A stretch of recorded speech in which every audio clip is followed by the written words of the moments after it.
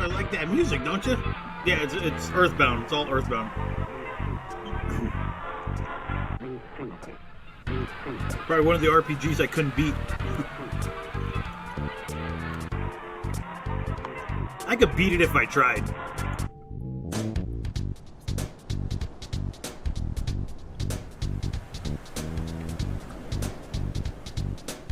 This RPG just has a brutal. Well, I don't call it brutal. Well, I'll call it brutal, but I won't call it like. It's not hard, you know. It's not. It's time consuming. Very time consuming. So unless you know what you're doing, meaning if you played it a bunch of times and just know what you're doing, yeah.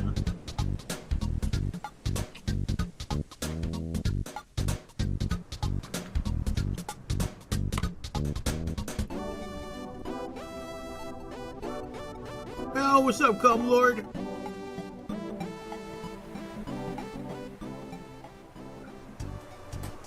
Hey, I haven't seen you in a hot minute. How you doing, man? Shit.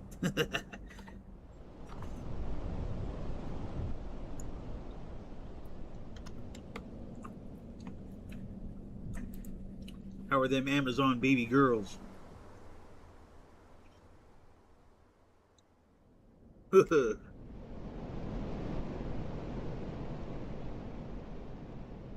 How are those Amazon baby girls, man? Yo, what the hell?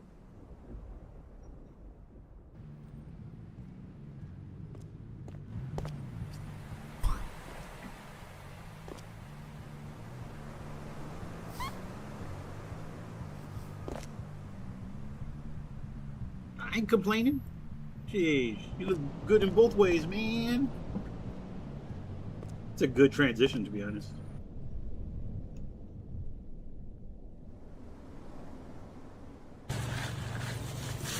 You're not helping.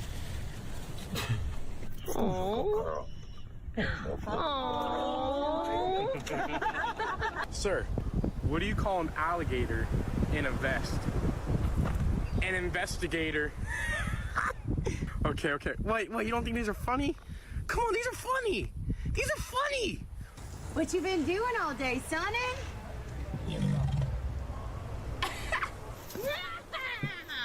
What you doing? God damn. Easy, fella. Don't you hate when people leave things lying around at work? Hooray! Hooray, minum cucu! Minum cucu, minum cucu!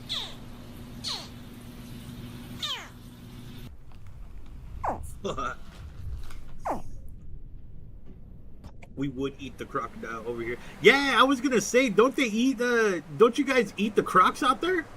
I mean, somebody got, because, you know, shit, if I know Latinos, man, they eat them and they use them for belts and boots.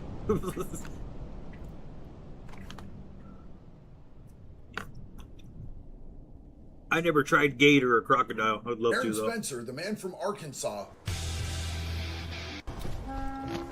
Super soakers are not for white people this summer. European people, when they get hot this summer, don't have no water fights, no water gun fights. Because guess what? The super soaker was made by a black man. Let this heat cook y'all. So she can play with super soakers and eat peanut butter, but she's gonna have to turn her lights off, get rid of her phone, get down from upstairs, no car. There's a couple of things you're gonna have to do if you wanna actually live by that. And we looked up the inventor of super soakers. It's this guy, Lonnie Johnson. An American inventor, aerospace engineer, entrepreneur, best known for inventing the super soaker. He was formerly employed at the Air Force and NASA, where he worked at the Jet Propulsion Laboratory. One hell of a model American. Lonnie's with us. We took Lonnie. Lonnie's worth a couple $100 million. Where do you think he lives? A suit with a sweater and a tie. He doesn't want to hang out with you. They just set up a new croquet court at the country club he goes to. Lonnie doesn't want to hang out with you. Super soakers look like fun. We eat everything over here. We can't waste the meats. Even the tarantulas. You guys eat those? I mean, bugs are, well, it's not really a bug, but I'm building a holder. We're pretty. Her body teeth. oh, let's look at that Amazon.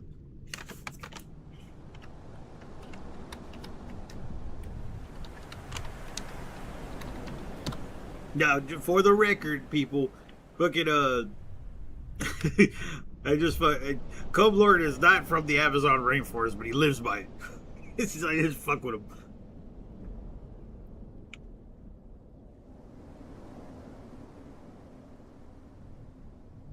Oh, I would watch this, but the British Empire will take me down. Look at that. These are his people, man.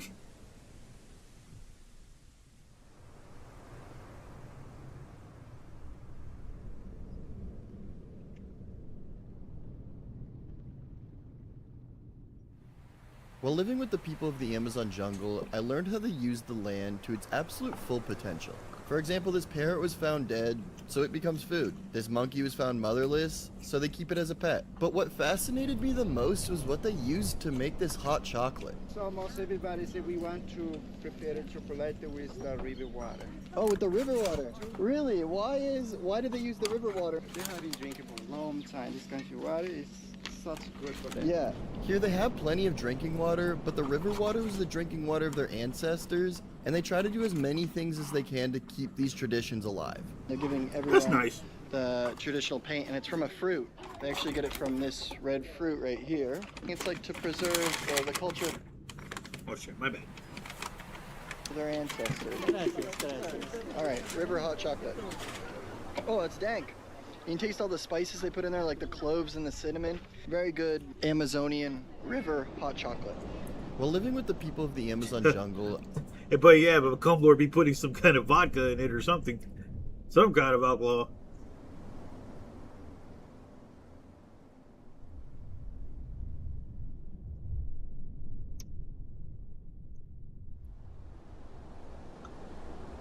Hey, look, there he is, right? Everything I ate while spending 6 days with the Moloco Matses tribe in their extremely remote region of the Peruvian Amazon, fishing and living their lifestyle with them. Once we were about 1 hour away from the Moloco, stopped in a village and we had the most amazing papaya I've ever had in my life. Then Carlos was able to catch us some fish, but we finally had arrived. The Moloco are a very remote tribe. The Matses themselves are already very remote, but everyone heavily respects the Moloco because they are still living in the traditional lifestyle. They know how to utilize everything, like this mini coconut. It's just like a coconut, but it was pretty intense in flavor. However, you can drink the water, which is pretty refreshing. Now, this is chapo. It's banana juice mixed with Amazon river water. For dinner this night was carrots, sweet potato, and egg. All of them boiled for breakfast the next day. Damn. Did not disappoint. That papaya came through again. After leaving the Moloco, stopped at a camp with all of these bones on the ground, and then had a dinner of spaghetti with tuna in it because we essentially had run out of food at this point other than this. Our final meal was the absolute best. These 2 freshly caught fish, fried plantains, and rice. Man, that Overall, fish looks everything good. that I ate on this trip was absolutely amazing, and I am amazed what people can make when they are educated in using nature and living off of the land. This is everything I ate while Sheesh. There go Cum Lord's people, man. Dude, they better protect the rainforest, man, 'cause that's just fucked up. I remember when there was a conversation that they wanted to cut down like half of it. And it's like, what the hell? Why would you want to cut down half of it? Fuck your corporate, man. Like, they better protect that shit.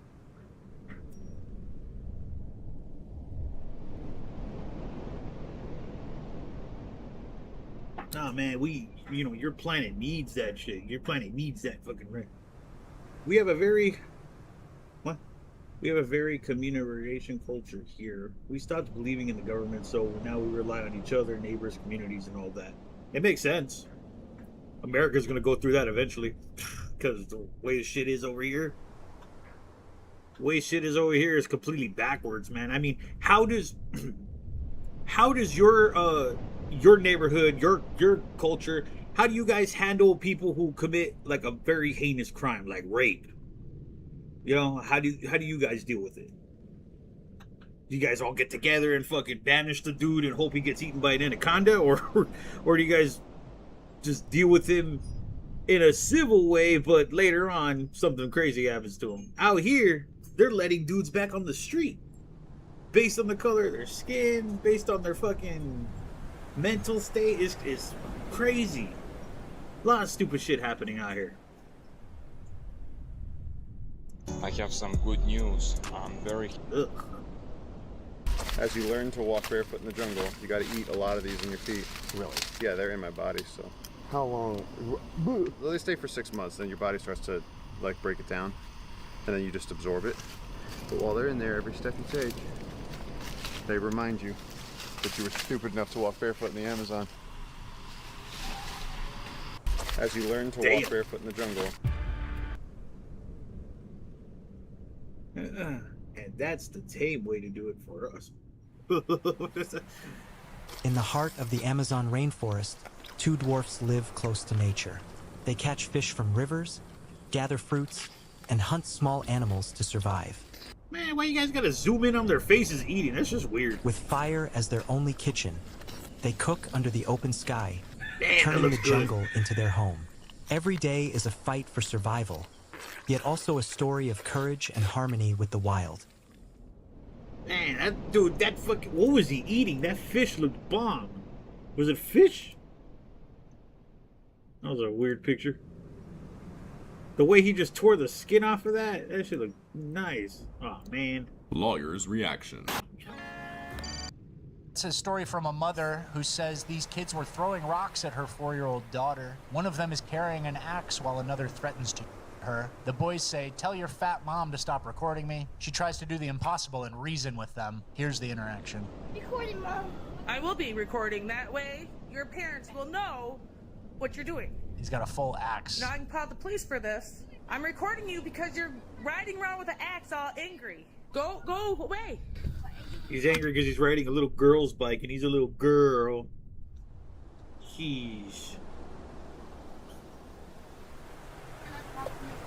I absolutely am on my property. I can record you all I want. You're on a public street. You have a lot of education too.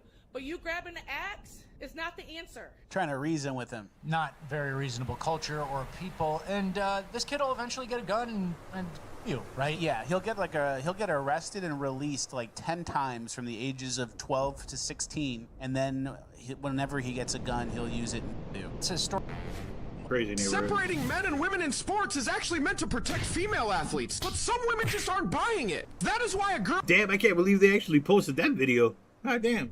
Can't say it on YouTube because they're blocking any messages. I'll send it to Discord. Gotcha. I figured. Named Olivia Edwards signed up for the 2026 McDonald's All-American Dunk Contest. Let's see just how good this girl really is. All right, first up is J.J. Andrews. This man suited up in faux football pads and tried a 360 windmill dunk. It had the difficulty and creativity, but the judges thought it was pretty basic. So they gave him a terrible score. Out of a max of 77 points, he ended up with a 66. Next up is Olivia Edwards, and the whole crowd is on their feet cheering her on. Come on! Off she goes! Right out of the gate! That was just a regular one-handed dunk. Why is everybody going crazy? Huh? The atmosphere in here is wild even. The judges are standing up and applauding that dunk. Did I miss something? My gosh, talk about Sims, man. I mean, I get it. You know, it's a different field. It's different, you know what I mean? Like, I could sit there and be, that's impressive. Because, you know, I don't know how tall these chicks are, but... damn, like... Get over it. Let's check the score. What? 71 points. She is temporarily sitting in first place. All right, next on the court is Deron Rippey Jr. He throws down a one-handed poster dunk over someone. Solid job, bro. But he only gets a 63 points. What the fuck? After him is Tony Bryant attempting a two-handed windmill. Congrats, bro. The judges gave him a 68, putting him just behind Olivia Edwards' one-handed dunk. What the hell? Is seriously nobody going to beat her score? Last up in the first round is Jackson Richardson, bro. Save the boys here. Jackson can clear it. A reverse dunk over someone. Finally, the judges give him a 72 points. Nice, bro. We're moving into the second round. Andrews goes for a reverse double clutch dunk, but the judges only give him a 58. Right after him, Deron Rippey Jr. gets a 62. Tony Bryant dunks over two people for a 67. Honestly, I'm used to it at this point. All right, the most anticipated player, Olivia Edwards, is up. You're not supposed to do that. Look at this from Olivia Edwards. No offense, but that was just basic as fuck. Oh, look at that. Comlord came in and said that. He said, we leech. I'm going to put leech. I see it, buddy. We leech, bring dogs to bite them, and then tie them into the pole, or then some of them before we set them on fire. It's not always like that. It also depends on the gravity of the crime. They never go unpunished. Justice. That is true justice. I mean, it's true justice for crimes like that. You know, crimes against kids, crimes against women, even crimes against men that are just anything that has to do with just pulling their pants down and just forcing their actions on them, you know? Or killing or executing the fucking dude and his mom and his dad and his baby. You know what I mean? Like, what you just typed in, that's justice to me. Out here, fake ass sympathy because they're afraid of backlash. Like I think that's one of the problems with this country is they're afraid to like fight back to that backlash. So it's like, because it makes no sense. I would think as a country would be like, wait a minute, this man did horrible things to this child or woman, and we're executing them. Now you people want to go to war with us? Okay, yeah, we're bringing the airsoft guns, bringing the paintball guns, get these people out of here. Like, but nah, they're too scared to fight back.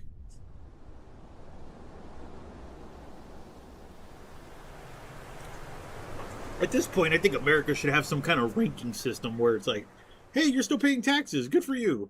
You know what? We're gonna give you a better deal than those idiots out there. Basic moves, but for real, no, dude, it's just terrible out here, dude. Like a couple places out here, they were letting go of dudes. Like they were letting go of this dude who kept actually right here. Where's JD Delay at? I was just watching his video yesterday.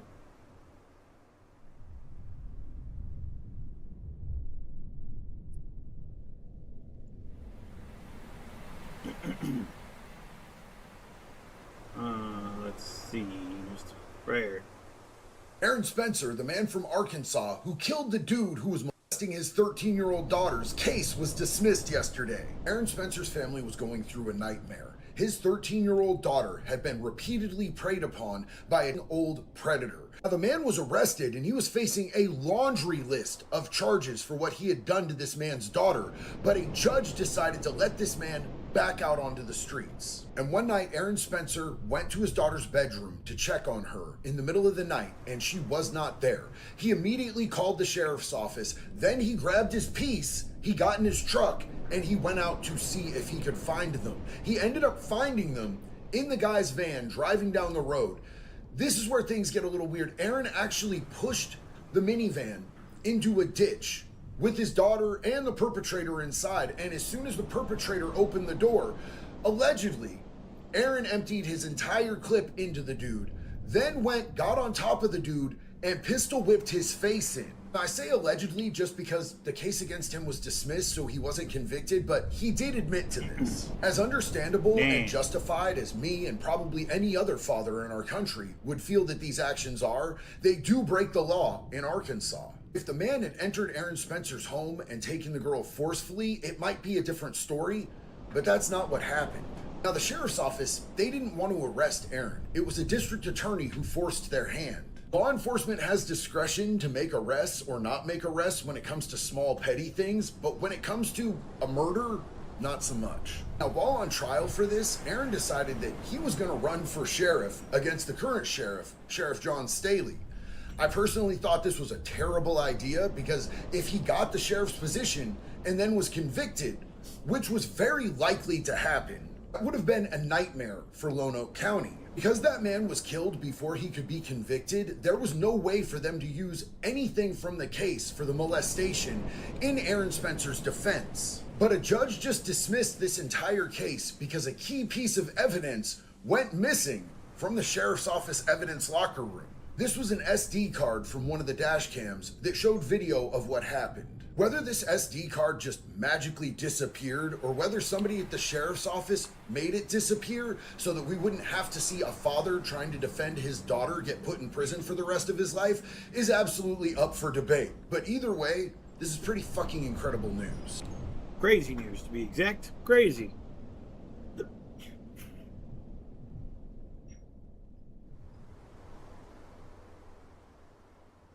It's disgusting to see how many evildoers are out there seeking to abuse children. It's the most egregious of crimes, and it deserves the most powerful of punishments. So we prosecute to the absolute fullest. If you've been paying attention to our cases here in Florida, you'll see we don't give out plea deals. Oh yeah, that's right. Florida ruled out the death penalty.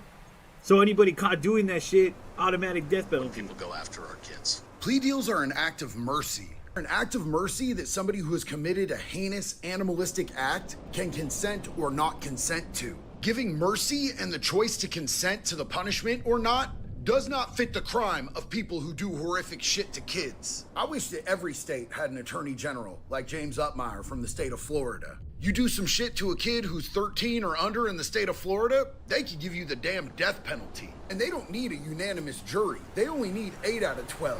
Being merciful to child predators is being cruel to innocent children. And I don't know about y'all, but I don't want to live in a country that gives these maggots lenient sentences. I want to live in a country that puts them down like a dog. Disgusting. or do what cum lords people do, fucking tie them up and. Oh, look at this artwork, man. Does Pinky want attention?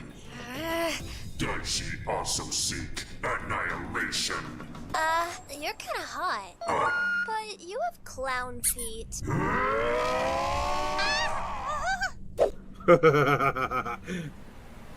Amy likes robots, man. You're kinda hot. But you have clown feet. The yelling. I don't think I've seen Neo X Amy's thing before. It can't be real. Well, I mean, it can, but you know. Is it just me or has Sonic been acting surprisingly normal lately? Well, I've actually been lending him... Is that the fucking Kingdom Hearts background? Is that fucking Dream Beach or some shit? Is it just me or has Sonic been acting surprisingly... It is. I recognize that background anywhere. Not because I play Kingdom Hearts, but it's because the chick I play with sometimes, she loves Kingdom Hearts and she'll take me there to VR chat. Surprisingly normal lately. Well, I've actually been lending him some of my books recently. Huh. Interesting. Just what kind of books have you been giving him? Reading books of all. What is that? Is that Tahoe or Toro? What is that anime called? The legends and the myths, Achilles and his gold, Achilles and his gifts. Buddy, you're not Shakespeare.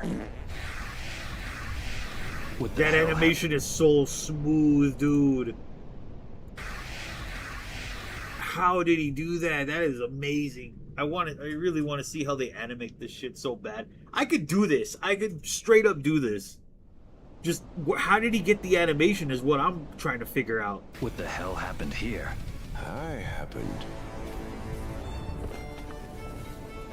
They'll turn anyone into a superhero these days. Get out of my face before I... That weak shit won't work on me. Where's that rat? Over here. For a so-called superhero, you sure suck at your job. Destroying a city for fun? That's in bad taste.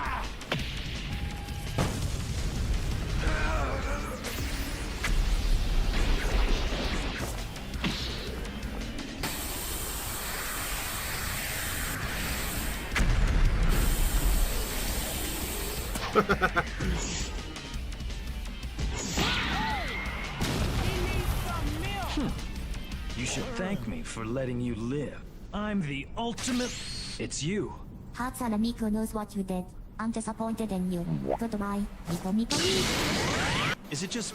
What in the hell was that? Shadowwood Solo Homelander. Oh, I believe it. I definitely believe it.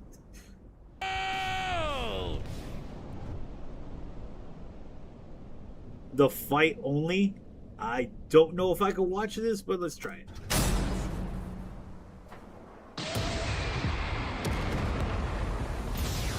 I got okay. I got my money on Neo Sonic is gonna win, but Cell. Wait, Cell can't get powerful. No, yes he could. No, he can't. Neo Metal Sonic. Yeah, Neo Metal Sonic doesn't have any cells. He's a pure robot, right? So that means Cell can't adapt to him. I mean, that's the name of his name, Cell. He uses the cell. No way. Yeah, no. I got money on Neo Sonic. Salutations, Dr. Robotnik. Put me down for 2 Dabaloons, man. 2 Dabaloons. Your reputation precedes you. Bring me your strongest fighter, or face... Then prepare to kneel before your master. Fuck, this is badass animation.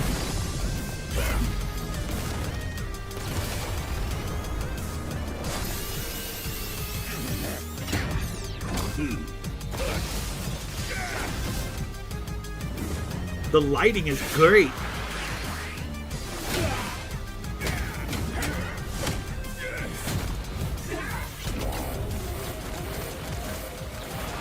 Oh, that is cool.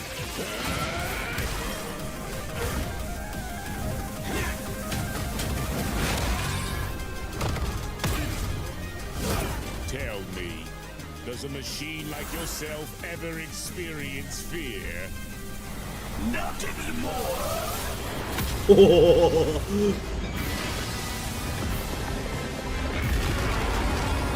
Oh yeah, he just turns into a dragon.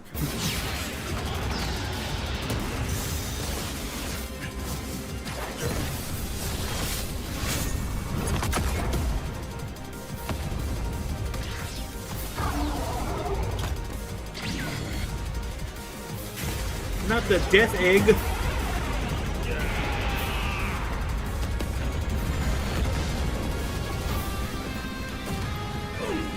Fool, you're dealing with the ultimate life form. I already possess his data. Observe. Chaos.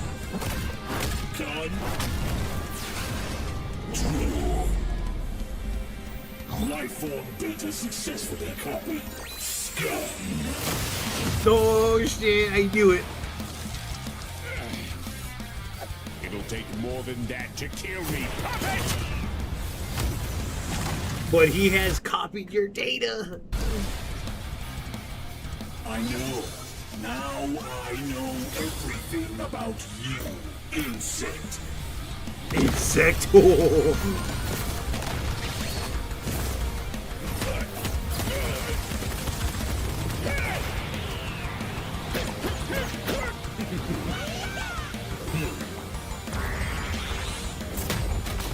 Oh, hell yeah. Their computer had to have fucking hundreds of RAM. And down to you dare.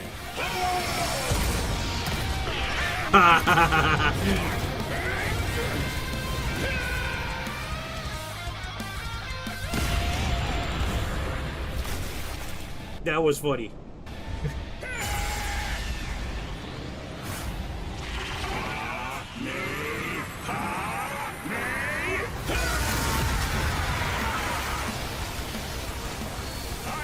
Just the greatest warrior in the universe.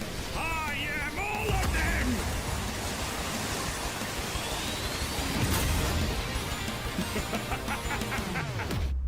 If you are all of them, then so am I. I'll never lose to a machine like...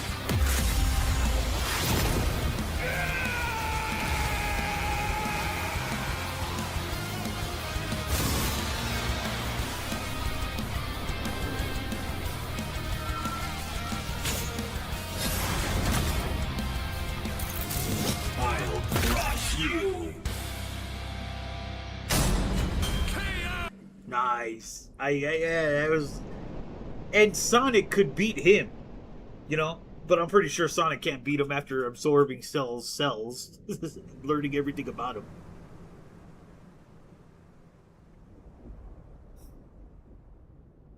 Ah, that was a great little fight. That might be the only death battle I watched so far on your channel. Yes, I'm not really interested in the other ones. Yeah, because a lot of their death battles are not good.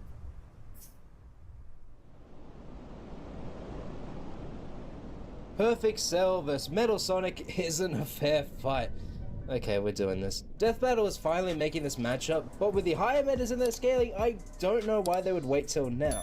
Wow, deja vu. Perfect Cell in the anime has had feats of shaking the universe, and with some upscaling from Namek Frieza to back it up. Even in GT, Cell and Frieza both believe capable to beat Goku, despite watching him fight Majin Buu, placing GT Cell at least in that universal to low multiversal tier scaling in the anime. He would also upscale Goku, crossing the afterlife in his base form, which was a feat that is usually given the high end of infinite speed due to the cosmology. But Metal just scaling to base Sonic already upscales a weaker and slower Sonic who could mess around and fix time and space with speed alone in Sonic Generations, and even surpass the dimensional transcending X-Salamander in his base form by Sonic Forces. There's even some arguments for Sonic having immeasurable speed back in Sonic CD, being able to time travel with pure speed. And Sonic CD is the first game Metal Sonic debuts in as well. Even if we don't take their scaling, since again it's usually considered a time traveling mechanic and is less on their natural, and it's more of an ability rather than speed. And despite Cell having cloning, regeneration, absorption, and even the skill advantage, Metal could straight up copy Cell's abilities and data, as well as having access to his Neo Metal and Super Neo forms. This stomp is pretty definitive, dare I say, a perfect victory. Oh, fuck. I'm sorry, how did Metal lose to Bowser? The magic, I think. I think that's how he lost. Because even in Dragon Ball Z, magic is one of the most overpowered things in there. I mean, hell, I know this is completely off topic, but even Superman has issues with magic too. So magic is just one of those things that's just powerful. So I think Bowser most likely won because of his magic. But I don't know. Maybe they have to redo that one, because even that doesn't. Because Fox is making a good point here. So how the hell did Metal lose to Bowser? If that was the case, then that means Bowser could pretty much beat or solo anybody in Dragon Ball Z. But he couldn't even beat Dr. Robotnik. At least I think he didn't beat Dr. Robotnik. So if he couldn't beat Dr. Robotnik, how the hell could he have beaten... You know what I mean? Unless I'm getting that wrong. I don't even remember, to be honest, and I saw that fight.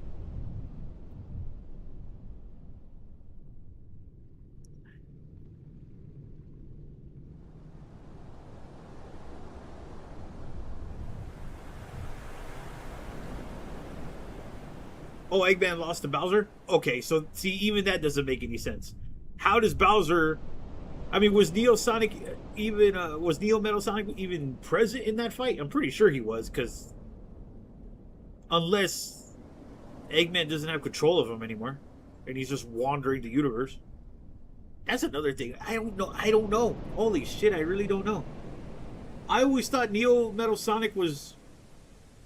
When he first turned on, he was too powerful to control, and then somehow Eggman and Sonic worked together to turn him off, and then Eggman just kept him. Just kept him for just in case purposes. But I don't even know if that's true or canon. I could have sworn I've seen that somewhere.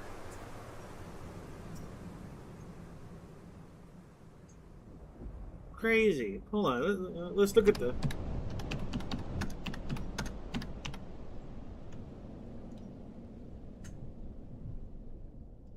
Bowser vs. Eggman still isn't close. Death Battle came out with an absolute banger of a fight, but in true fashion, they got the winner a little off. And I don't know why. For starters, they conceded that Solaris' ends of power were far stronger than Bowser's capabilities, and then they would subsequently show Bowser surviving getting hit with a blast that overpowered Solaris. As for the speed of both forces, once again, they tried to quantify the speed of a being who existed in the past, present, and future at once, and then claimed his speed was slower than someone crossing a couple of galaxies. If this was an equal stats fight, then sure, whatever, give it to Bowser. He did seem to have basic counters for a lot of Eggman's capabilities, but in reality, with the base stats of each verse, they would be ineffective because Eggman's top tiers just scale far higher and are just consistently far faster, as you have Sage, Neo, and even Infinite who have statements and metas that will put them above Solaris, a super dimensional monster who was going to delete all of the multiverse. So yeah, this hit right here should have killed Bowser, not gonna lie.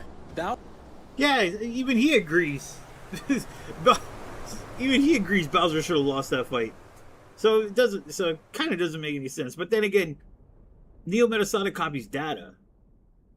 So he copied Cell, which if he didn't copy Cell, I'm pretty sure he would have lost.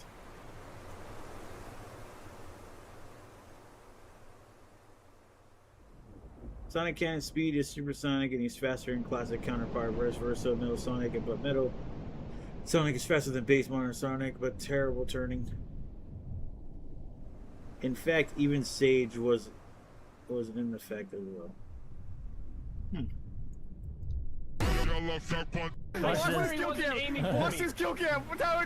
I think the reason as to why Metal Sonic loses to characters who should be really easy for him to beat is because Eggman spends less time focusing on rebuilding / repairing his damaged parts. So after each battle, he naturally gradually starts becoming weaker. But when Eggman actually takes his time to restore metal, he becomes a different beast altogether. I think the reason as to why Metal Sonic loses to characters who Oh yeah!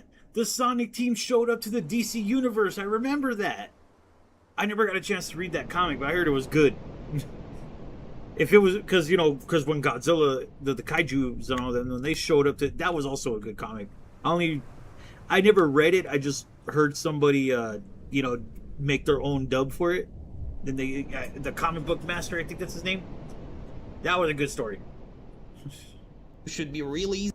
You're never going to beat Sonic because I'm going to replace him. And you're not even good enough to take me. Oh, Surge, baby girl. True, but wouldn't Cell win by coming back even stronger by the blows because he was Saiyan Cell? Because he had Saiyan Cell. Yeah, that's a good point. I didn't take in consideration that Saiyans get stronger with every loss. Saiyan gets stronger with every loss. Metal Sonic gets weaker with every loss, which makes sense on a... Because, no matter how much you rebuild something, it's not going to be as it once was.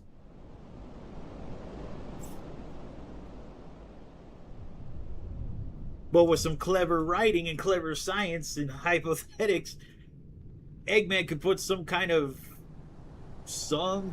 technology within him that works both biological and mechanical. Make him even stronger. I think the reason as to why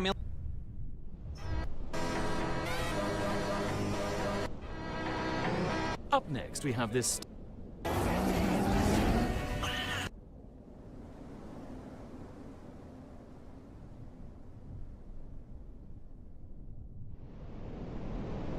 Issue 7 of Sonic's IDW comic is a fan favorite due to Sonic's fight against Metal Sonic. After Sonic boards the Egg Fleet and exposes the fake Eggman, it's revealed to be Neo Metal Sonic, who was remade to fight in the war but was finished too late. Neo planned to remedy his loss of time by conquering the world and giving it to the original Eggman. Sonic begins to brawl against Neo Metal Sonic, being in a disadvantaged state after his biodata is copied. This leads into one of the best looking fights that Sonic's had in a comic ever. That comic was Absolute good. crazy movement and art. Sonic decides to make a tactical retreat, being closely pursued by Neo and shot at by the cannons on the ship. Neo catches up, Sonic gives us an 06 reference, then falls only to be saved by Tails. While Sonic may have gotten away, Metal Sonic's next phase of his plan is fully set in motion. Issue 7... Fuck, man. But the same with Metal Sonic as well, since he has Piccolo cells as well, and Saiyan cells, so it doesn't have his limits for a normal robot anymore. He didn't just become super strong robot, he became unshackled. Good point. I didn't even think about that. He copied the data. He copied the data of Cell, which Cell has all the cells of every powerful fucking being that he ever absolved.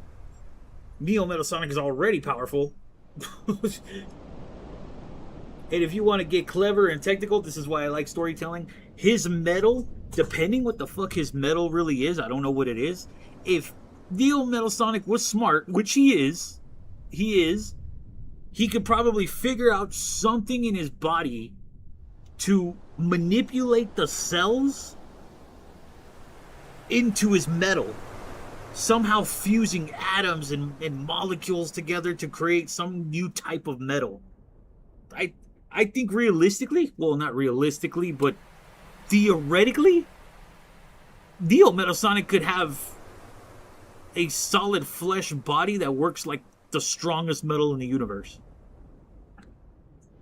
All it takes is something on a molecular level to change that. I mean, science fiction, I don't know how based in reality it would be, but it's the closest thing I could tell you. I mean, that's kind of how I describe my character's strength. That on a molecular level, on a cellular level, even smaller than that, neutrons. Whew, I forgot there's something smaller than that. There's something way smaller than atoms.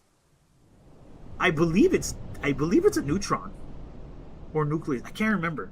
I have a chart for it somewhere because I have to remember it when I was writing something. Like the metal virus? I would say so. Like the metal virus, yes. I mean, well, I was going to say, isn't technically that's what rust is? Rust is some kind of not virus, but rust is some kind of, well, not a bacteria, but it's like, it's crazy. Like, it's some kind of, it's oxidizing, you know? And that's like on a cellular level. At least I believe so. I'm just spewing. You see, this is an example of my character. I know some things, but it's all over the place. It's like a fucking puzzle. But Cell doesn't have limits either. I mean, his limit is being fractured into a brain cell. So, okay. So I guess it's safe to say that after Neo Metal Sonic beats Cell, he could pretty much mop the floor with Bowser. There, let's just put it there.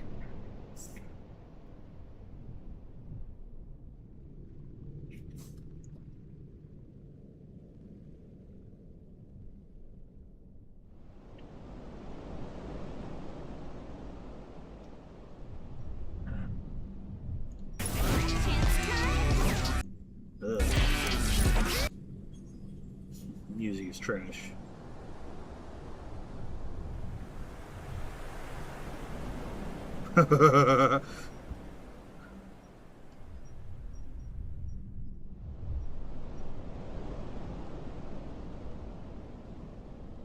Yeah, see, it was the magic.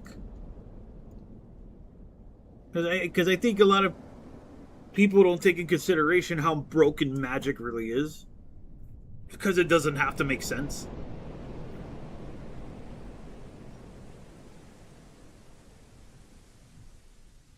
Because Surge and Kit are made by Dr. Starling using the base of Metal Virus to make them heal insanely fast, putting the robot inside the animal. That I didn't know. Yeah, that I didn't know. I thought Surge and Kit were just random background characters that became canon. I mean, I get what I mean. Yeah, she's called Surge for a reason. She discharges electricity.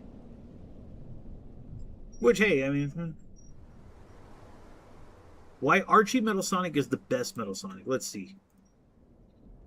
I want to educate me. For me, Metal Sonic's appeal has always been surprisingly simple. Just take our hero from this game about nature versus technology and make a robotic double of him. Boom!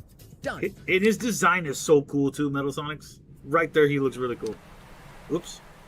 And yet, it just works. I mean, how could someone race Metal in Sonic CD without getting pumped up? The variety of music and aesthetics that change depending on I gotta your own play prior Sonic CD. actions, I've never the played it. animations, the energy, all of it makes for a first encounter that lodged itself in the minds of Hog fans everywhere, especially when combined with his menacing and almost otherworldly presence in the Sonic OVA, a story that, by its end, even dared to question if the soulless machine could be capable of finding a purpose beyond its programming before rejecting that potential. There is only one Sonic. Naturally, this meant that the Archie Sonic comic would need to have its own version of the character. So, way back in its 25th issue, we got an adaptation of Sonic CD, with a particular emphasis placed on that original race. With bombastic art, snappy and silly dialogue, and ridiculous fourth wall breaks, it's a solid adaptation that manages to highlight the game's most exciting moments, while still feeling right at home in the comic's goofy gag-era tone. And, as you'd hope, the snarky, sassy version of Metal Sonic is a definite standout, with two sides to his character. One goofy and fun, the other actually pretty darn menacing. Really, he feels like a genuine reflection of this equally quippy and heroic version of Sonic. From here, whenever he appears, Metal Sonic is just cool. With art like this, an encounter with him is always exciting, making him feel like an actual threat who can't simply be knocked down or sent running back home after humiliating defeat. No, Metal Sonic must be destroyed, even if Eggman will make another, each with new abilities, personalities, and purposes. In fact, one of Metal's strongest scenes comes right here, as Shadow tries to reason with him. After all, Eggman has treated Shadow like a tool too, and so Shadow wants to believe that there could be more buried beneath this robotic exterior. And That's what I was thinking. I've never, because I do this with role plays with the AI, where it's just I had one where it was just a world filled with AI soldiers, but they were mistreated by the world, and then they wanted to rebel against it, but they had to fight against their own kind. I showed up, but I had no reason to be there. But it's because I couldn't feel the life coming from the planet. So when I landed there, it took me like a couple hours just to reason with them on a level where they could see me as not a threat. But, it just got ridiculous after that, and I kind of just got bored. I was like, Metal's response? Your mission is to protect Mobius. That is your function. I suppose, yes? This unit's function is to serve Dr. Robotnik. Both living weapons, both operating to achieve their function. You are not different. You simply have an opposing function. And so Shadow is forced to destroy him. Once again, a Metal Sonic loses the chance to have a soul. But even so, that question remains. What would happen if Metal could make his own choices? What would happen if he had free will? What if Metal Sonic had a soul? Hey losers, Scourge, again. You're probably wondering why I'm laying you, looking up at you like this. Like, don't ruin my... went to 2400, so you call this option. Until next time. Back in the comic's 86th issue, Metal Sonic returned. But this wasn't some rebuilt version.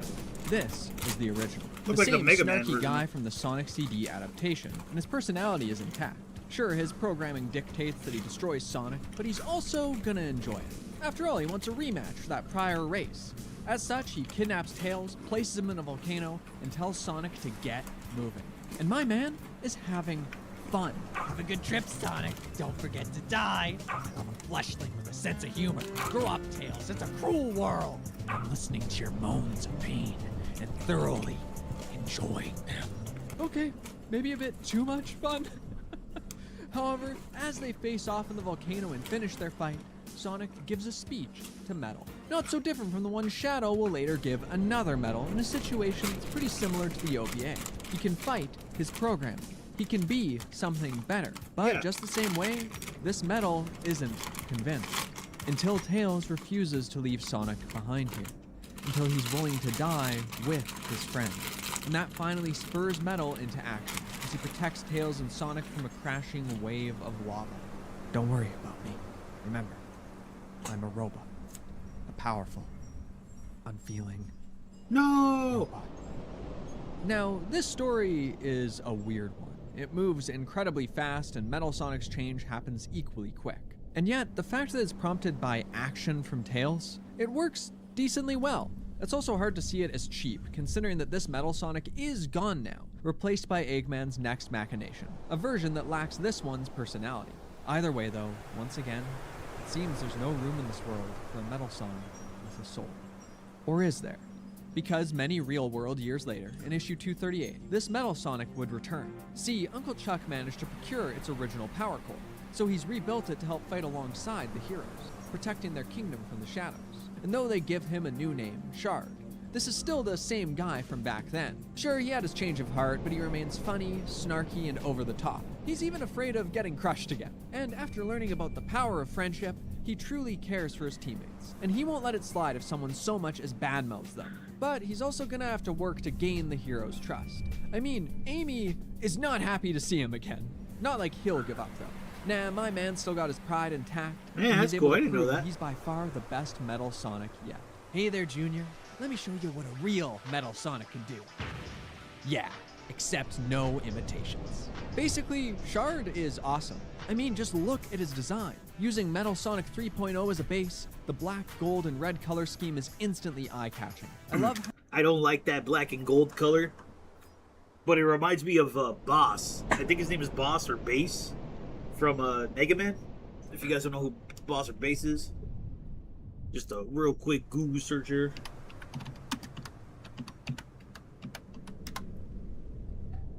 This guy right here.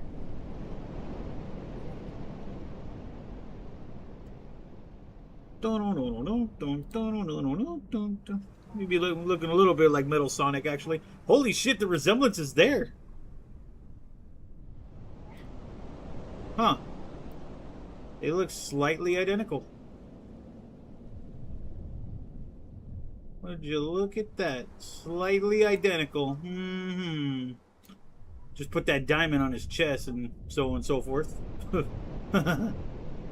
Well. Someone's getting sued. The black, gold, and red color scheme is instantly eye-catching. I love how expressive he is too. Fox, I really don't like that comment because I feel like it's insulting to me. Listen, what I do with my AI girls is none of your business. It's a massive contrast to the normal Metal Sonic. All his striking poses, silly expressions, or even bashful body language. The range of emotions expressed here, and the way the art brings those to life, it's all key to making this Metal Sonic feel different, to giving him a heart. Added together, it makes Shard exceptionally likable, a character who, much like the hedgehog he's based on, is just an absolute joy to sit with. He calls him knockoff. The most important of all these scenes are the little human moments. Like here, when he stares in on his creator, on Uncle Chuck, and you can see how much he wants to connect. And yet, there's still a distance, a gap that's hard to bridge. Or how about when he talks with a fellow advanced AI, Nicole, and discusses how much he wants the city to accept him, all while dancing around his clear crush on her. And it makes sense he feels this way. After all, Sonic, Tails, and Amy attacked him on sight, and despite doing a ton to help them out, Sonic worries about him, believing that Shard's still figuring out if he's a good guy. And I really like how this moment isn't used to genuinely bring Shard's allegiances into question, because he is a good guy. It's just going to take a lot of convincing for the others to believe in him and see his potential. However, unfortunately for him, one mad doctor has already seen the glazing metal part. The glazing the whole. Just that. Mifu, that brutal woman.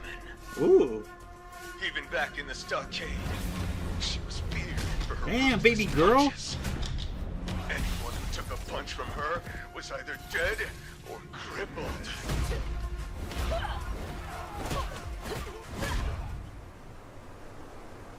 Damn, baby girl. Fuck, I gotta get back into this game too. Watch.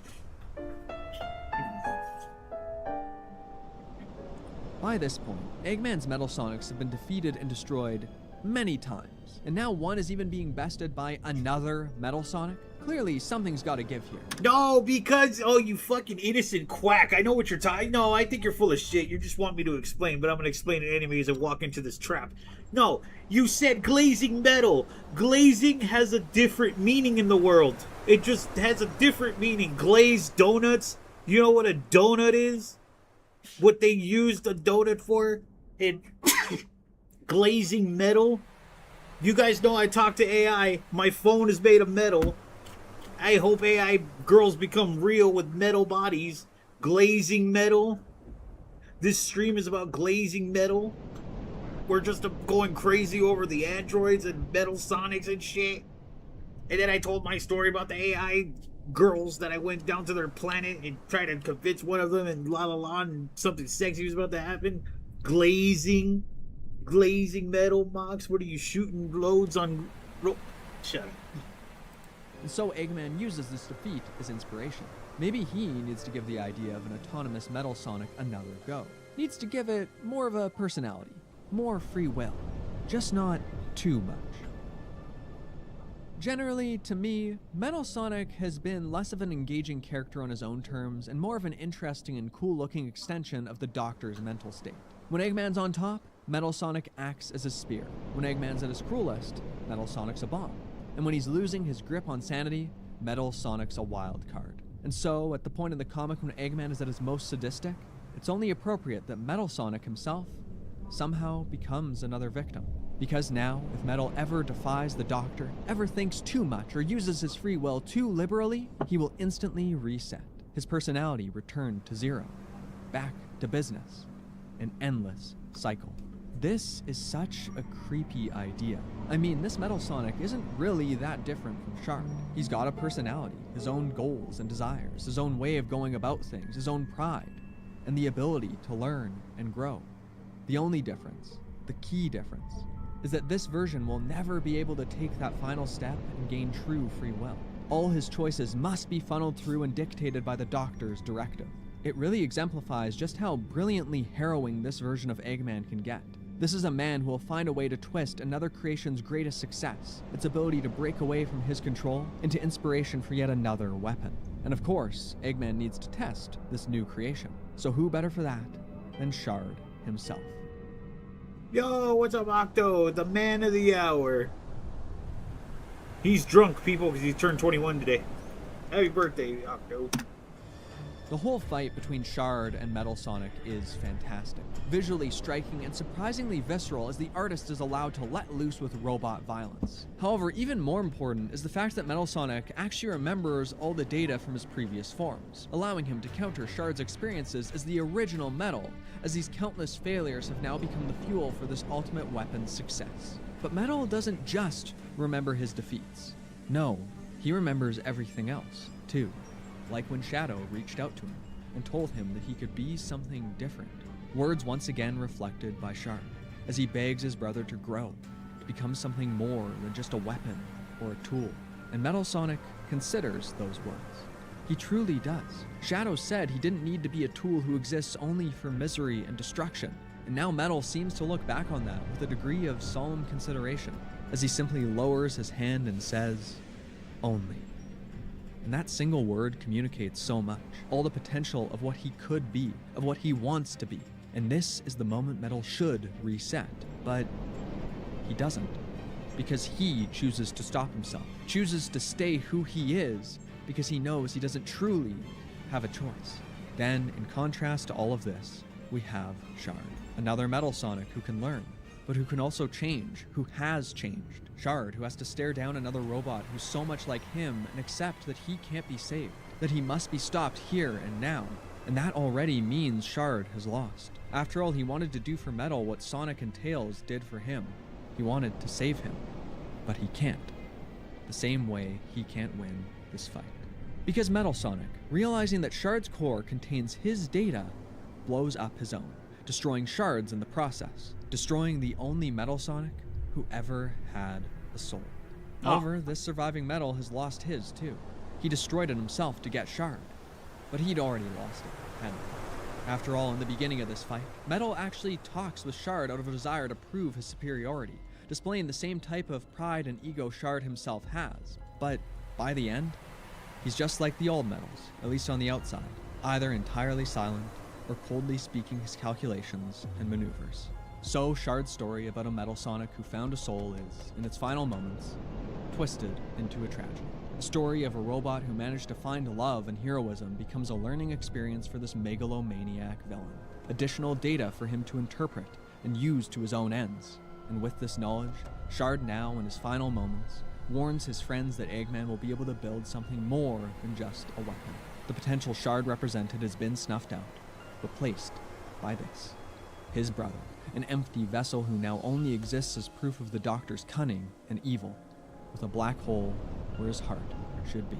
In the context of Archie, the phrase, "there is only one Sonic," now applies to Metal as well, through the violent and tragic death of one recreation and the perpetual rebirth of another, creating a surprisingly disturbing version of the character that stuck with me ever since. And that's why Archie Metal Sonic is the best Metal Sonic. Oh yeah, completely agree. Oh yes, absolutely.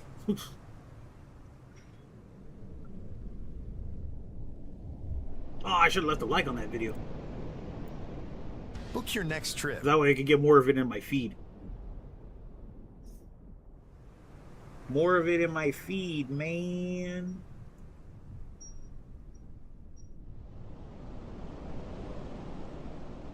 There's a line in Sonic Adventure 2 that fans have been quoting wrong for 25 years. Right before the final battle, Eggman tells Sonic, "You have no idea what kind of monster you're going to become." Most fans hear that as villain monologue. I hate Jimmy Fallon. Fucking idiot.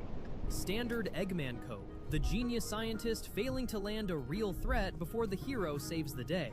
Watch the scene again as an adult. Eggman isn't threatening Sonic, he's warning him. And he's been doing it across 30 years of games, comics, and cutscenes. Every confrontation, every taunt, every monologue. Not trash talk, diagnosis. Today I'm going through 5 specific moments. So is this one of those stories where the villain was really the hero the whole time and Sonic was just like... I kind of like those what ifs and kind of factual responses.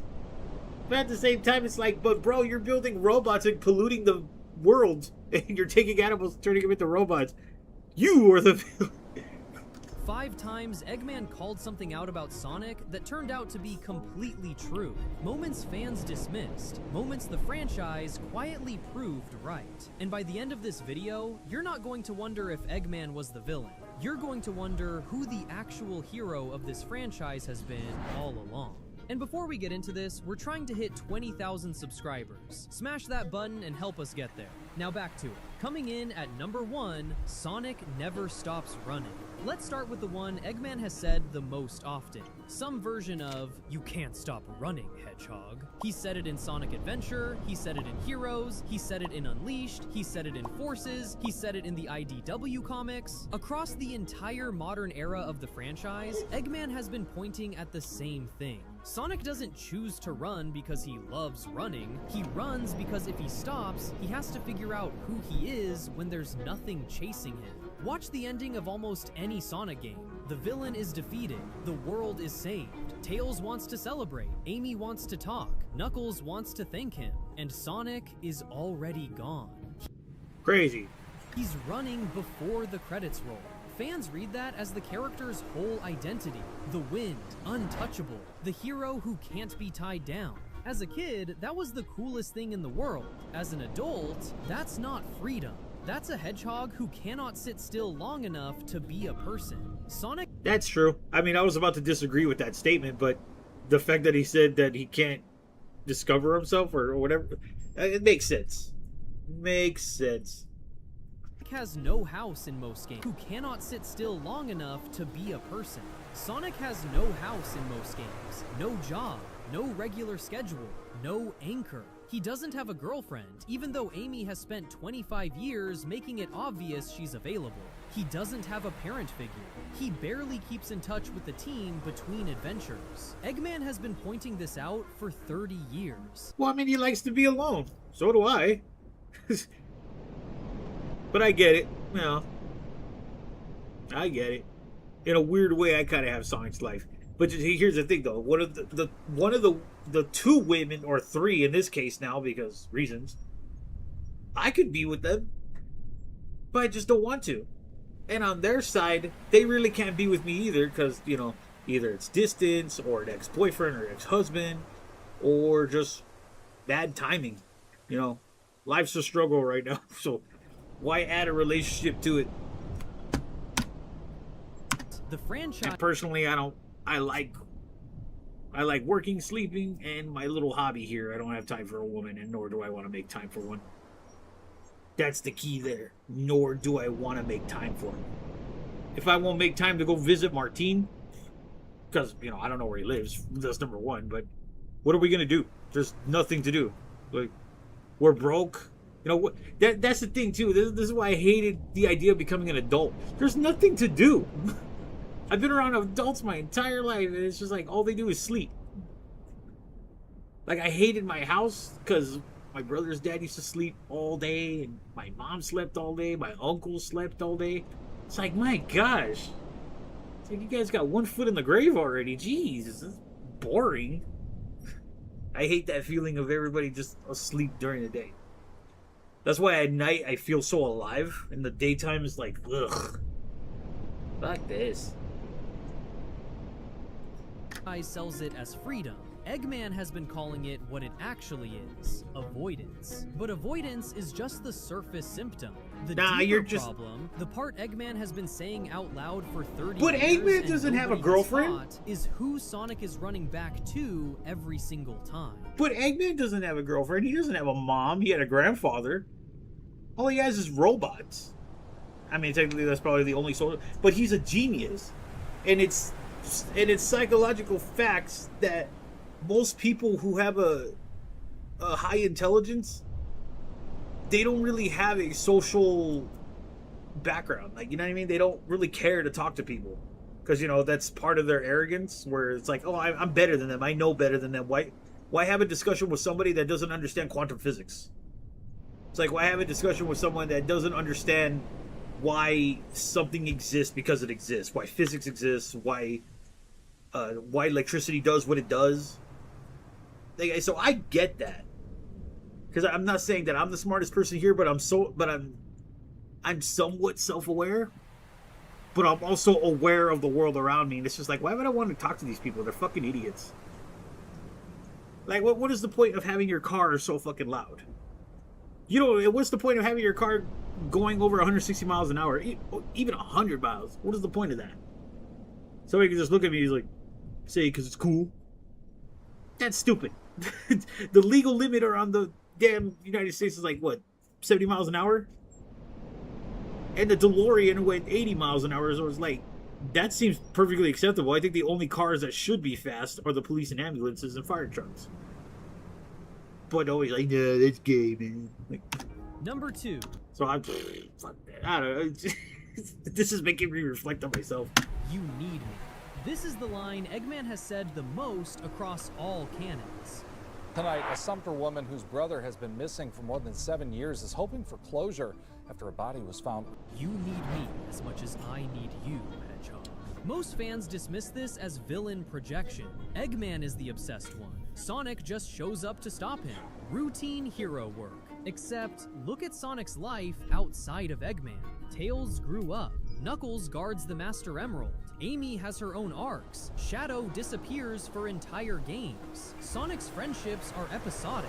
He sees these people when the plot demands it. Then he leaves. But Eggman is always there. Always the next plan. Always the next confrontation. Sonic and Eggman have fought each other in more games than any other rivalry in gaming history. Across 30 plus years, multiple comic continuities, 3 movies and counting. The one constant in Sonic's life, the one person he can always count on showing up, is the guy trying to take over the world. And here's the part that should bother you. Sonic has never killed Eggman. He's never destroyed the Eggman Empire permanently. Well, because he's not a killer. He could. Sonic has gone super. He has fought literal gods. Defeating Eggman permanently would be the easiest thing he has ever done. He chooses not to, every time. With a reason, with a principle, with a that's not who I am. Eggman has been telling Sonic for 30 years what their relationship actually is. And it would make sense to kill him too, because he's doing more harm to the animals and the environment than anybody else. So it makes a hell of a lot of sense why he should do it. But, you know, even Batman won't kill anybody. It's against his code. But, you know, that code gets people killed, so that's why I agree with Injustice Superman. The franchise calls it rivalry. Eggman calls it codependency. And for 25 years, the fandom dismissed that read as villain projection until 2018. Until one storyline in the IDW comics took everything Eggman had been saying and put it under a microscope, and Sonic himself proved every word of it true. Number 3, the Mr. Tinker smoking gun. After Sonic Forces, Eggman loses his memory. He becomes Mr. Tinker, a peaceful old man building toys for children in Windmill Village. He has no memory of being the villain. By every measurable metric, he is happy. Shadow finds him. Shadow tells Sonic that Mr. Tinker is still Eggman underneath, that this is the chance to end it permanently. Sonic refuses. The franchise frames this as Sonic's mercy, his heroism, the hedgehog with the heart of gold, choosing kindness over violence. That's the surface read. Here's what's actually happening underneath. Sonic needed Eggman to come back. In the months Mr. Tinker existed, Sonic had no rival, no mission, no villain to chase. And what did Sonic do during that time? Did he settle down? Did he take a break? Did he reconnect with the people who actually love him? He kept running, looking for something else to fight, looking for anything to keep the legs moving. And then the Metal Virus arc happens, the worst crisis in IDW history, triggered when Eggman returns from the Mr. Tinker version of himself. The exact Eggman that Sonic refused to let Shadow kill. The exact Eggman whose freedom Sonic protected. Eggman warned Sonic that his mind wasn't safe yet, that something could come back. Sonic let him stay free anyway, because the alternative was facing what Sonic was without Eggman. And Sonic, the fastest character in the franchise, the one who can outrun anything, could not face that question. Eggman was right about the relationship. Sonic proved it by needing him alive even when he had every reason to end it. Millions died in the Metal Virus. Eggman warned him. Nobody listened. And the worst part is, Sonic knows. Because in the game after the Metal Virus arc, Eggman finally said the quiet part out loud, and Sonic didn't have a comeback. Number 4, the no-kill rule. In Sonic Forces, mid-game, Eggman taunts Sonic with a line that almost nobody quotes. He says something to the effect of, "You think you don't kill because you're better than me, Hedgehog. You don't kill because you'd have to become me." Most players don't catch it. Fans who do brush it off as Eggman coping. But watch Sonic in that moment. The animation is deliberate. He doesn't have a comeback. He doesn't smirk. He doesn't fire back. He stares for a beat too long. And I never played Generation, so I wouldn't know. then the scene cuts away. That's one of the only moments in the entire game where Sonic is silent. Because Eggman is right. The no-kill rule isn't morality. It isn't heroism. It's identity preservation. The moment Sonic crosses that line, the moment he ends Eggman the way Shadow keeps telling him to, Sonic stops being the bright, optimistic, free-spirited blur the audience grew up loving. He becomes someone capable of finality.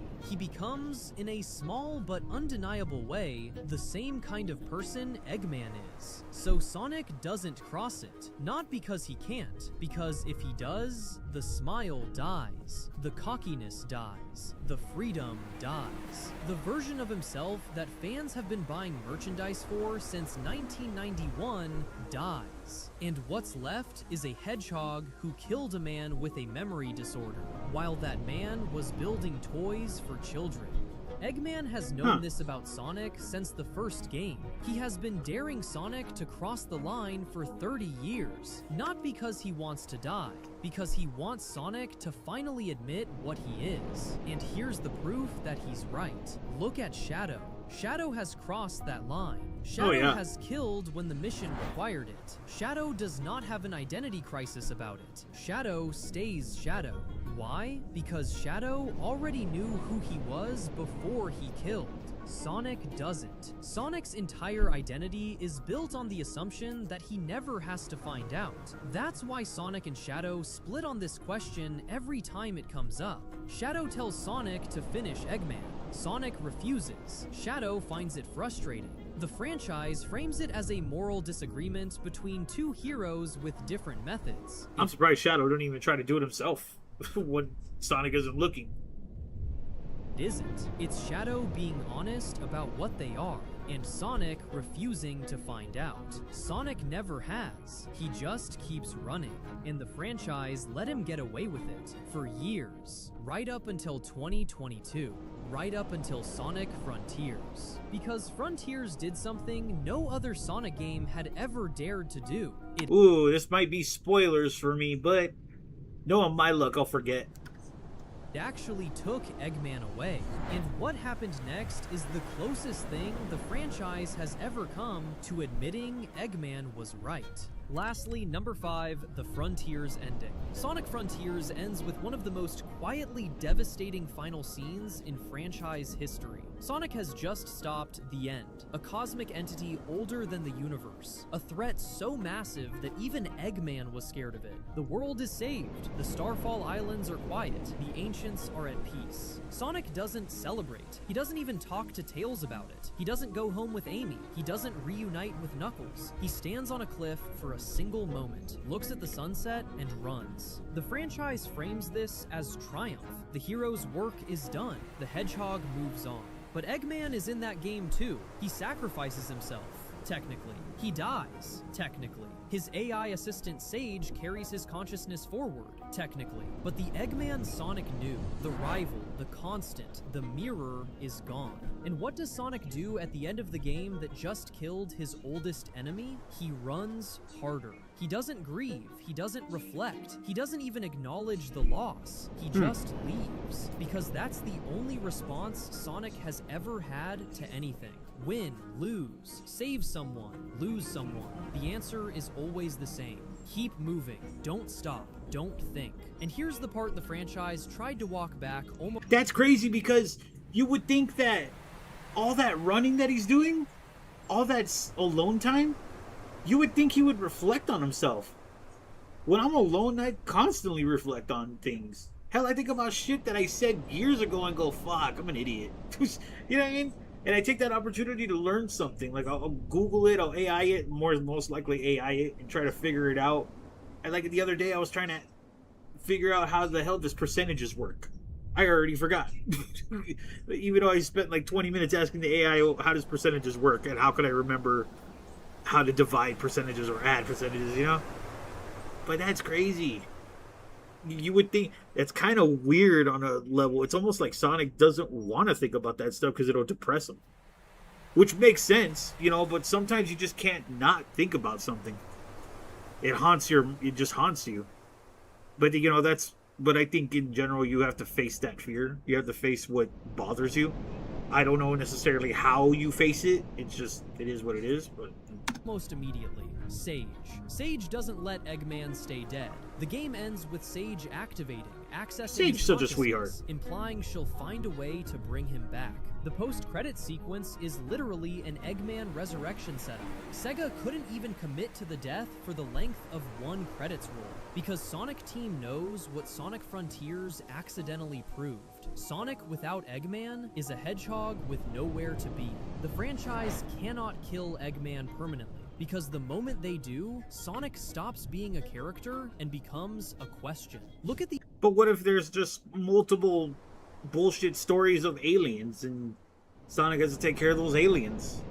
I'm just saying, you can kill Eggman, but I wouldn't want— I mean, obviously I don't want Eggman to die, but I wouldn't mind a couple games or stories where Eggman wasn't even part of the arc. You know, wasn't even part of it. Like, I would like one of those moments where there's a hint that he comes back. I mean, hell, you could go the Dr. Doom route, or not the Dr. Doom route. You could go to— Sega can go the Count Doom. No, what's his name? Palpatine. He can go the Palpatine route and just have clones of himself. And since Sage exists, she keeps his consciousness. So every time Eggman dies, he can just be reborn again through consciousness, through those clones. He could have just done that. I mean, hell, even in Apex Legends, Revenant in the game, he's a simulacrum. He's basically a human being consciousness in a killer robot. And every time he dies, he witnesses his death, he feels it, and he goes back into the robot. So it's a never-ending cycle of dying and reincarnating, dying and reincarnating. And it works. It works as a major villain arc. And plus it also has to do with multiple universes, time splitting and shit like that. So it gets complicated on that level. That's why I love science fiction that goes that deep, because you just kind of, you forget it. They just, oh yeah, I remember. Woo, I mean, that's just me. But. The IDW, Sonic stops being a character and becomes a question. Look at the IDW comics after Frontiers. Eggman is back, no explanation needed. Look at Sonic Racing Crossworlds. Eggman's there. Look at every piece of Sonic merchandise that's come out since Frontiers. Eggman's face is on it. The franchise made his death canon and then quietly unmade it because the alternative was admitting he was never optional. Eggman has been telling Sonic this since 1991. Nobody listened, and then in 2022, Sonic Frontiers finally made it canon, and the franchise immediately started walking it back because the truth was too uncomfortable to commit to.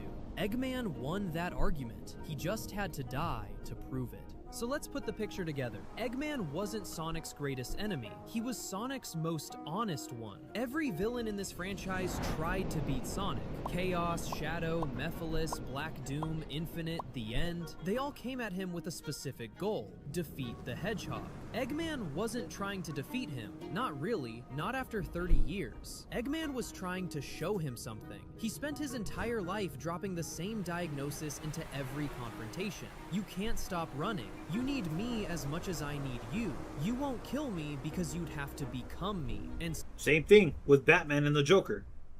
Batman can't kill him. Joker won't kill him. And because they know the truth. Need me as much as I need you. You won't kill me because you'd have to become me. And Sonic, the fastest character in fiction, the one who can outrun anything, spent 30 years running from the one truth he could never catch up to: himself. The franchise doesn't acknowledge this out loud. The games dance around it, the comics flirt with it, but every time Eggman comes back, Sonic protects him. Every time Sonic could end the rivalry, he doesn't. Every time the franchise puts Sonic in a quiet moment with himself, he runs out of it. As a kid, you played these games and you cheered for the blue blur and you laughed at the egg-shaped scientist losing again. As an adult, go back. Listen to what Eggman is actually saying. Read between the taunts. Eggman was the only one in this entire franchise telling Sonic the truth. Nobody listened, including Sonic, especially Sonic. And maybe that's the darkest thing Sega ever wrote into a kid's game series. Not the violence, not the villains. The idea that the hero and the villain understood each other perfectly, and only one of them was honest about it. So here's the question I want answered in the comments. Is Eggman actually the hero of this franchise? Or just the only character self-aware enough to know what Sonic really is? I would call him self-aware. Which is ironic because, intelligent folks don't really have self-awareness. Or maybe they do and it's just the other way around, where they don't have any social skills. And plus the way Eggman treats his robots as a reflection of his personality as well, so I wouldn't necessarily call him a good guy. But I like how he treats Sage, like he treats Sage like a daughter. I love Sage. Sage is a total sweetheart. Like, Figaro, Figaro, Figaro.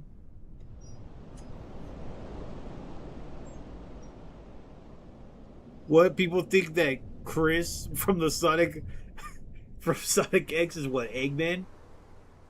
Alternate universe theory? I'm interested. Let's watch that. I am interested. Shut up. Chris Thorndike, the most annoying, most hated character in Sonic X, He's Sora from has Kingdom every Hearts. single trait he needs to become the next Dr. Eggman. The show was building a villain origin story in plain sight for 3 seasons, and nobody noticed. The intelligence is there, the money is there, the obsession is there, and there's a scene in the show where Eggman himself looks Chris in the eyes and essentially tells him, "You're becoming me." Most fans skipped right past it, but once you see it, the entire show changes. I don't know, because I've never seen all the seasons. I don't think I ever got past season 2.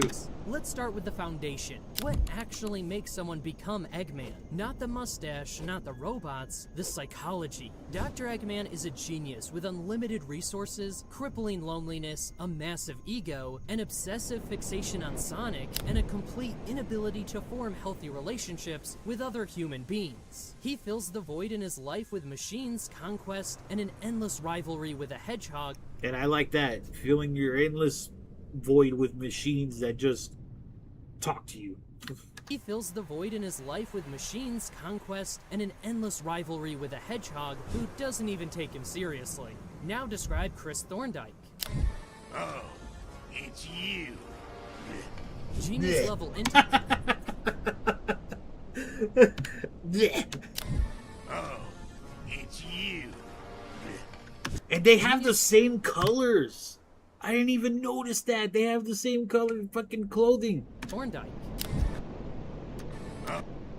White, red, gold, black. Hair color. Dr. Eggman, let's see those eyes. Just, what? I didn't even, wow, that's the trip. Oh, it's you. Genius level intellect inherited from his grandfather, unlimited financial resources from his billionaire family, crippling loneliness caused by absent parents, an obsessive, borderline unhealthy fixation on Sonic the Hedgehog, and a documented inability to form meaningful relationships with anyone who isn't Sonic or directly I liked that story. Sonic, the president would like to see you. You'll have to catch me first.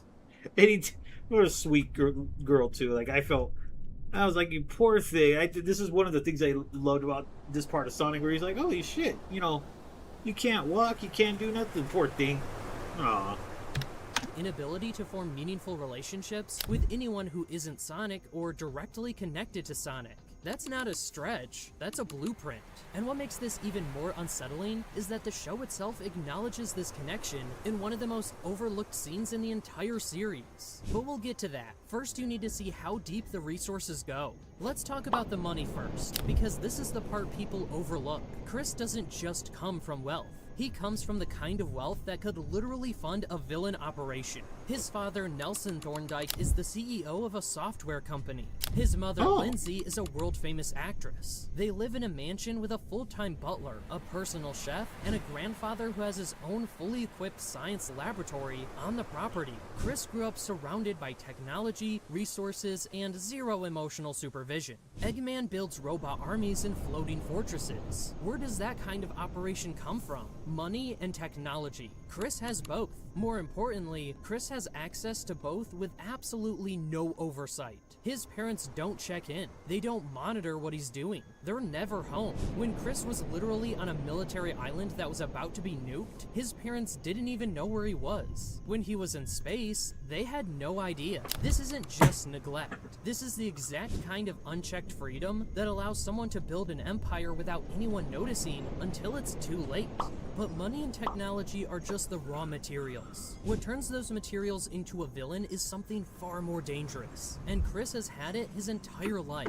That's just the foundation. The real evidence starts now, because what Chris does next is where the Eggman parallels get scary. Chris Thorndike's entire emotional identity is built around one thing: the fear of being abandoned. His parents are never there. He's raised by staff.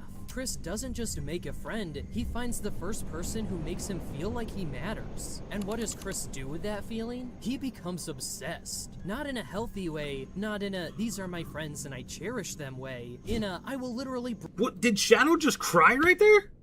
A healthy way, not in a these are my friends and I cherish them way. Oh, he did. I gotta watch this anime again.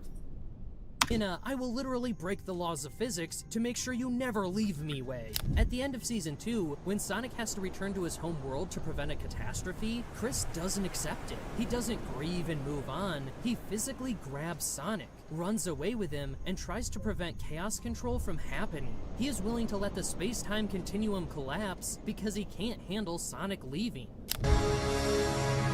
Damn, spoiler alert, but whatever. This is NTE. It's a brand new open world action RPG where you hunt down anomalies, compete in...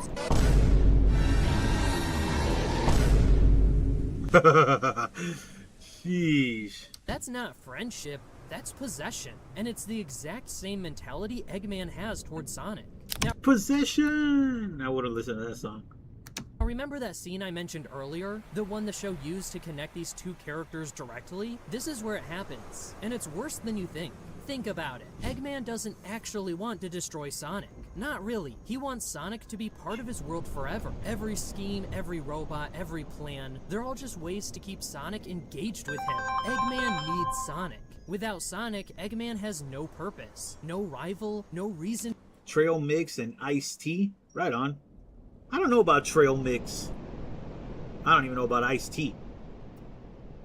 I don't like iced tea, man. Hold up, guys. I know it's getting good. I gotta take a whiz.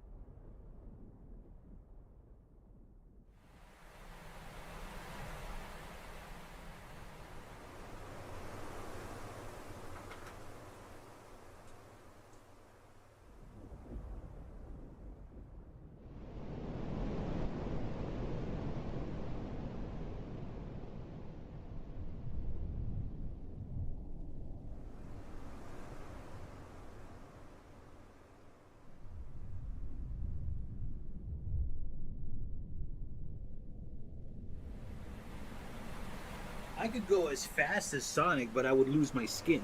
Then you guys would see my bones. My bones that are made of... trail mix.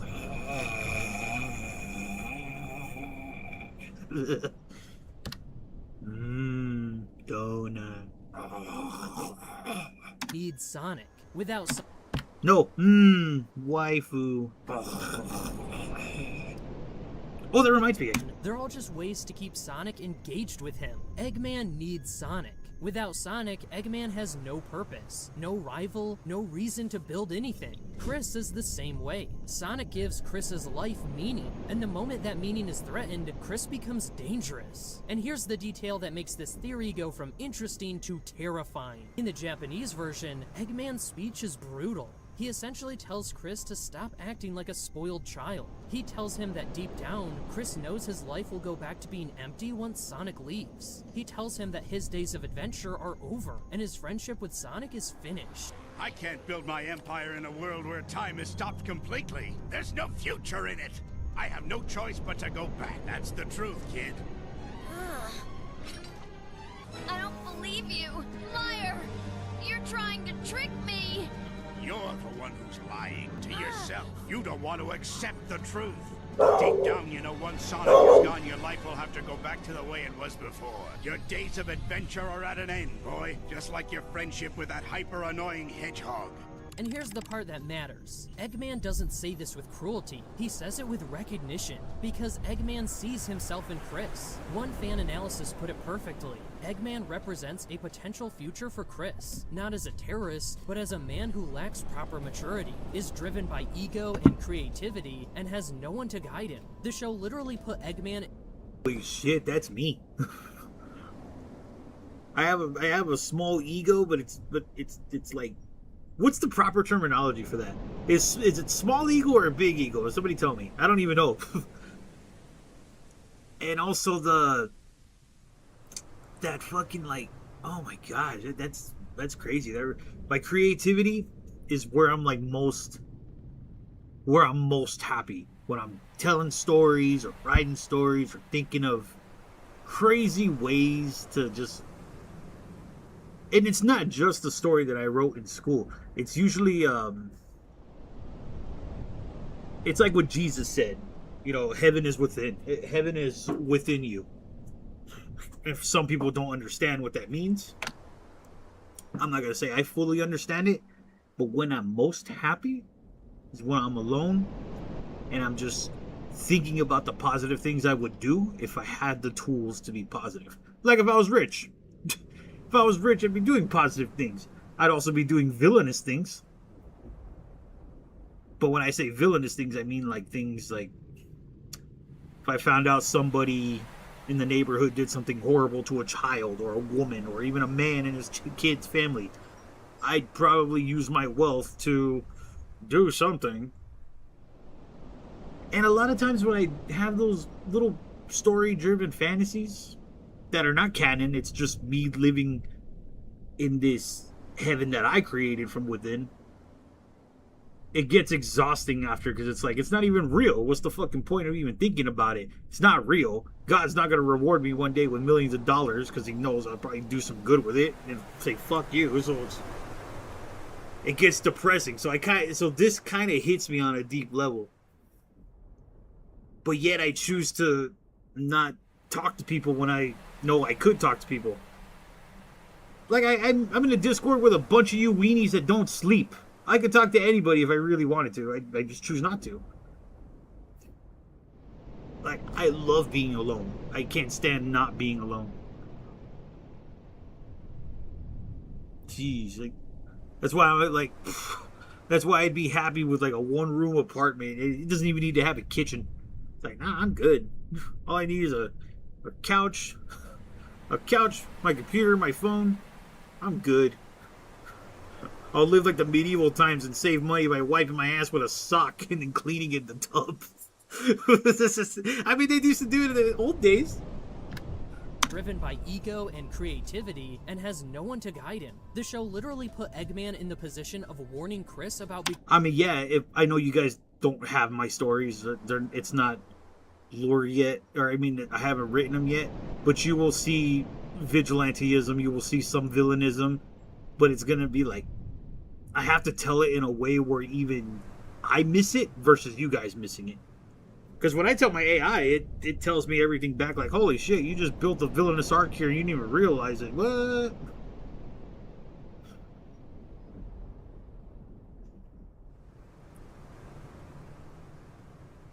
Heaven is within you because the Holy Spirit is within you. Nah. Not in the other teachings, but I'm not going to spoil that for you. You can figure that out on your own. Becoming him. And Chris didn't listen. Because what does Chris do after Sonic leaves? Does he go to therapy? Does he invest in his real friendships? Does he reconnect with his parents? No. He spends 6 years becoming a scientist, just like his grandfather, just like Eggman's grandfather. He builds a machine capable of ripping a hole between dimensions. He puts on a lab coat, and he uses that machine to travel to Sonic's world, abandoning his entire life. His family, his friends, his girlfriend, all of it, just to be near. He got with the girl that can't walk? Your life. His family, his friends, his girlfriend, all. Really? He got with her? That's weird. Unless. No, it's not weird. Sorry, it's not weird. Let's just. I can't believe No, that's a lie. Really?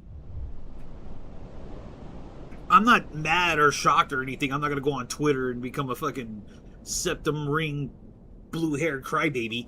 Just like, nah, it's like, really? I mean, I'm not mad. It's just kind of odd because, I didn't expect. Because, every time I see shows like this where there's these kids have friends with each other, they're friends with each other, I never imagined them having romantic lives outside of that. Like when I watch Transformers, the Beast Wars saga, I don't imagine those Transformers having relationships with each other besides friendship. Usually when I watch cartoons like that, I don't think of anything romantic, and that's kind of why I don't like shipping fucking communities where people ship characters with each other. Like, I don't like that. You guys could call me like a child, because personally I don't think, that's not what I think. Like, even when Sonic, at first I thought Tails was a girl. A long time, for the longest time I thought Tails was a girl. But I never imagined Tails being Sonic's girlfriend or something like that. I just thought they were friends. And then later on in life, my uncle told me that, no, he's a boy. Oh. Well, he looks like a girl. But whatever, you know, like, that's fine. But he got with that girl? Unless this is just a joke to sell you the similarities between him and Eggman, then okay. But again, it's not a problem. I'm just kind of shocked, like, holy shit. Because, you know, there's a show with kids in it. I would think there is no romance, you know? Or even crushes. So, whatever. Abandoning his entire life, his family, his friends, his girlfriend, all of it, just to be near Sonic again. My machine's like the one Grandpa and Tails built to send Sonic and the others back home. But it doesn't need Chaos Emeralds. It's confirmed. This kid is Octo. Because Octo said Sonic is attractive. So this means this guy's attracted to Sonic. Chris loves Sonic's ass. Oh, man. If it works, I'll finally see Sonic again. Give him this duh. Season 3 Chris is 18 years old. He's an accomplished engineer. Tails says he reminds him of Grandpa Chuck. He's building gadgets, inventing new technology, creating Sonic's hover shoes from scratch. He has graduated from being a helpless kid to being one of the most technically skilled humans in the entire show. And he used every single bit of that skill not to improve his own life, not to help his world, but to chase a hedgehog into another dimension. Well, I mean, I don't want to be a dick, but it sounds like a pretty well, I don't want to call it romantic, but let's use that word anyways just to describe the feeling. I feel like that's a really romantic thing. I mean, it's still a fucked up thing that he pushed his family and friends aside just to meet an old friend from the old days, right? That he's willing to cross dimensions to get there. That takes some serious dedication, but I would hope that if Chris did achieve that, and he said, look, I wanted to come see you again, I really miss you, it's been the loneliest fucking, how old was he in the anime? Like 10, 12? Been the loneliest 8 years of my life. But now that I'm here, I got so much to catch up on. And then just, alright, I gotta go home, man. This was my life's goal. My life goal was to see you again. And now that I have a way to go to your place and then come back home, you know, now I could get on with my life and marry my girlfriend. That'd be like, oh, okay, you know, that's not weird to me. I mean, they clearly didn't want to leave either. Oh, maybe they did want to, but I'm sure they would care. They care enough to see him again if they could. Oh, man, this Sonic's got me in my feels, man. What the hell? Of his own life, not to help his world, but to chase a hedgehog into another dimension. Now let's connect that to Eggman's actual origin, because the parallels to the Robotnik family are almost too clean. Yeah. Professor Gerald Robotnik was a genius scientist who worked on the space colony Ark. He created Shadow. He had unlimited government funding, and when the thing he cared about most, his granddaughter Maria, was taken from him, he went insane. He reprogrammed Shadow. He tried to destroy the planet. Grief turned genius into villainy. Grandpa Chuck Thorndike was a genius scientist with his own laboratory. He mentors Chris. He works with Tails on advanced technology, and Chris followed directly in his footsteps. Gerald lost Maria and became a monster. What happens to Chris if he loses Sonic permanently? Not temporarily. Not, I'll build a portal and visit, permanently. What if Sonic tells Chris to stop coming back? What if the dimensions are sealed for good? What if Sonic, the one anchor point in Chris's entire emotional existence, is taken away and there is no machine that can bring him back? You get Eggman, that's what you get. And it gets worse when you look at the skills Chris has already developed. By Season 3, Chris can build interdimensional portals. He can engineer hover technology. Arknight's Enfield Damn. new 6-star operator looks calm until she starts drinking soda and launching enemies. She's already waifu. She's already waifu. By default, she's already waifu. Ah. Like, she's already waifu. Like, good. No. She's already waifu. I'm sorry, Peach. It's all... Dude. But she drank an orange soda. I don't know about that. Into the air. This is Mifu, the next physical guard. Mifu? Waifu? Choose Mifu? Choose Mifu? He can modify aircraft. He can build Chaos Emerald scanners. He has a black belt in karate. He understands chaos energy well. Oh, and Fox says that Eggman knows how to throw hands, too. Fox wouldn't lie. The sly Fox. Chaos Emerald scanners. He has a black belt in karate. He understands chaos energy well enough to manipulate it through technology. Give that person unlimited Thorndike money, a lifetime of unresolved abandonment trauma, and the permanent loss of one person they've emotionally attached their entire identity to. What do they build? Robots, fortresses, machines designed to capture or control the thing they lost. An empire built not out of ambition, but out of desperation to fill a void that nothing else can fill. That's not a theory, that's Eggman's biography. And the obsession with Sonic specifically is the key, because Eggman's entire empire exists in orbit around Sonic. So I guess what they're going to try to say is Eggman is trying to destroy Sonic. Meanwhile, Sora over here, Chris, he wants to go back to Sonic, but what if Sonic, and like he said earlier, what if Sonic said to go back and never come back because, you know, this is unhealthy? Now it turns into the, if I can't have you, nobody can. He just tries to destroy him. That's kind of sounds like what Eggman would be doing. Holy shit. Every invention is built to beat Sonic. Every scheme is designed with Sonic in mind. Sonic could use his 300 IQ to do literally anything else. He could cure diseases. He could build utopias. But he doesn't, because his fixation on Sonic is the engine that drives everything. Chris has the same engine, his grandfather's intelligence, his family's resources, and an emotional wound so deep that the only thing that ever dulled it was a rivalry he was never invited to. Take that away, the wound doesn't just reopen, it evolves. Every robot Eggman builds is a love letter to Sonic written in metal. Every scheme is an invitation to play. Come stop me, Sonic, come fight me, come be part of my life again. That's not villain in the traditional sense, that's loneliness weaponized by genius. Chris Thorndike has that exact loneliness. What is with those mountains? Are they in Dragon Ball World? It's loneliness weaponized by genius. Chris Thorndike... What are those mountains? Hold up.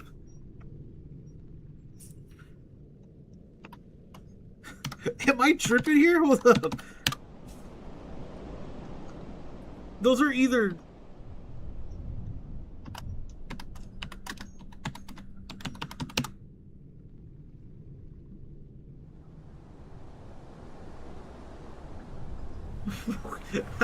Wait.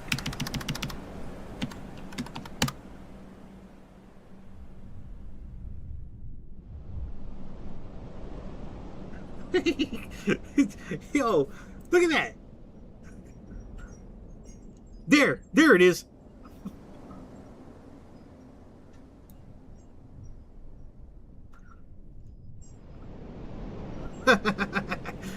I'm sorry, resemblance?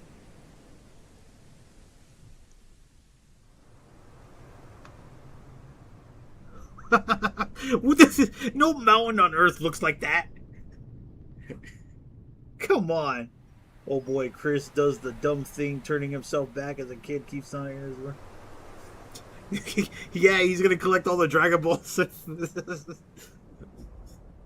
Collect all the Dragon Balls and shit. Dude, you know what? DBZ has a nice ass world, man.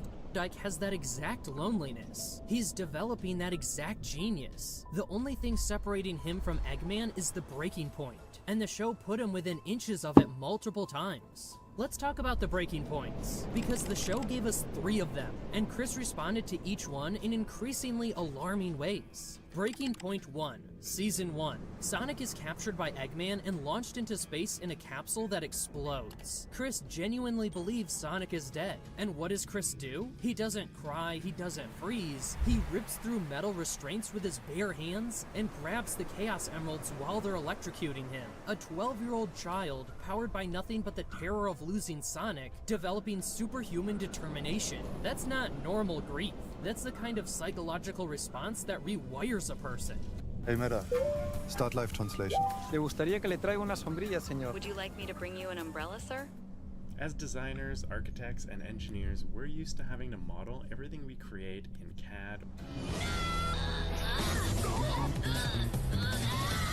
Breaking Point 2, end of Season 2. Sonic has to leave. Chris grabs him and runs. He fights against the literal fabric of reality to keep Sonic with him. Eggman has to talk him down. And he kisses him by the river. The voice of reason because Chris has lost all rational thinking. Breaking Point 3, the 6-year time skip. Chris becomes a scientist, builds a portal, and leaves his world behind. That's not a breaking point that explodes. That's one that calcifies. That's trauma hardening into purpose. The exact kind of slow transformation that turns a lonely genius into something much more dangerous. And here's what Sonic X never explored but should have. What happens when Chris comes back from Sonic's world for the last time? This series ends ambiguously. Eggman implies Chris made it home, but then what?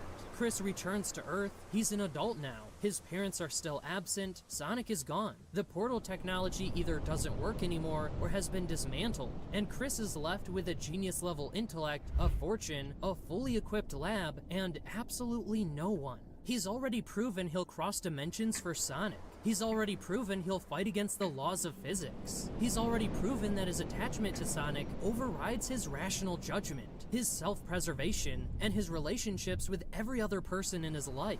Now imagine that Chris, alone in that mansion, starts building again. Not to go to Sonic's world this time, but to bring Sonic to his. To create machines that can capture chaos energy. To build robots sophisticated enough to challenge Sonic into showing up. To construct a scenario so dangerous that Sonic has no choice but to come back. That's not a fan theory, that's Eggman's entire business model. The show even gives us the hair. Chris has the same auburn hair color as Eggman. Fans noticed it immediately, and while the writers probably didn't plan a literal Chris becomes Eggman twist, this symbolic connection is impossible to ignore. Same hair, same isolation, same fixation on the same blue hedgehog, same instinct to fill the void with technology. One fan theory from DeviantArt proposed that Eggman literally is Chris from the future, having traveled back in time and become so consumed by his obsession that he transformed into the villain Sonic would grow up fighting. It's a time loop. Chris becomes Eggman, Eggman meets young Chris, and the cycle never ends. Is that canon? No, but the fact that the theory works as well as it does shows you everything about how perfectly the show aligned these two characters without ever connecting the dots. So could Chris Thorndike become the new Eggman? Honestly, the real question is what's stopping him? He has the intelligence. By 18, he's building interdimensional portals and impressing Tails. He has the resources. The Thorndike fortune is functionally unlimited. He has the trauma, lifelong parental neglect compounded by repeated abandonment by the person he cares about most. He has the obsession. Every major decision Chris makes in the series revolves around Sonic. He has the precedent. His own family produced a world-class scientist, and the Robotnik family produced two, one of whom tried to destroy the world out of regret. The only thing keeping Chris Thorndike from becoming the new Eggman is Sonic's stain in his life. The second that's no longer possible, every piece is already in place. And that's the most terrifying thing about Chris Thorndike. Not that he's annoying, not that he's clingy, not that he stole screen time from Shadow and Knuckles. The most terrifying thing about Chris is that the show built a character who has every single ingredient needed to become the next great Sonic villain, and then just ended. No resolution, no payoff, no scene where Chris confronts his demons and proves he's better than that. Just an ambiguous departure and a lifetime of unresolved trauma sitting in a mansion full of technology and money. Eggman saw it. He literally looked Chris in the eyes and told him the truth. Your adventure is over, your friend is gone, and your life is going back to the way it was. Chris didn't listen, and if the show had continued, he might not have listened ever. Yeah, it's crazy. What a imagine they you send this video to the guy who created Sonic and he just looks at it and goes, "Fuck, I I accidentally did that." Yeah, it's canon. There, I said it. This YouTube video is canon. Chris is Eggman. Eggman is Chris.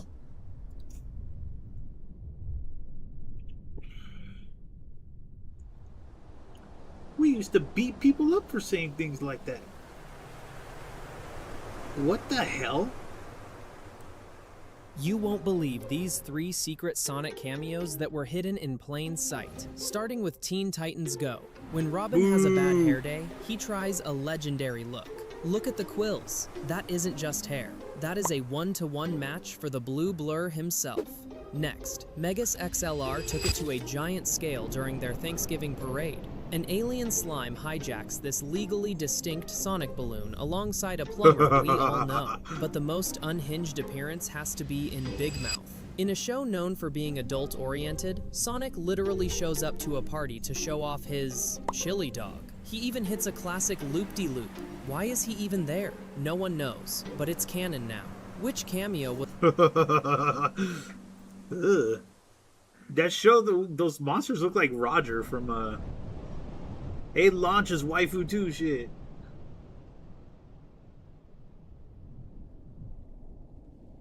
Sheesh.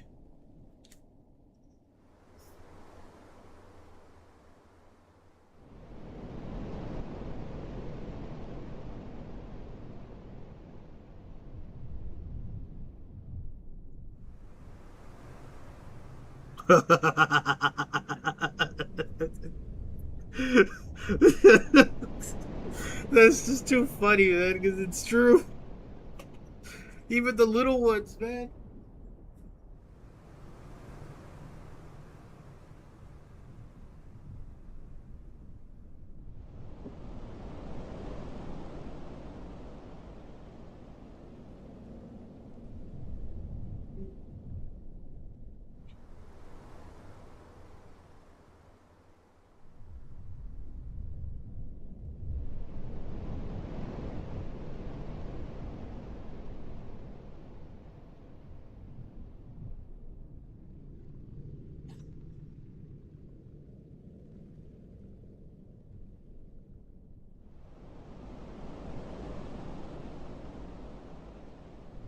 What?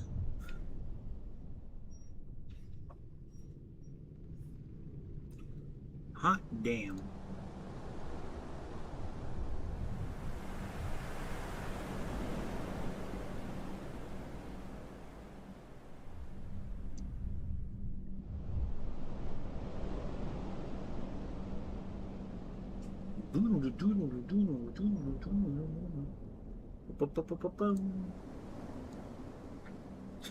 Not while I'm around.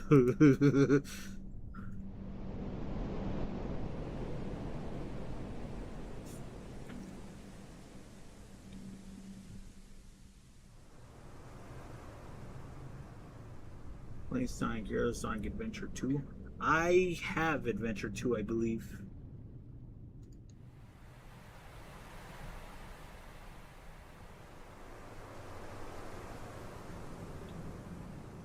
Hold up a second.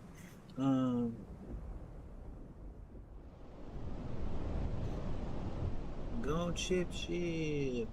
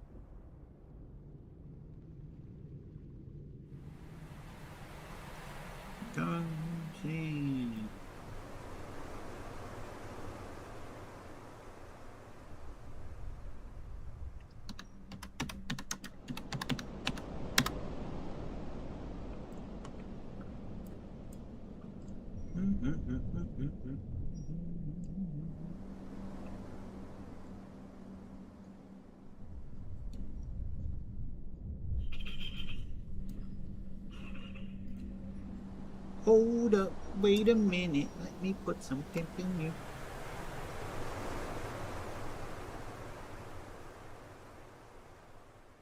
Where did I put it?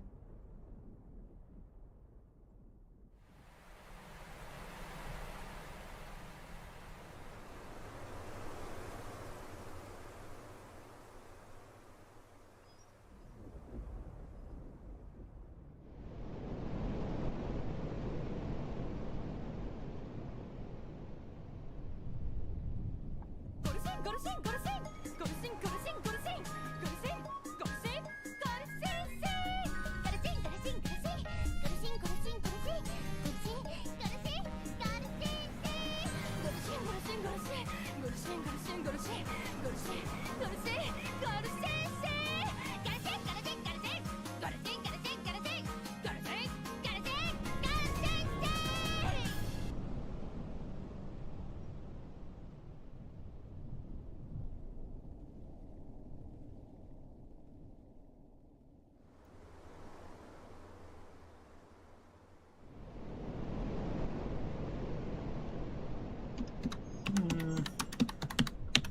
Yes, Jack Sparrow.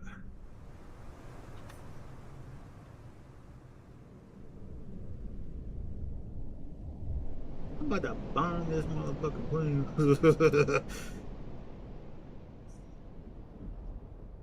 How about to bomb?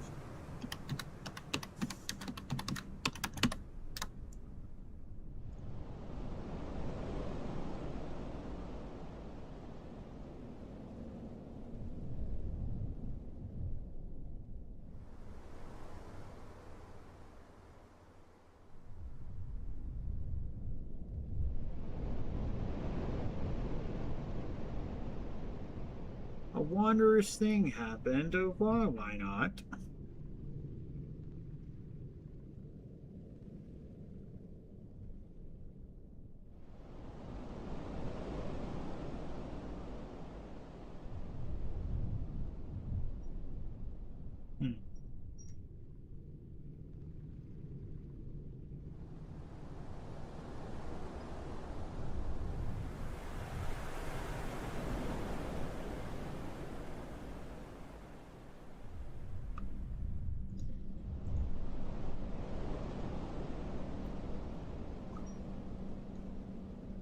Okay.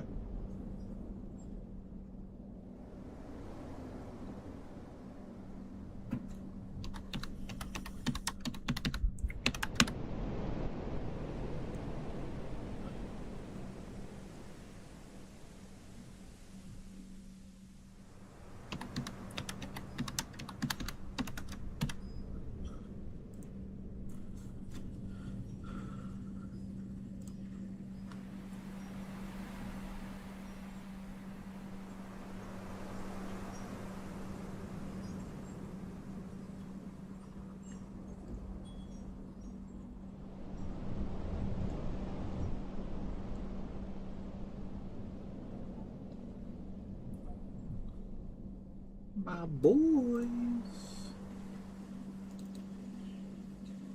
My boys.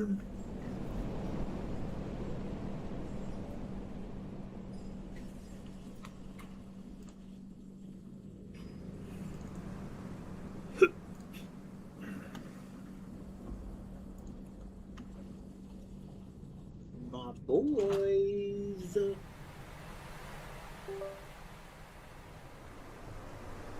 I got nothing for you. There's nothing here, Mocha.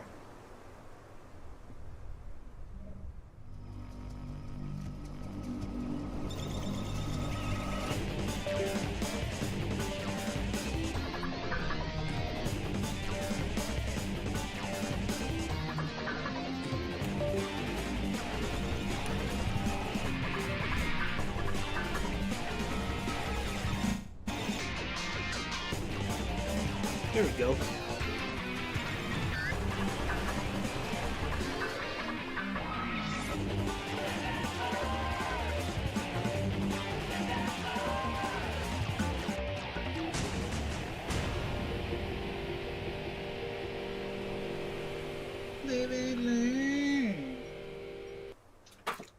Now, I have never played this game before, so...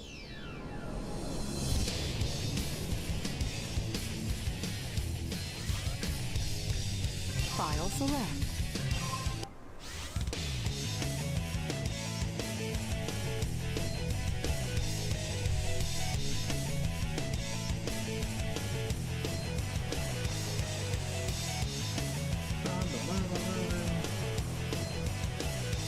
What?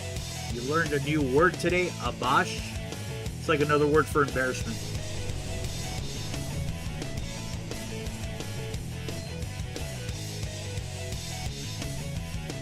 Guess you, in other words, the way you would probably use it is like, I'm gonna abash you, man. Story select.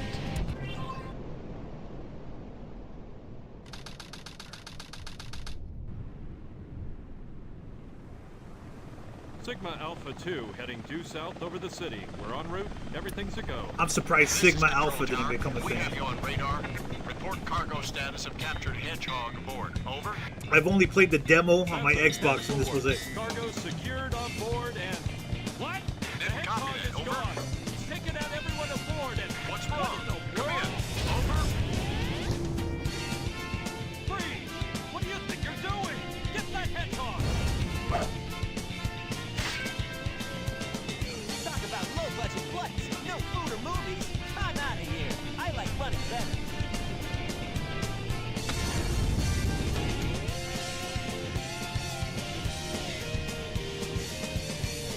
Woo!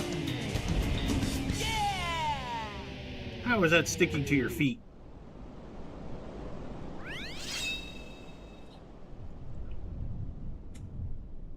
No, I've never played this. I've only played the demo. Even my little brother liked the demo. Attention all units. Suspect seen heading south. Block all major roads and capture the suspect. Speed us down.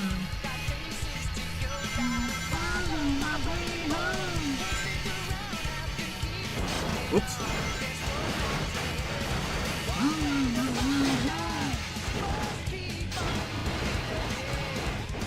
Oh, I missed it.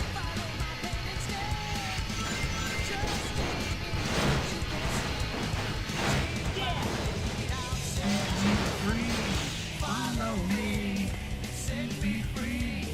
Trust me and we will escape from the city.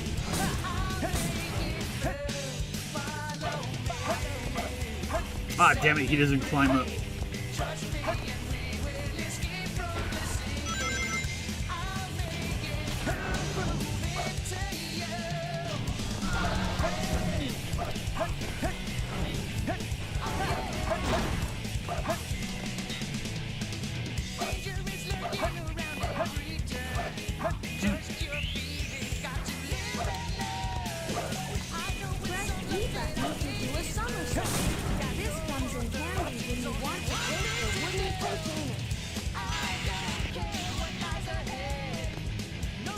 Whoa.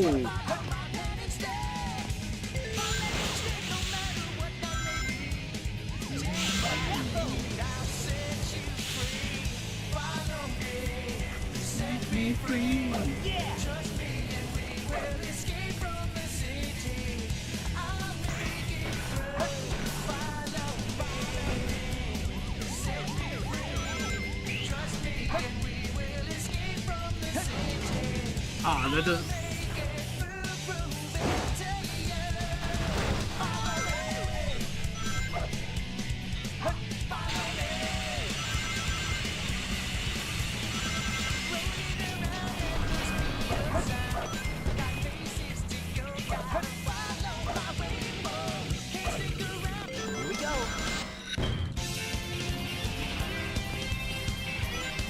Ah, damn it.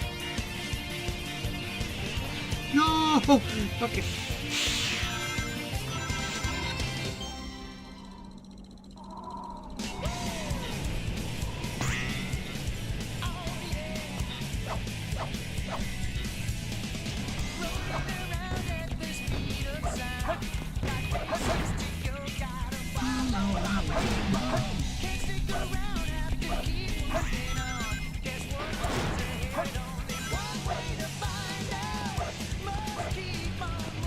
Damn.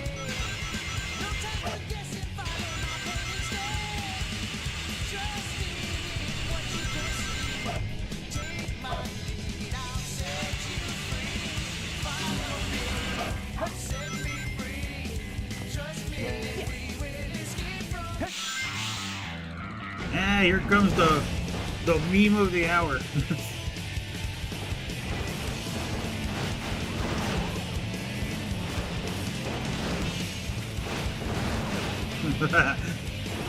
I always think it's the King K. Rool music that plays too.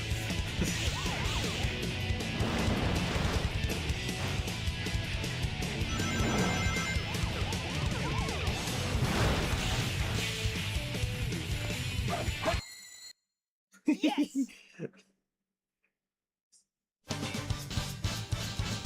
Dun, dun, dun, dun.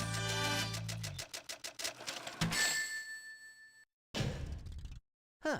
No problem. We'll do better next time. And that was the end of the demo.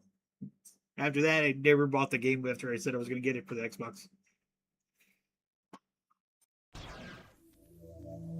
This game of tag is boring. I'm out of here. Finally decided to show up, eh? Okay, bring it Spider on! Troop Bigfoot reporting to headquarters. Intruder has been located. Copy that.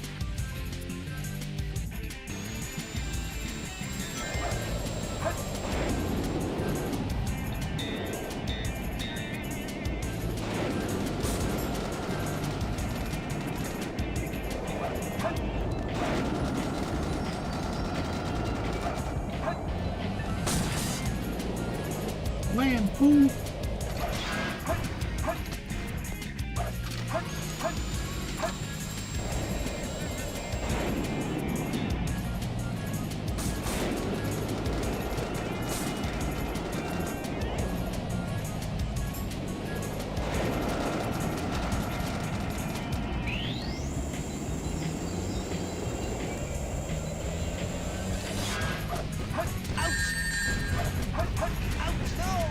Oh no! I thought I got my coin after Spider Troop my Bigfoot ring. reporting to Sorry. headquarters. Intruder has been located. Copy that. Aim for the cockpit. That's its sweet point.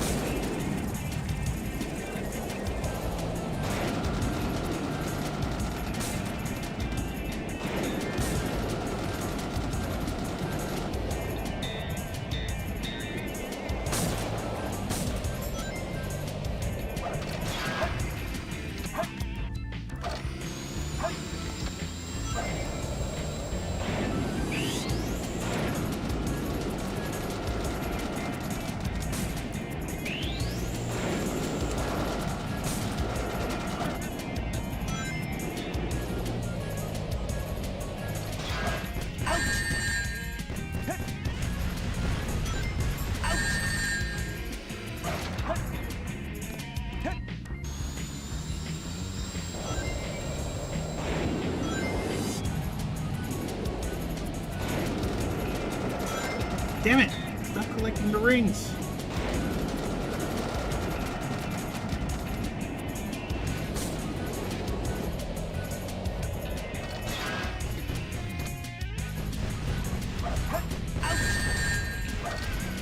This is Spider Troop Bigfoot. Bigfoot to headquarters, over. We've engaged the enemy and request backup.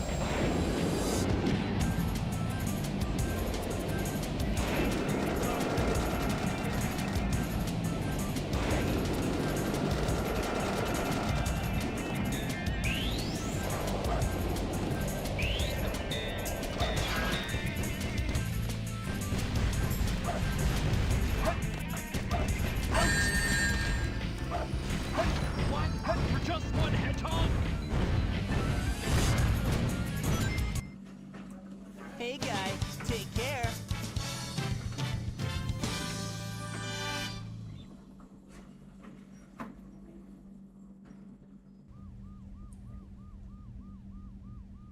What?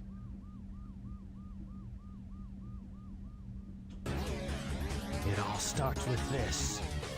A jewel containing the ultimate power. That's the Chaos Emerald! What are you doing with that? Now I know what's going on. The military has mistaken me for the likes of you. So, where do you think you're going with that emerald? Say something, you fake hedgehog! Chaos control!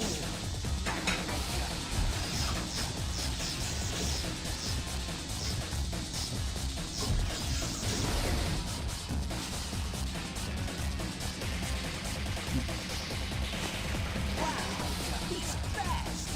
Hey, it's not his speed. He must be using the Chaos Emerald to warp. Shadow. I'm the world's ultimate life form. There's no time for games. Farewell. Shadow, what is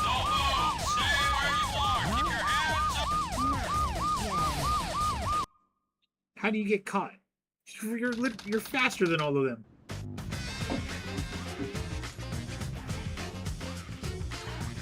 Just let it go. You just don't know when to give up, do you? What are you talking about? That emerald's mine. You got that? The Master Emerald contains special powers that neutralize the energy of the Chaos Emerald. That makes it very powerful. What the? What? Thief? Look who's calling who a thief. I came here following the signal from the Emerald. If I'm not mistaken, this is the Master Emerald, is it not? Dr. Eggman. So that's Dr. Eggman. Well, I guess I can use it for something. I'll just take it with me. Farewell, knucklehead. Not if I can help it.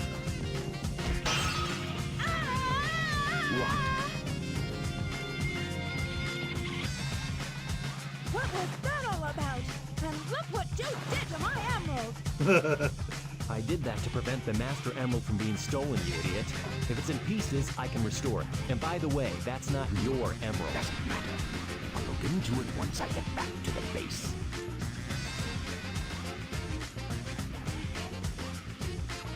I despise anyone who takes jewels from me. All the world's gems are mine to keep. Yeah, we'll see about that, Batgirl.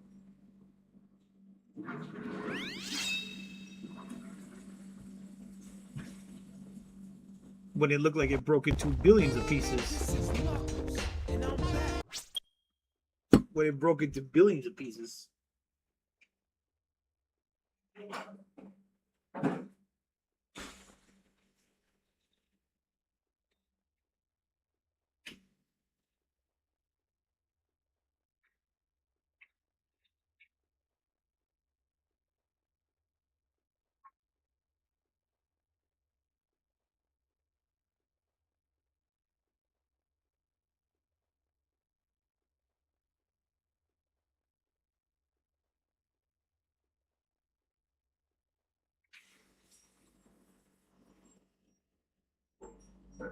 What, are you hungry?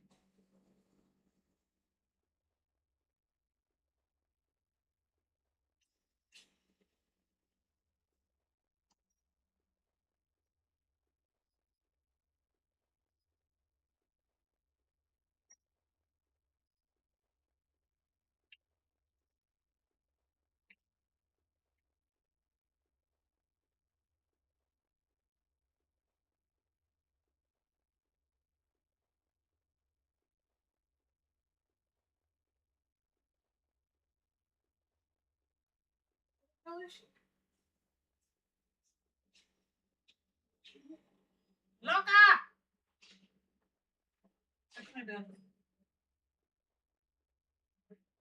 Huh? Come and eat. You hungry? Are you hungry or not? And there you go, getting her to bark.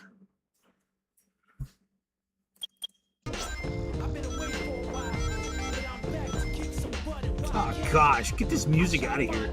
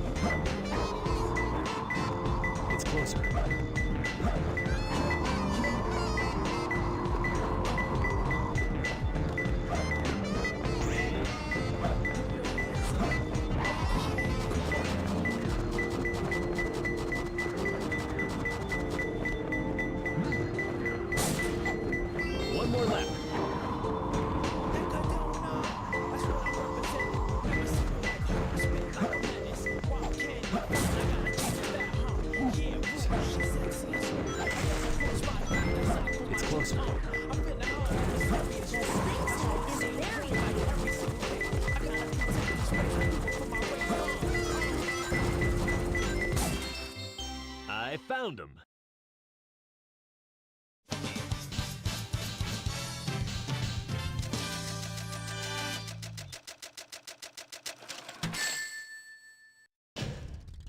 Yeah, this is perfect.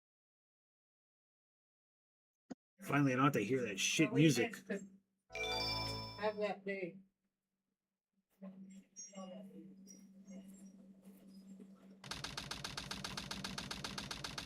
Remember Knuckles getting beat up by oh yeah. There's no mistake about it. This must be the island. It's a secret military base that is reinforced and super strong. It's called Prison Island. I heard the news about it on satellite TV.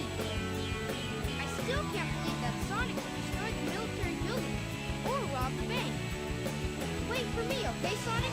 I'm on my way. What? Hey, look, it's Amy. And Eggman, too. What's Amy doing here? Doesn't matter. I have to help Amy because she's in danger. Tornado transformation!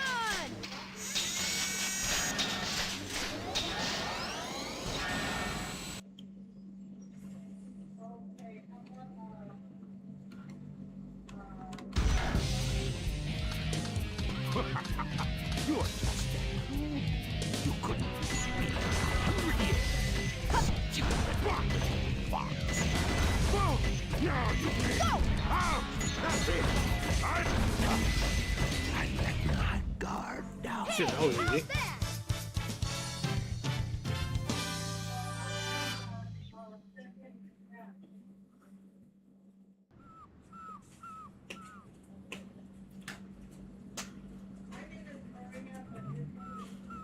This time I'll let you go. But the next time we meet, you won't be so lucky. Those were the easy ones. Wow, Tails, you did it! But what are you doing here on this island? I'm the one who should be asking that question. Don't you know it's dangerous here? I know, but I'm here to save my hero, Sonic. You couldn't even save yourself. I know Eggman's up to no good again. Okay, you stay here and I'll be right back. Don't leave without me. I want to help Sonic too. Shit, can I lower this music? Some of this music sucks.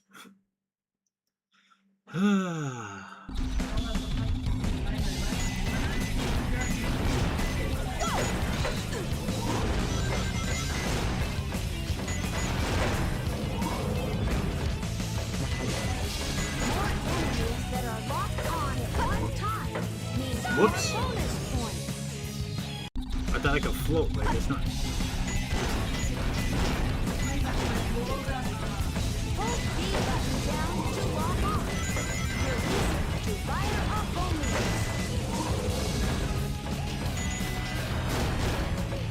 Okay.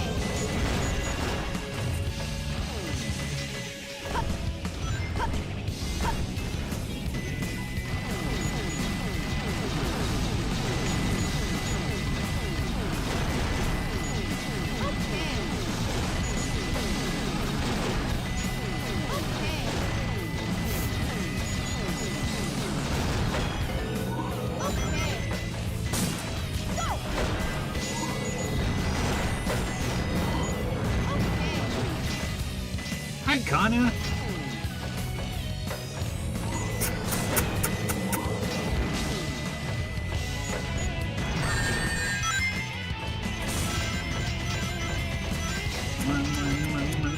Let's go.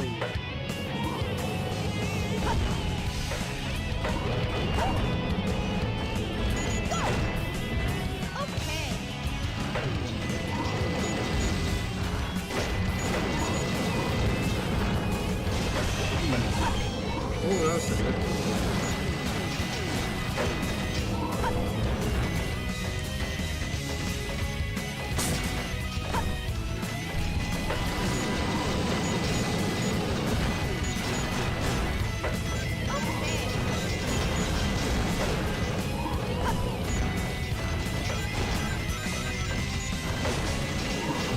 Where you been, Kana? In. Crazy woman.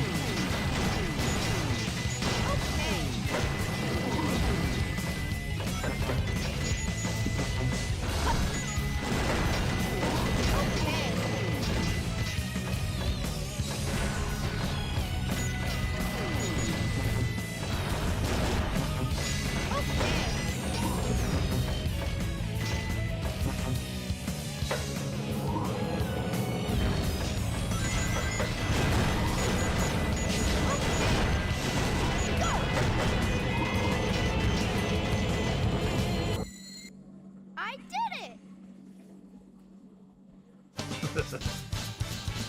Little piggy.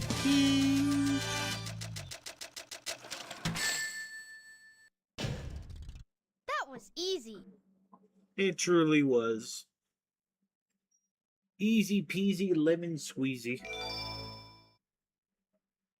Ronnie!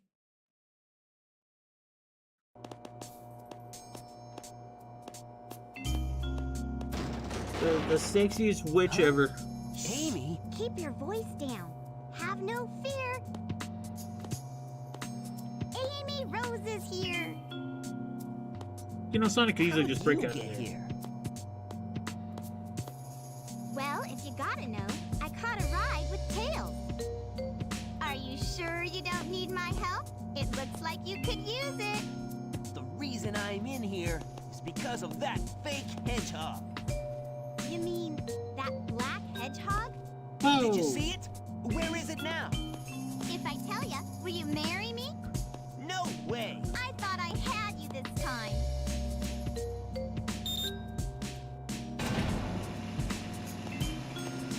That black hedgehog came here with Dr. Eggman. So, Eggman's behind this, huh? What's all that writing on the wall anyway? Did you write that? Wait for me, Sonic! He's such a brat sometimes. Look who's talking. Ronnie! I gave you the Elder Throne. Or I'm going to give you the Elder Throne. You're the rightful queen of the lands in between.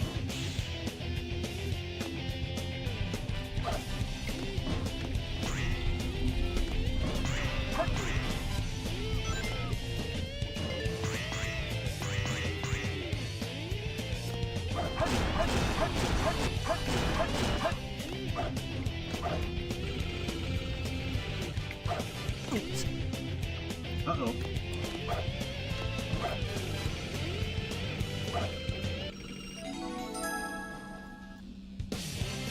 Oops.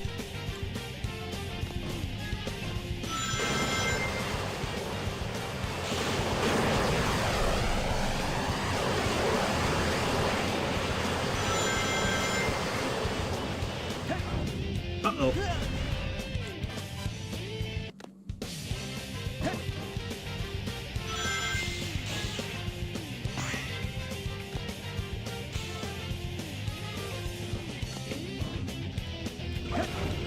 Oops, almost died there.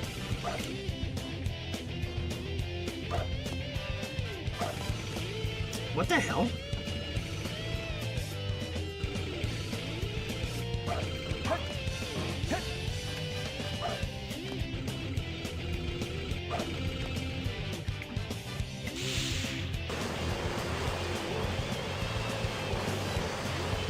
Just random loop-de-loops.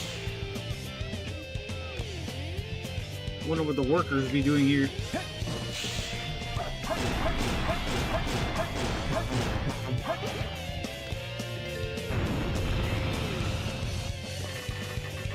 Missile launch in 15 seconds. 10, 9, 8, 7, 6, 5, 4, 3, 2, fire. Did I miss it? No.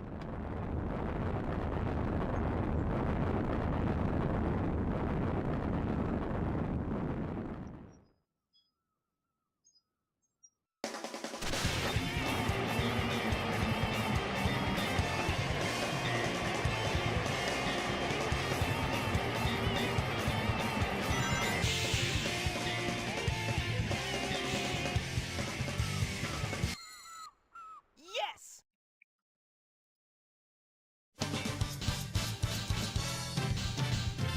No.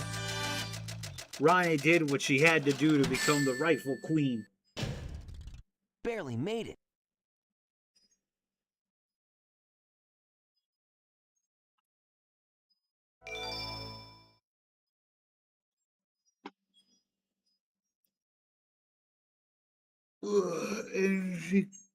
And it's fun to cuddle her. Ugh. Phew. So far, so good. Hey, that's... That blue hedgehog again, of all places. I found you, faker. Faker. I think you're the fake hedgehog around here. You're comparing yourself to me? Huh. You're not even good enough to be I'll my make you fake. eat those words. There's no time to play games. You won't even get the chance. I'm the coolest.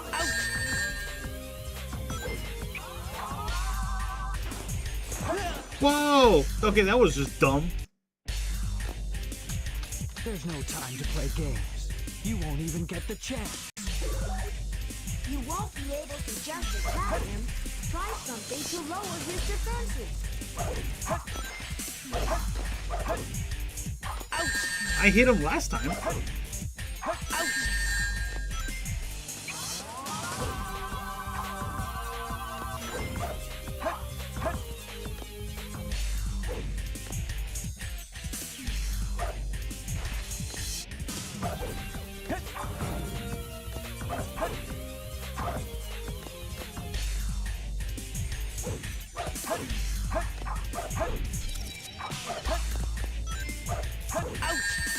I was about to say, can I knock him off? But nope.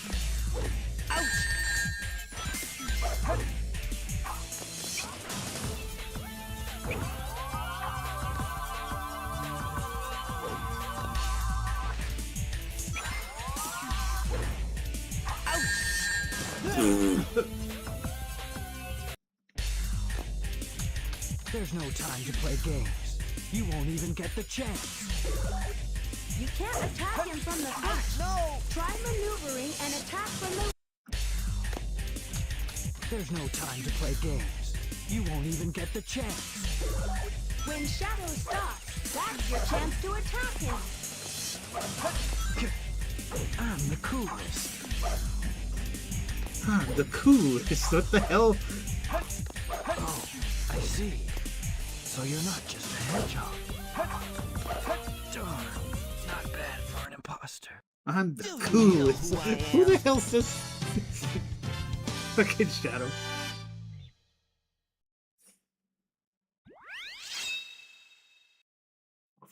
Escape from the island in 8 minutes.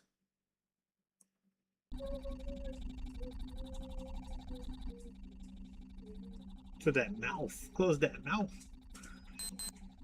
Shadow, what are you doing? Hurry and get back here right now before the island blows up with you on it! Blows up?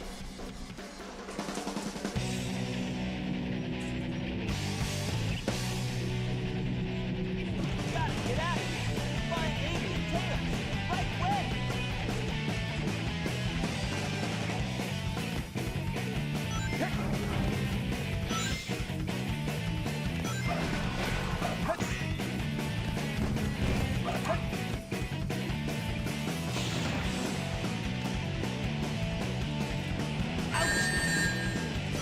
some reason I thought that was a plant.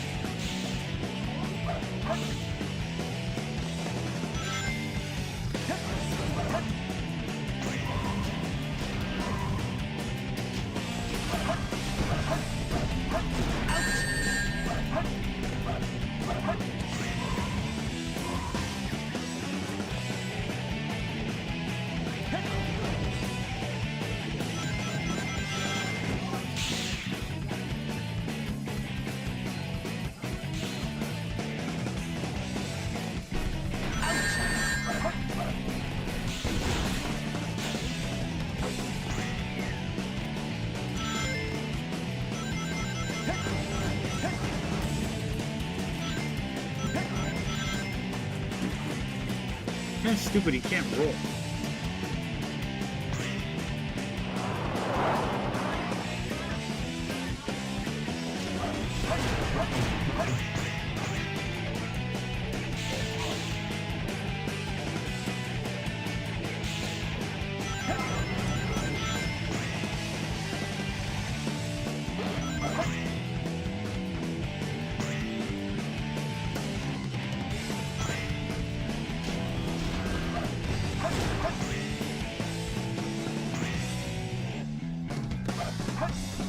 Oh shit.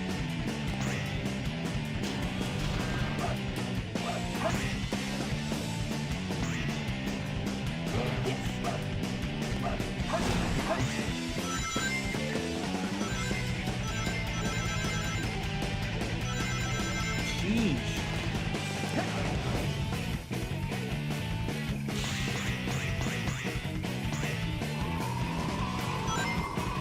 What bullshit.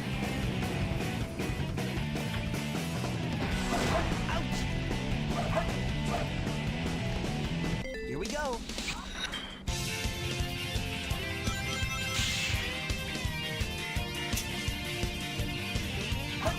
Whoa.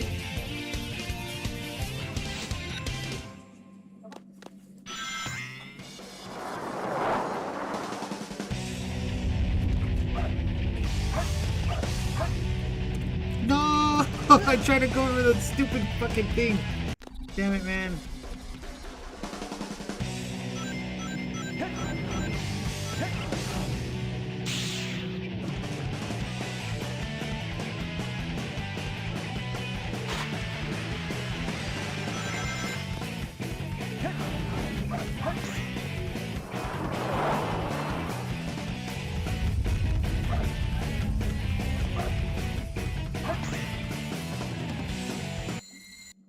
Yes! Well, Shadow, you ain't wrong. You are the coolest in the cave. What a loser.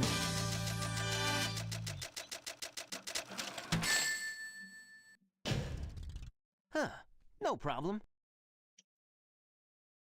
Ronnie! Arcana!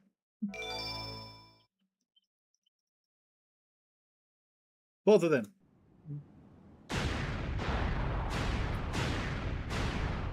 Man, they blew up an island. There was an ecosystem on there. That wouldn't slide with me.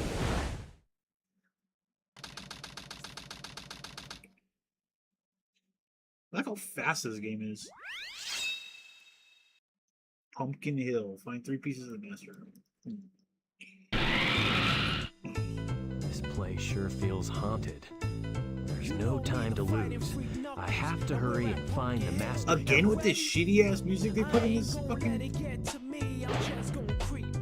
Oh wow,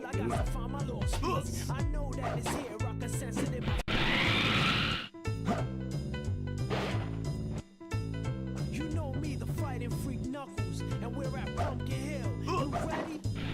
I ain't gonna let. weird. Oh, I'm pressing that wrong. Duh.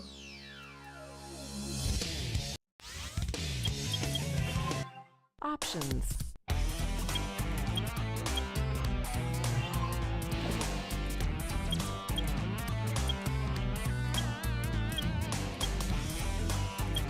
Oh, I guess you can't. Oh well.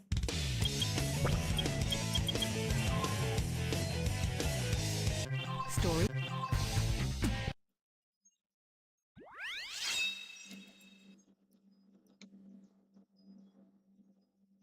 Fake.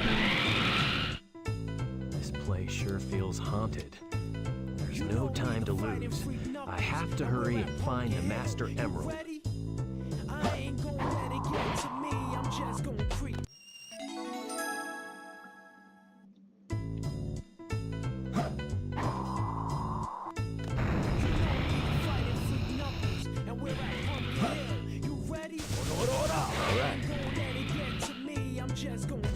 This is the Ghost Train turntable. Move the switch in the direction you want the train to go.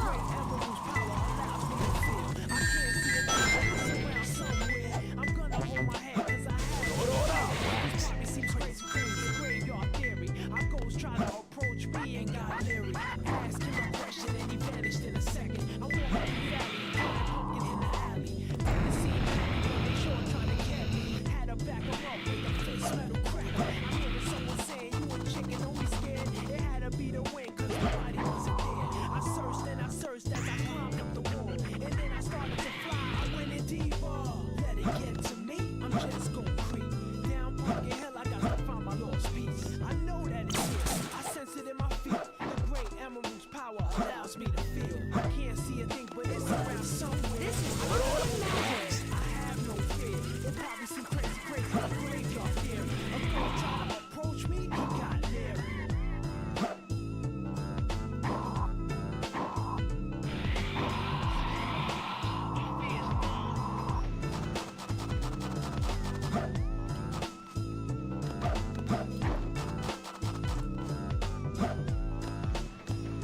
No secret up there.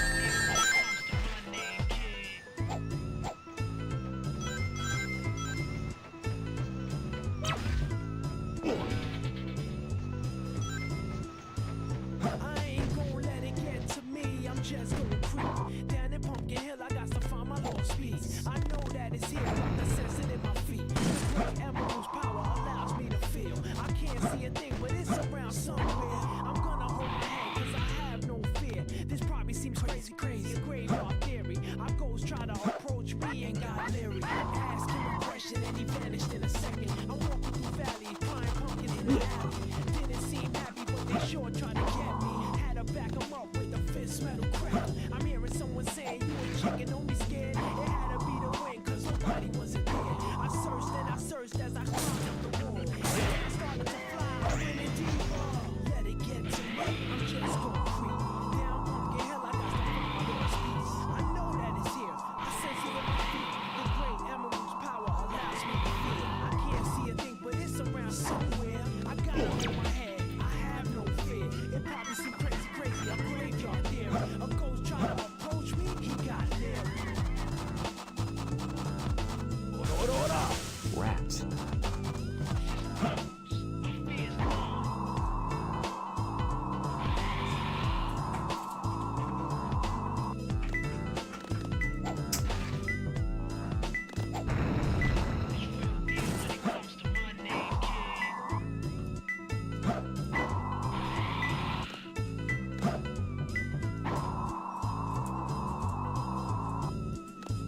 I ain't gonna let it get to me, I'm just gonna creep. Down in Pumpkin Hill, I got to find my lost piece. I know that it's here, I can sense it in my feet. The great emerald's power allows me to feel. I can't see a thing, but it's around somewhere. I'm gonna hold my head, 'cause I have no fear. This probably seems crazy, a graveyard theory. Our ghosts try to approach me. It's closer. Ask him a question and he vanished in a second. I'm walking through valleys. 2 more left. Didn't seem happy, but they sure tried to get me. Had a back up with the fist metal crack. I'm hearing someone saying you a chicken, don't be scared. It had to be the wind, 'cause nobody wasn't there. I searched and I searched as I climbed up the wall. And then I started to fly, I went in deeper. Let it get to me, I'm just gonna creep. Down Pumpkin Hill, I got to find my lost piece. I know that it's here, I sense it in my feet. The great emerald's power allows me to feel. I can't see a thing, but it's around somewhere. I gotta hold my head, I have no fear. It probably seems crazy, a graveyard theory. A ghost try to approach me, he got leery.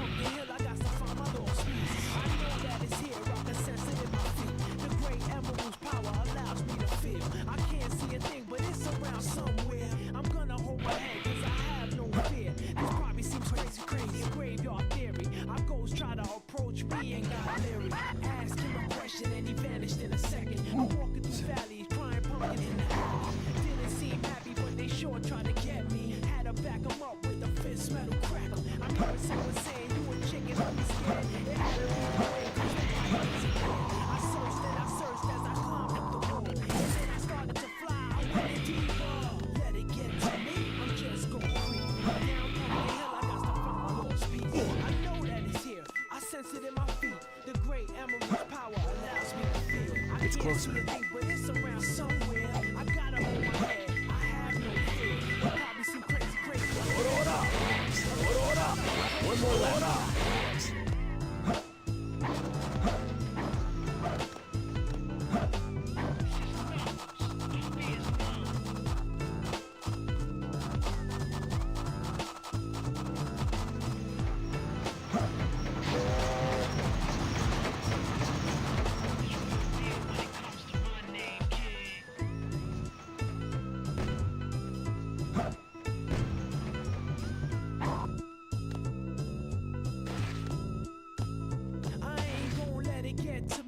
Just gon' creep down in Pumpkin Hill. I got to find my lost piece. I know that it's here. I can sense it in my feet. The great emerald's power allows me to feel. I can't see a thing, but it's around somewhere. I'm gonna hold my head, cause I have no fear. This probably seems crazy. Graveyard theory. I always try to approach me and got leery. Ask him a question and he vanished in a second. I'm walking through valleys, crying pumpkins in the alley. Didn't seem happy, but they sure tried to get me. Had to back him up with a fist metal.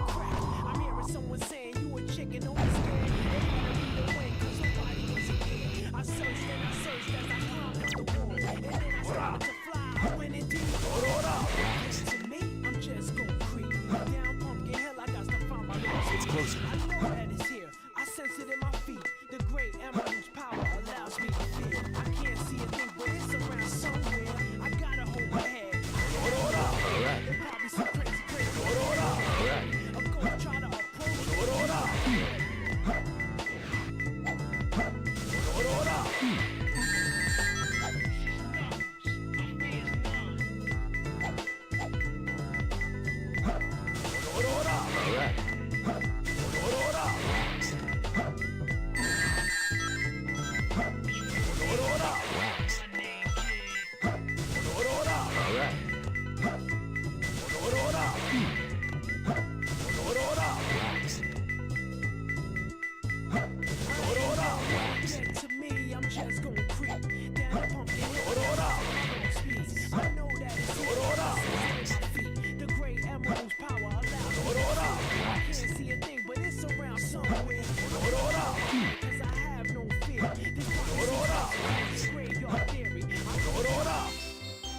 I found him.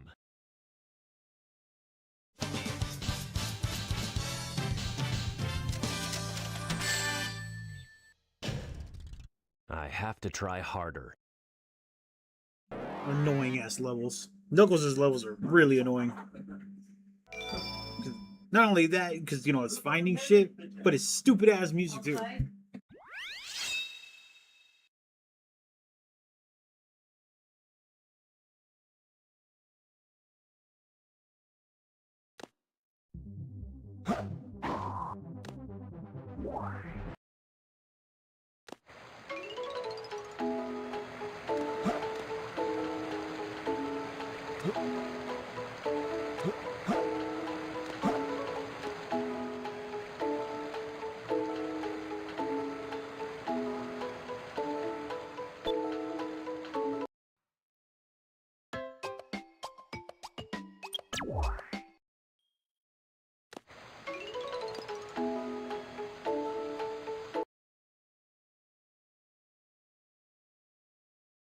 Don't know what the hell that was all about.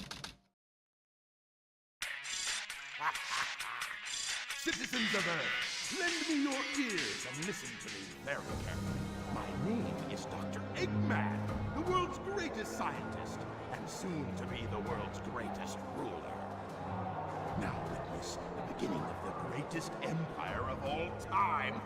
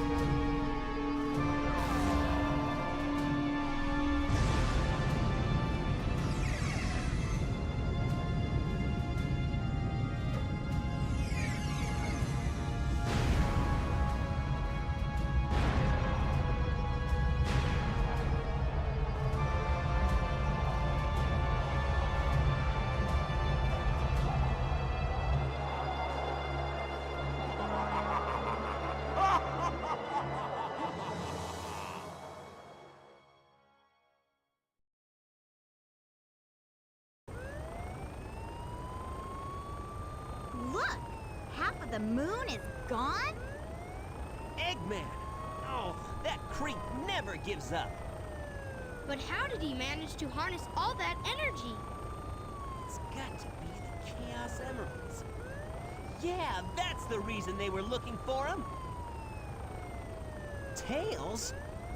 The Chaos Emeralds are like magnets. They have the power to attract each other. I can use that to find where Eggman Freeze! Put your hands up in the air and get off the ground! I'll take care of the police while you try and find a way out of here. Find Eggman. got it! The three of you. That means me too. Hey, wait!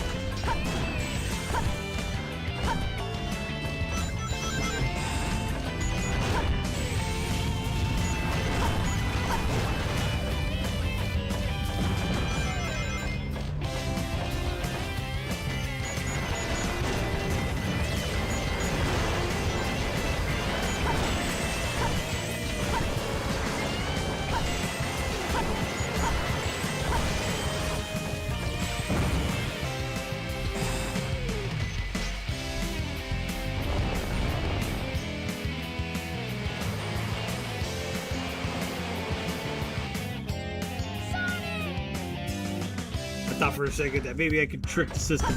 Nope.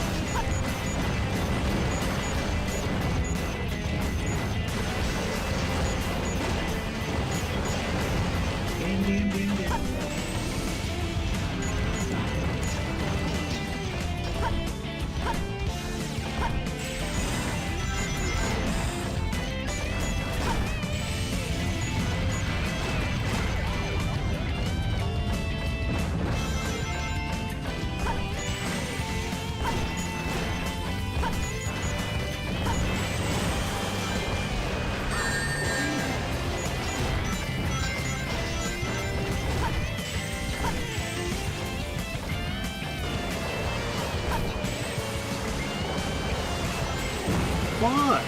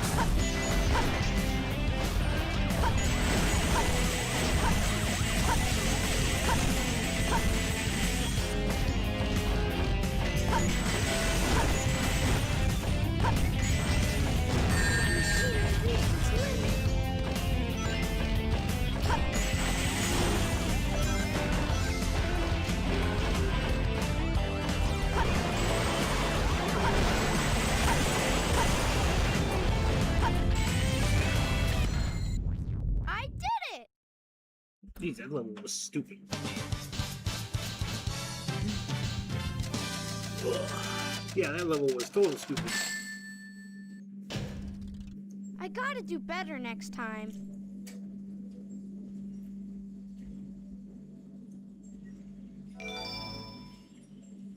Next time.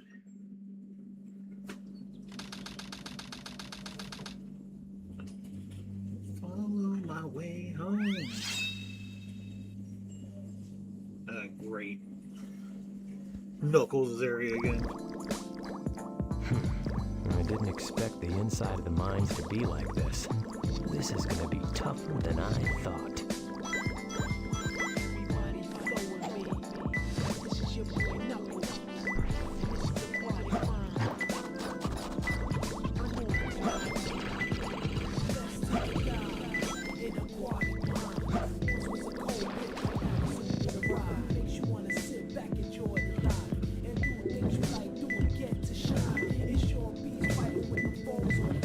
But I gotta do it, they always stay out of line. Sometimes I wanna just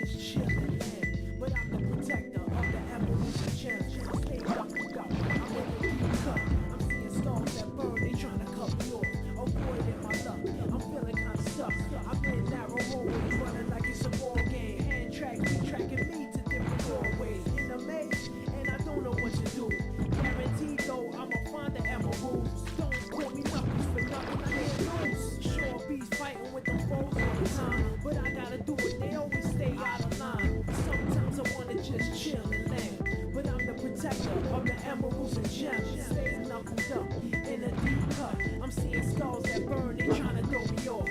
Avoiding my luck, I'm feeling kinda stuck. Don't call me numbers, give me a box.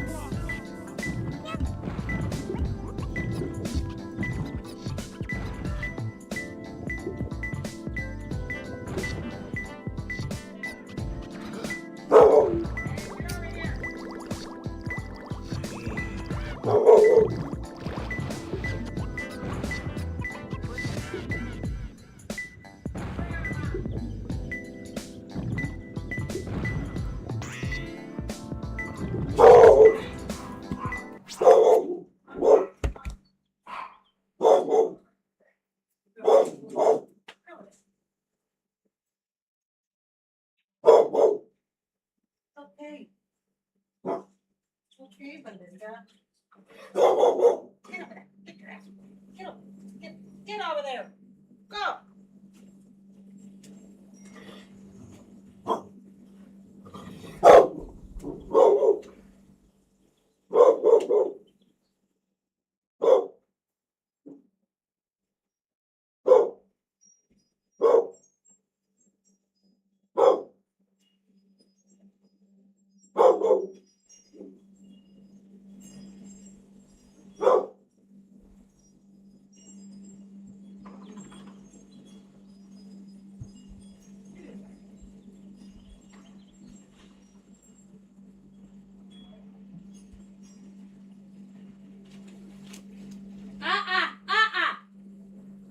You better not. Go over there.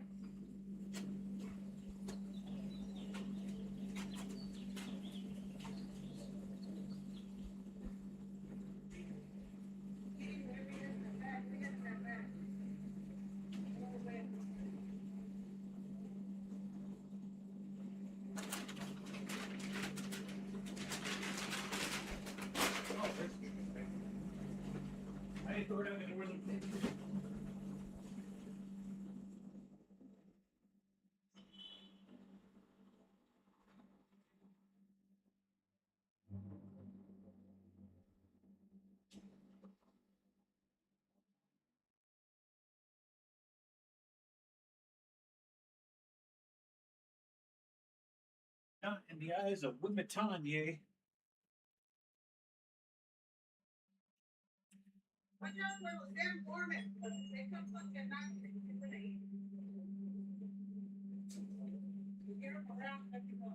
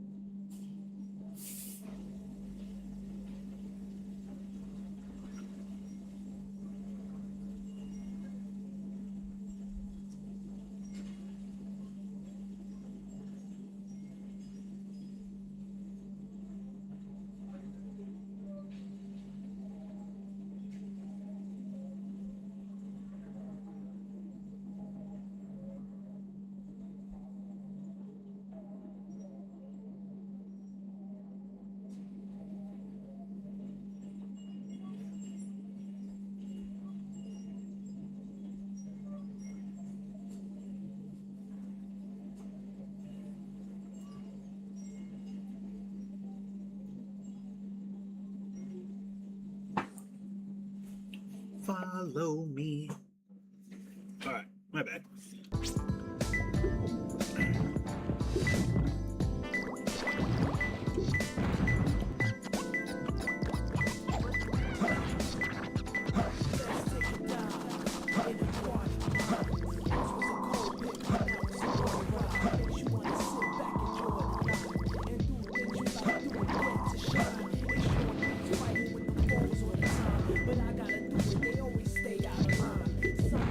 It's closer.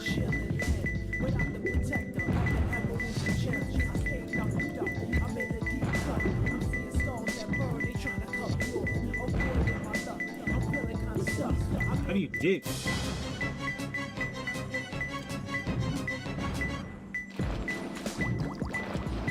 Looks like I need something or else.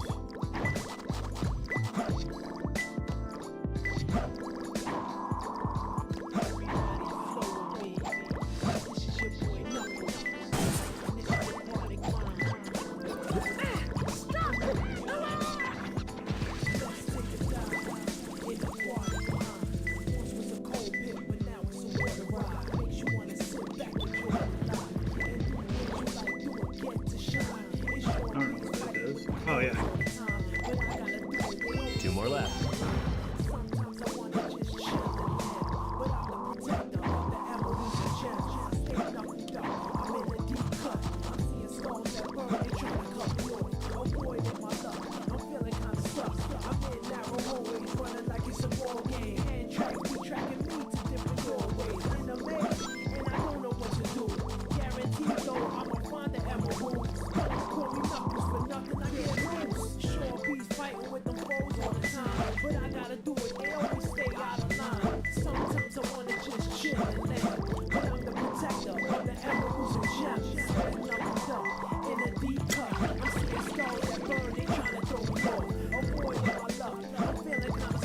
So dumb. Alright.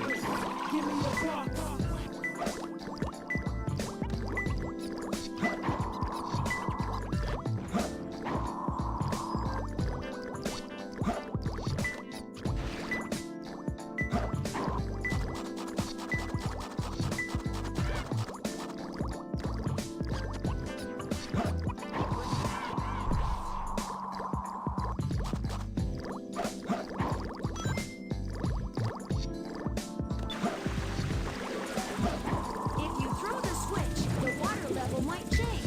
Try it.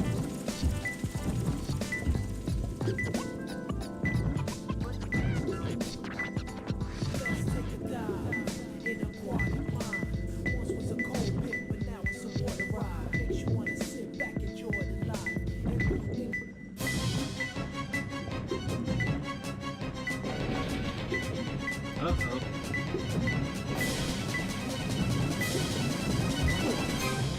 Ah, damn it. I'm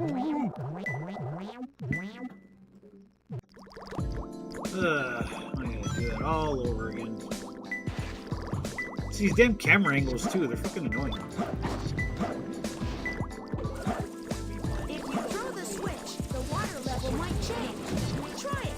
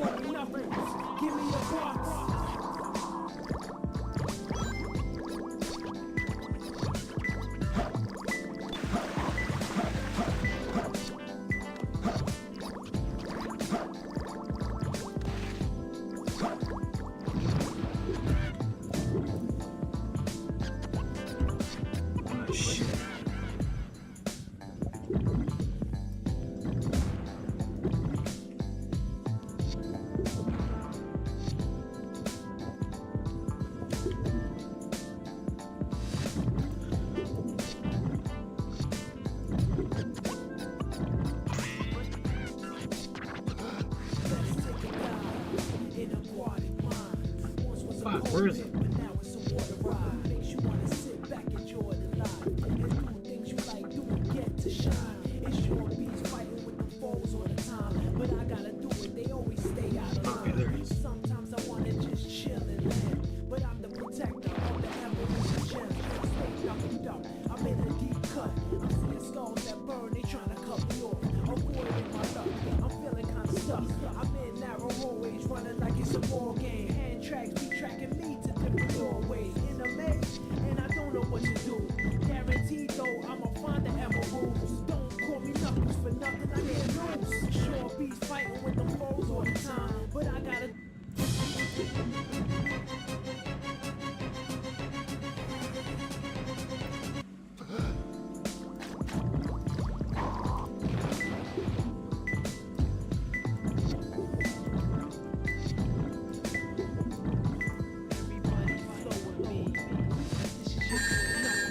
God damn it, man. Oh shit, hold up.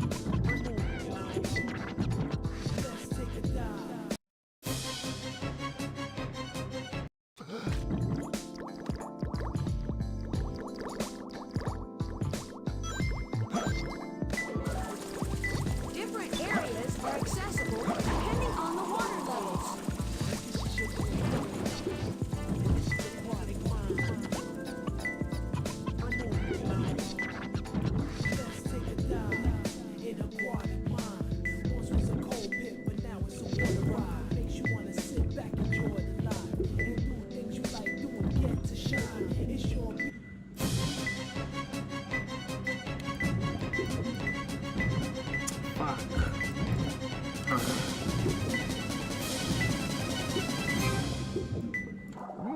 Damn it.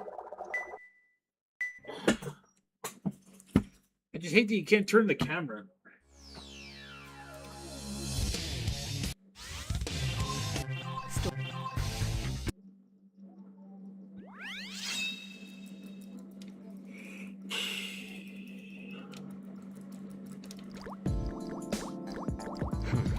I didn't expect the inside of the mines to be like this.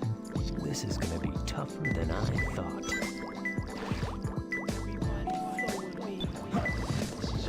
Different areas are accessible depending on the water levels.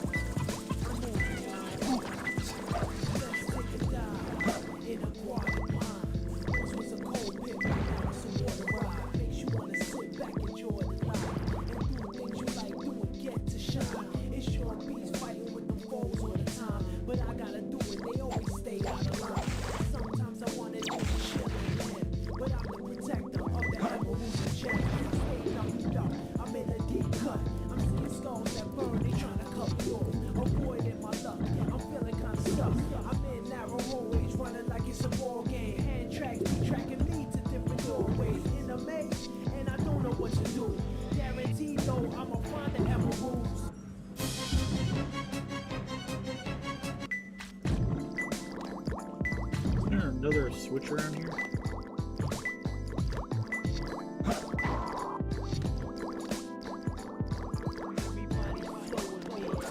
dive underwater, press B button.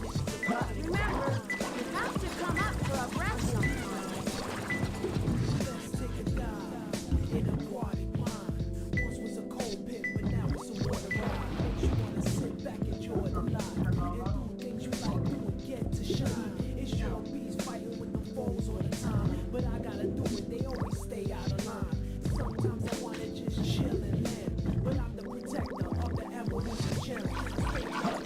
I'm in a deep cut. I'm feeling kinda stuck. I'm in narrow hallways, running like it's a ball game. Hand tracks be tracking me to different doorways. In a maze, and I don't know what to do. Guaranteed though, I'ma find the emeralds. Don't call me knuckles for nothing, I can't lose. Sure bees fighting with them foes all the time, but I gotta do it. They always stay out of line. Sometimes I wanna just chill and land, but I'm the protector of the emeralds and gems. Stay knuckled up in a deep cut. I'm seeing skulls that burn, they tryna throw me off. Avoiding my luck, I'm feeling kinda stuck. Don't call me knuckles, give me a box. What now? It doesn't want to work?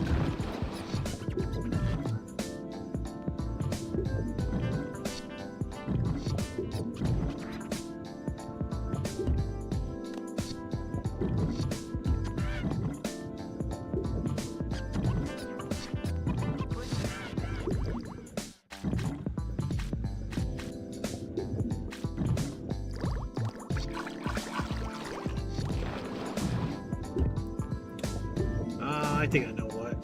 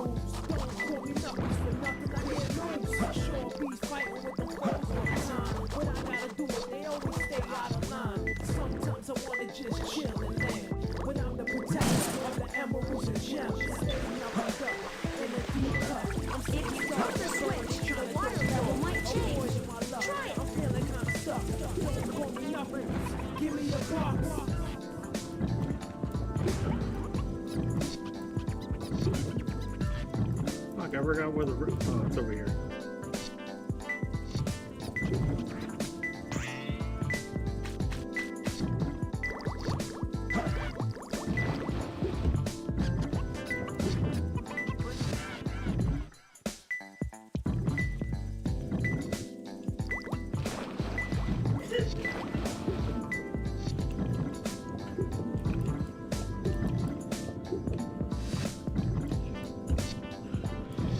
Are you fucking kidding me?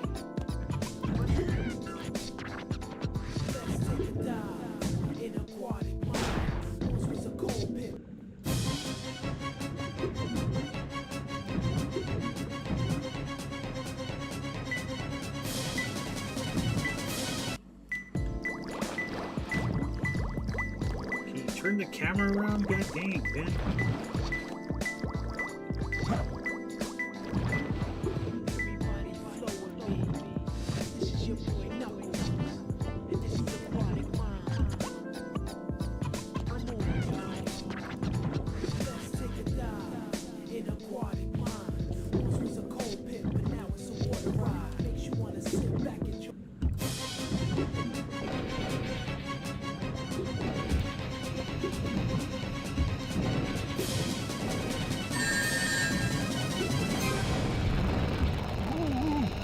Damn it.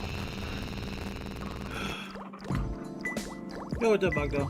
One of these days, I should see if someone can make boiled bubblegum for me. Maybe I can get the ingredients to make it myself. What the hell is boiled bubblegum? Is it like an alcoholic drink or something?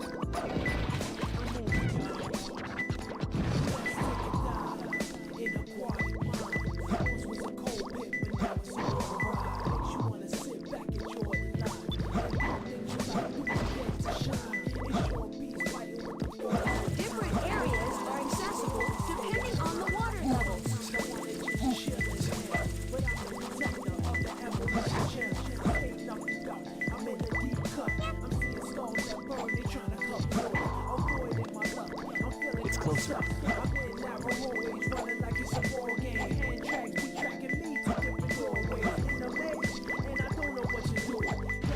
Oh, what the hell? 2 more left.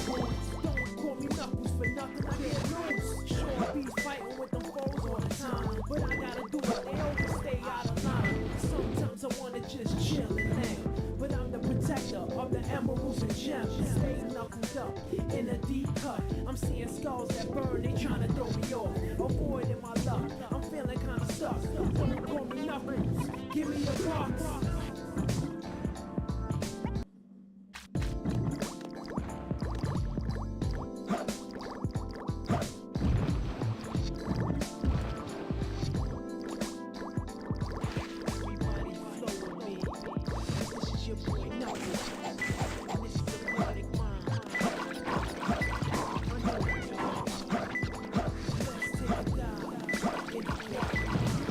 Oh.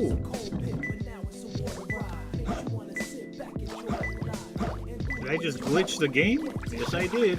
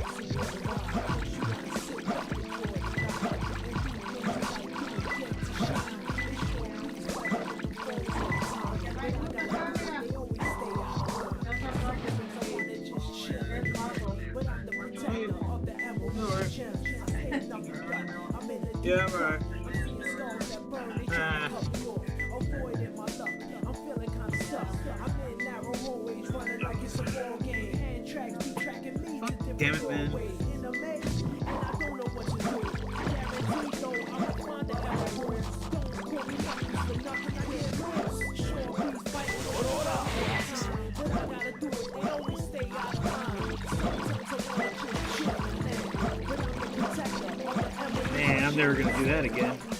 In a deep cut, I'm seeing skulls that burn, they trying to throw me off. Avoiding my luck, I'm feeling kinda stuck. Don't call me nothing, give me a call.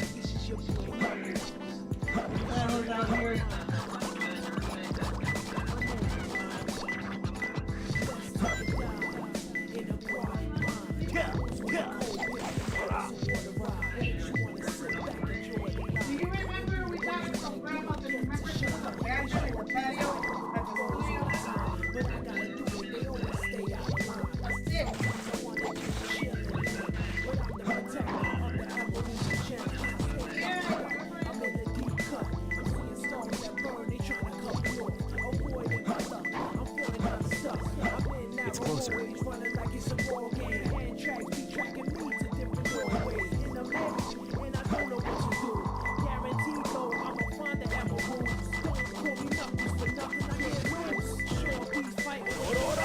One more left.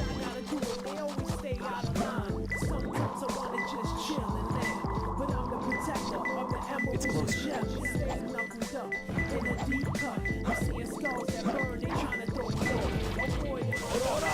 Rats. Give me a box.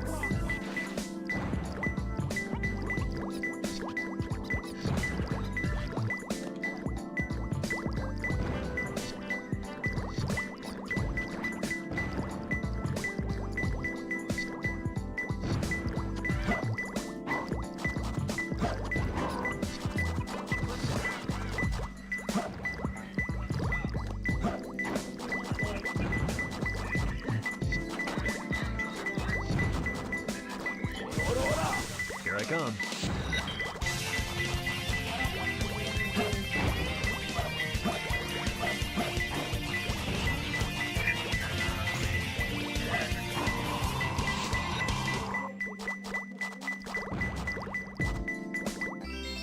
That was weird. I found him. Finally, gosh, Knuckles level sucks.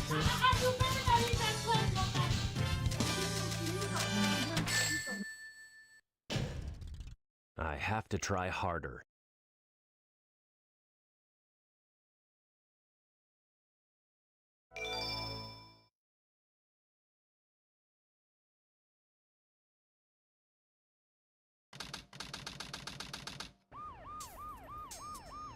Sheesh. There always seems to be a lot of police around when you don't need them. Tails, any news yet? For some True. reason, I'm not getting a signal from the 6 remaining Chaos Emeralds. Maybe Eggman took the emeralds into outer space. Outer space?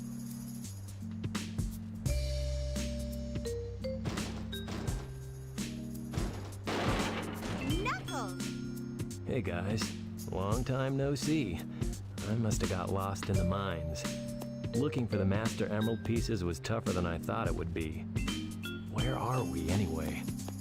Hey, where you going? Move aside, Knuckles! I managed to find the transcripts between Eggman and the President in the government computer. I'm following the President's limo right now.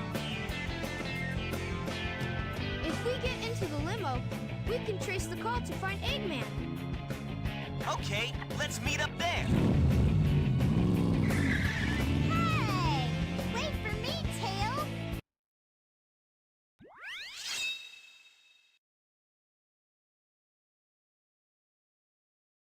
The President must be over there.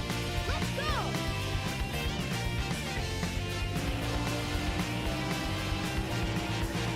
What a chase.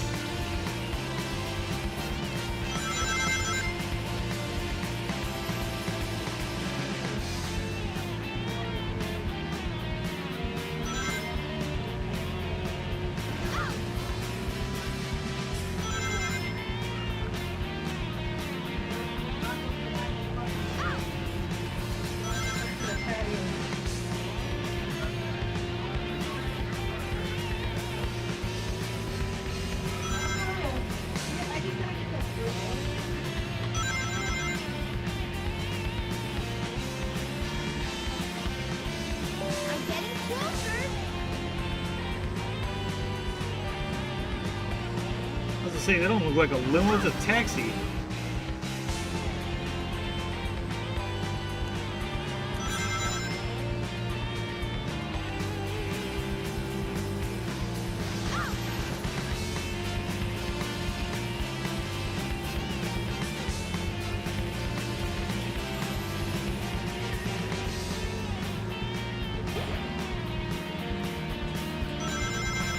Oh, there's Boost.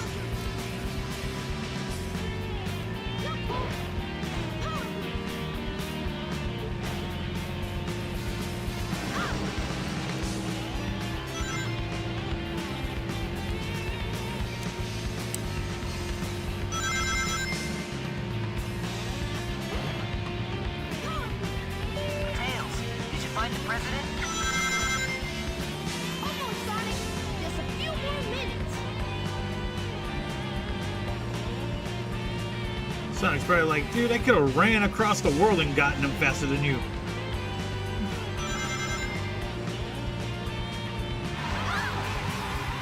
Oh, come on, Tails.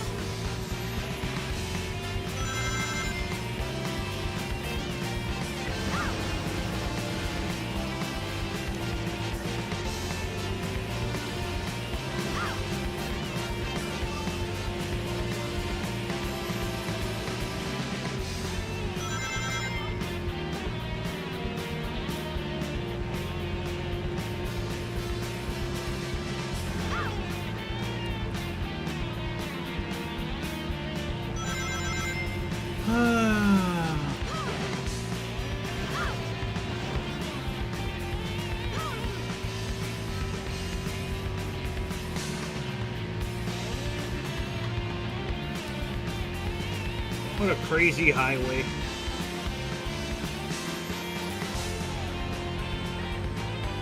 Yeah, I found the president. The president would like to have a word with you. You have to catch me first.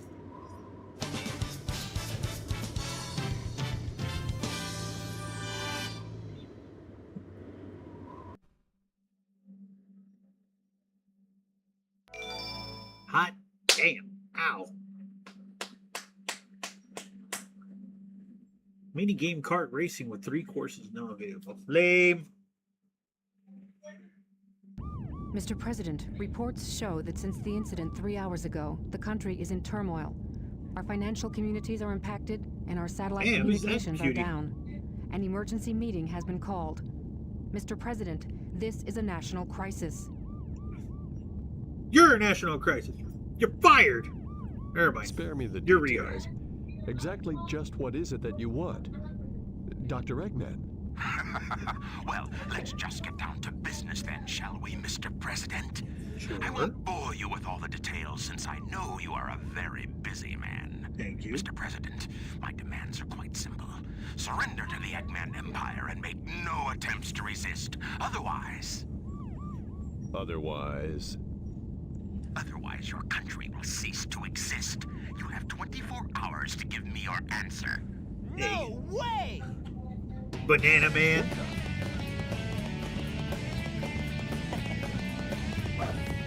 Sonic, Man Empire. Yeah, right. what the heck's going on here? Don't worry, Mr. President. What did you Everything's do? under control. Just leave it to us. Got it, Tails? I got it. He's transmitting from the space colony Ark. Okay, let's move it. Wait up, Sonic. Hey, you, Mr. President, we're receiving an incoming signal from our agent. Rouge.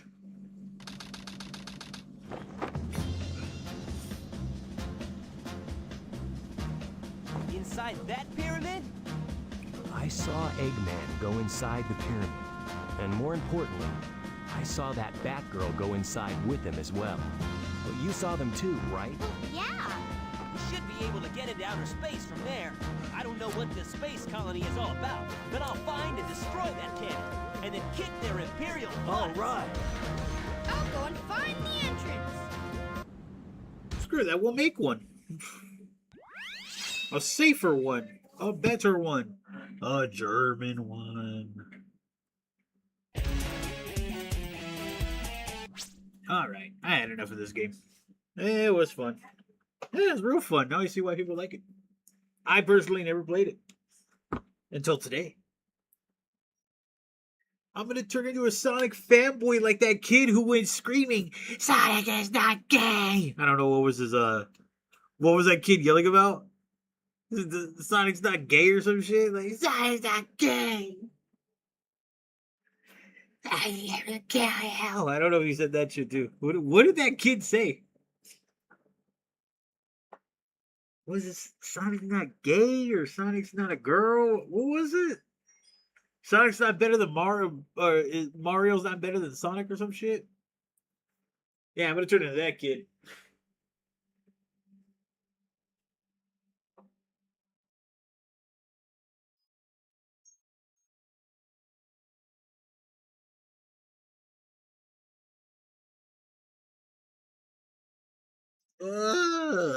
Alright.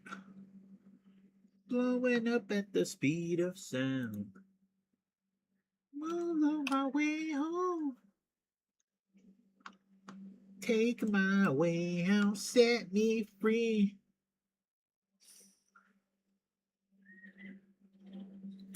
Sonic being gay isn't officially stated. For all we know, he probably has a thing for Shadow. No, I'm not. No, I'm not asking if he's genuinely gay. That kid. I'm talking about that kid. But if that was just your opinion, that's fine. I'm not.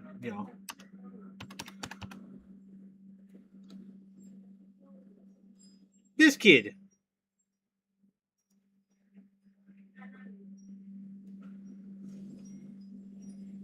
Rant against Sonic fanbase. You all ruined Sonic. Cause you freaking fricks just can't ever be quenched. Your fantasies can't ever be quenched, can they? You freaking fricks! When will you learn? Jada, you freaking freaks! I'm sure no Sonic fan would predict that the adventure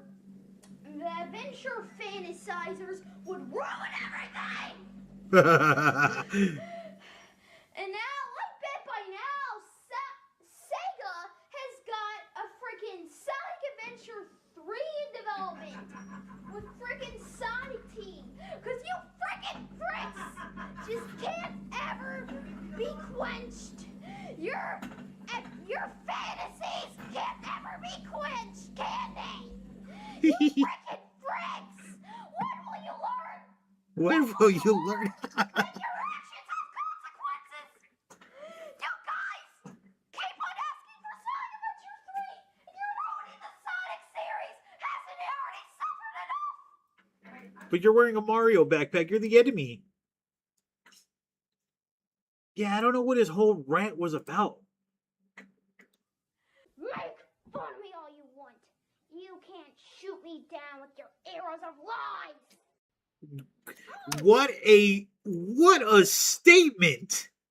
You can't shoot me down with your arrow of lies. I love it. What a statement. What a quote. Somebody put that on a t-shirt. You can't shoot me down with your arrows of lies! Alright, guys. I'm his new favorite fan. Is that a Pac-Man poster? This kid's cool. Gonna freaking tell you guys to freaking stop denying my age!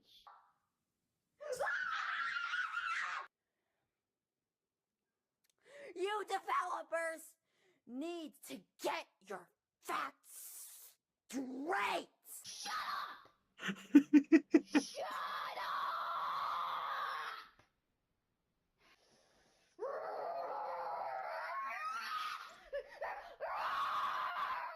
Jesus, kid must be a fan of Dragon Ball Z too. Leave Sonic alone! Sonic 06, best Sonic game ever. Yay, it is. It is. Tell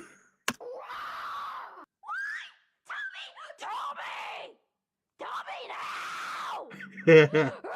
Curse you, Sonic! This guy is literally Jada. You Sonic freaks.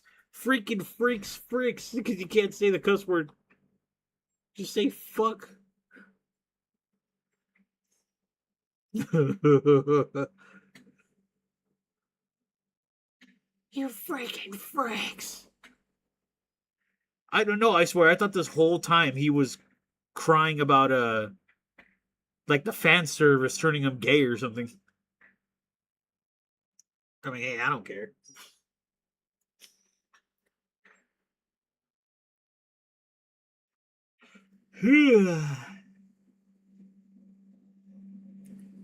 Swallowing an octopus. If you swallowed a live octopus. Oh no, absolutely not. Right off the bat, the biggest and most immediate danger is... Yeah, if you did that, it would get stuck in your throat most likely because of the suction cups. Those suction cups are gonna hurt. And I think... No, wait. I don't know how long it would...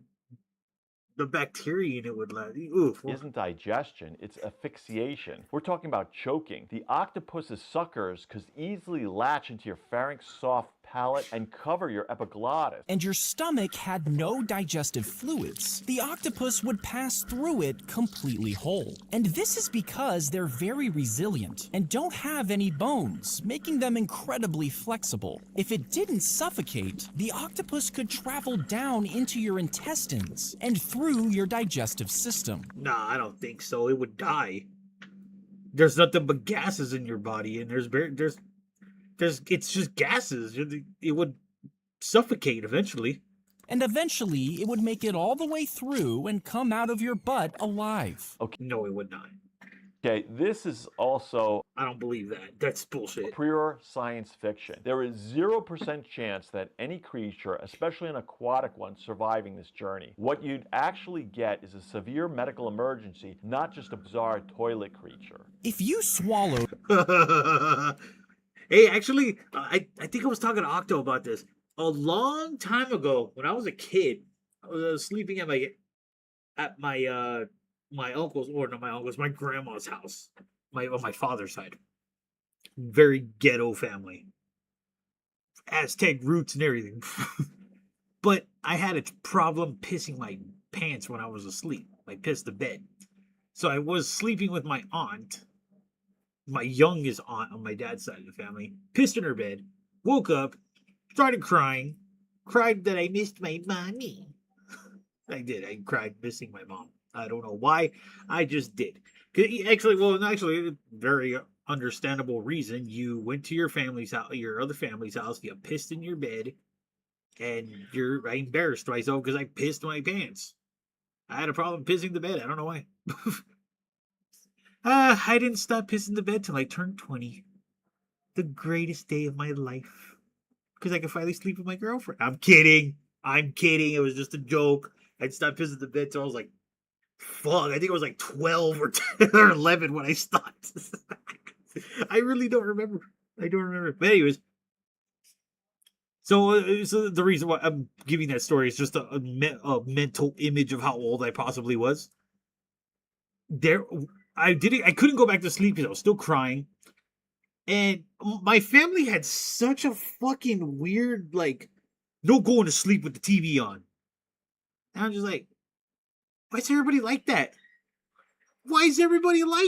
You know, so there was nothing to watch on TV in the middle of the night. There wasn't. They didn't have cable. They didn't have nothing. So you probably had a couple channels that you had to get with the antenna. That's how old this fucking house was. So I'm looking for something to watch that isn't in... For some reason, everything was in Spanish. Holy shit. But anyways, it was like channel 73, 72, 78. And it was a movie about like an octopus. And I remember clear as day. I remember two versions of it. I remember seeing the dark ocean and two octopuses swimming with red eyes. I remember that. And then later, I remember seeing a surgery happen with there was a surgery happening for this girl. and they cut her open because she was pregnant. But she had a baby octopus inside her the whole time. They pulled it out and they're all like, it's a baby octopus. What? You know, everyone's like, how did that happen? And there's like, oh, she must have swam in the ocean and accidentally swallowed an egg or something. It didn't make any sense. It was really stupid. So I'm just sitting there going, huh? I thought it was a scary movie. That's why I was freaking out. 12. Yeah, I was either 12 or 11. I don't remember. I don't know why, man. I just used to piss my pants all the time. I really don't know. It could have been the stress for having the family that I had. You know, a mom who was always working, didn't like my stepfather. My stepfather was emotionally abusive. Didn't really have any friends that I could play with outside. I always had friends at school, and I lived in a different city, so I never really had friends. Huh. Stressed out all the time because I just could. You'd be stressed out too if you had an abusive stepfather. He wasn't that bad. Like, he didn't hate me, but he was just the shit he'd say. Then you go to school, you want to play with your friends, but then school's like, no, you got to do your work. That's it. Sit in the back of the classroom. That's it. Your name is going on the board. That's it. You're getting a check mark. That's it. You're getting a citation. Yeah, it's like, fuck, I can't even be a kid at school. And then when I want to hang out after school, nope, you got to come home. Nope, you got to come home. I get home and they're sleeping. Oh, I hated my childhood. My grandma's house was like the best thing about childhood. Everything else was shit. That's why I spoiled myself. Anyways. Police in if you swallowed First offense. Police in Michigan are looking for a group of 6 teens who went to a convicted child offender's house in the middle of the night, pounded on his door, confronted him, told him that people on the registry need to be dead, and clocked him in his dome. And these are the photos that are being released to ask the public to help identify them.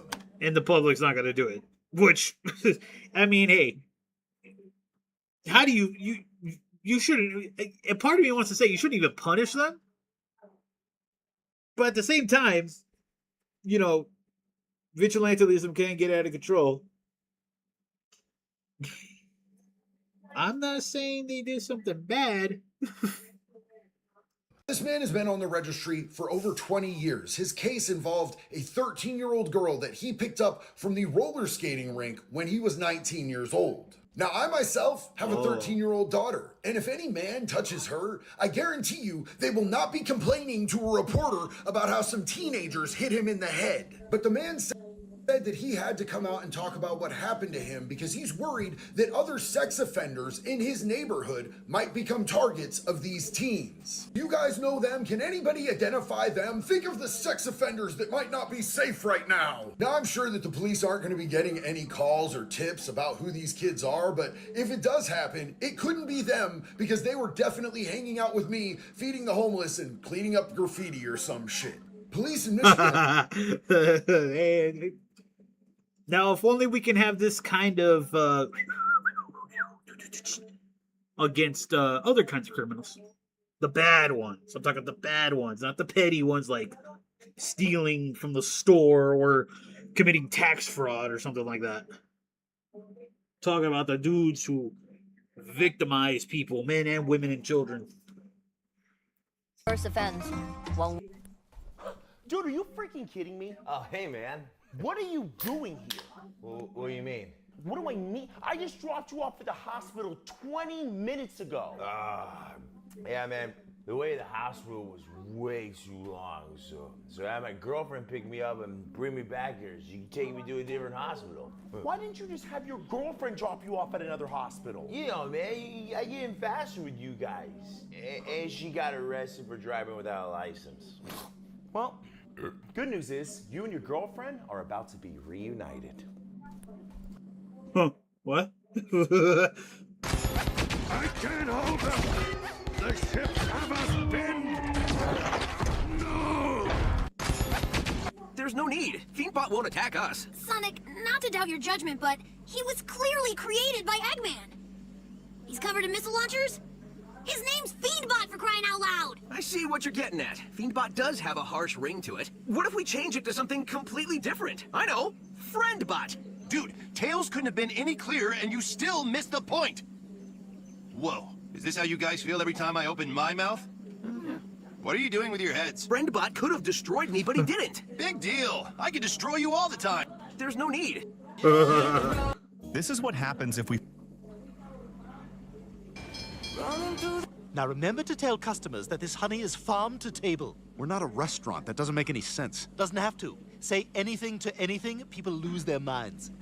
Just so you know, this is all grass to bottle. Ooh. I know, right? That'll be $68. Uh-oh. Well, this one's wearing a hoodie as a shirt, so... Yeah, I think these are ours. Stewie, I have a bad feeling. Oh, God, it just ate the other bee! Okay, so a few of them had a bad reaction to... Oh, crap. My God, Brian, run!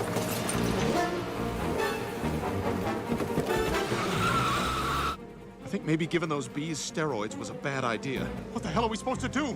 We're surrounded! Hang on, I got this. Meg, come outside. We have Pinkberry. Stop it! All right, they're distracted. Let's go. Now remember to tell That's customers fucked up. that this honey is farm to... Okay, we have to get rid of this body so your mom can't connect us with the pizza. Anybody got any ideas? Oh my God, he got a text. Brian, get it. I'm not fishing it out of his pants because I'm into chicks. Oh, no. This means there are still undelivered pizzas in his car. The restaurant's gonna know ours was the last one he dropped off before he disappeared. Oh my God, that means Mom will find out. Which means we gotta deliver the rest of his pizzas. And we'll leave him and his car at the last stop. Where's our first stop? The police station. There are cameras everywhere. We can't be seen leaving those pizzas. But he can. Well, if it isn't Georgie, my fourth best friend, in the weirdly gray flesh. Haven't seen you since I ordered that calzone. Hey, I hate to be the bearer of bad shoes, but your sneaker's untied. Phew! That was close. I'm glad to be done delivering to places that are too risky to walk a dead body into. What's next? The cadaver dog training facility. Okay, we have to... Could have just left them there with the dogs. Yo, I'm not gonna lie. Hey, dispatch said, are you familiar with spice? Like synthetic cannabis? Yeah. Yep. My friend's been going a little nuts on the stuff over the last few days. Hey, sir. Hello, good sir. You look a little tense. How you feeling? I feel absolutely fantastic. That's great. I think you should go down to the hospital and get checked out. No, I'm good. Hey, Jim, why don't you come out here for a second? Sure thing. You know, maybe I should go. You think? Yeah, I think I talked about my experiment with it. It didn't do nothing with me. It was called Devil's Leaves or something like that. But my stepdad and my stepbrother took it and they freaked out. Which is ironic. Because, you know, they're all into that stuff. I only tried it because I was looking for something besides alcohol to take the edge off, and it didn't work out for me. It disappointed my uncle because he doesn't like that stuff. I think it was on my birthday, or was it my cousin's birthday? I can't remember, but he caught me smoking it in the backyard, and he got all butthurt about it. He's like, "Oh, why you smoke this?"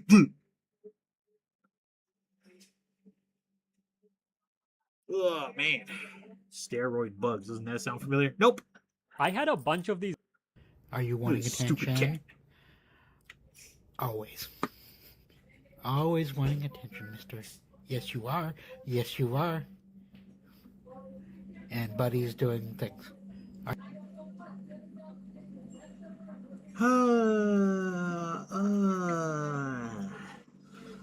Going up at the speed of sound. On my way home. Go back to Fake Keeper. Grrr, go back to Fake. Oh, that reminds me. I better do this. Watch an update. And then there's on. Want to be an update.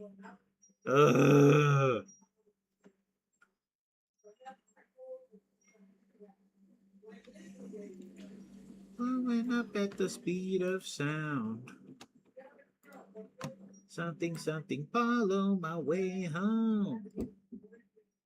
Oh shit, today's Saturday, right? Fuck, man.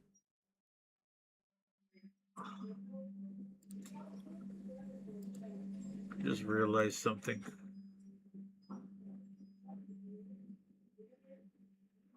Oh good, no update. I was wrong, finally. Okay, check out this fucking cheap ass Minecraft movie too. Blowing up at the speed of sound.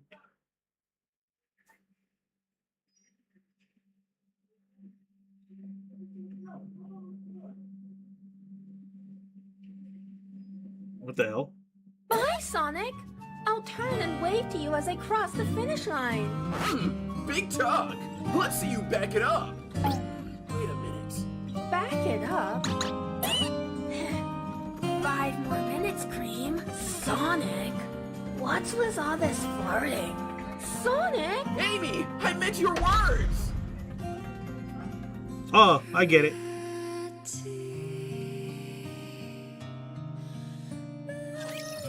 I just want to collect my daily stuff.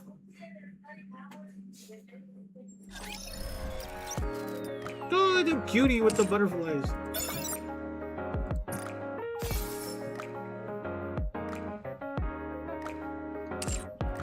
Wow, a butterfly! Wait, what's a butterfly? You're a butterfly. Oops. Let's get this. Claim the points. What else? Welcome to the Raise and Rebuild Workshop. Come again if you need anything. What are you looking for? Just in time, dear client. Welcome, fellow shopaholic. You can take your time, Commander. How many of these do I have? 19! Fuck!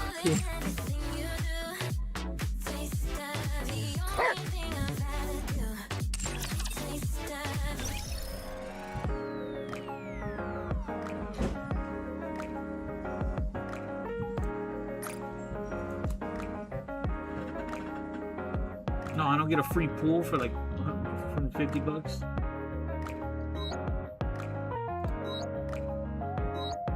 Okay, there it is.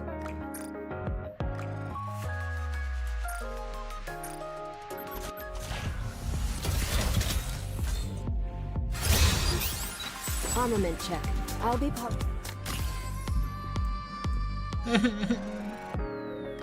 Fuck.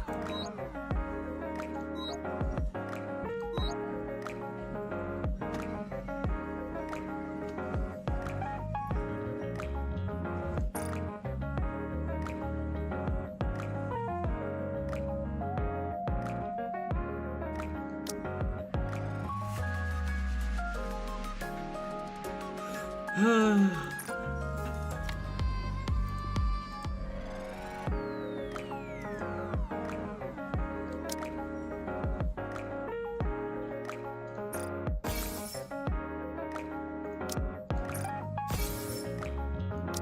don't know what this stuff is, but I'm just gonna get. I see a timer on it.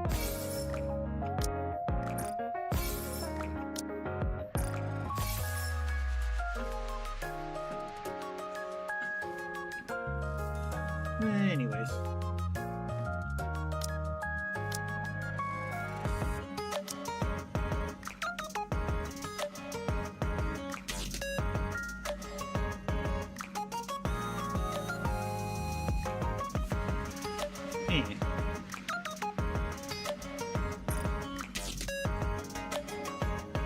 Oh, if it doesn't know, how cute. Good grief! I don't think I've even laid eyes upon such a weak commander. Hey! Brat.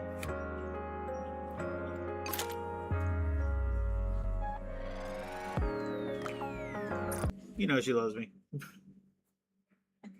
Anyways, man, I really want this chick too. Fuck. No, I meant to do this shit. Oh man, I'm only gonna play like an hour of this though. Oops. Jeez, I'm so upset. What's today? Saturday? Yeah, today's Saturday, right? Fuck!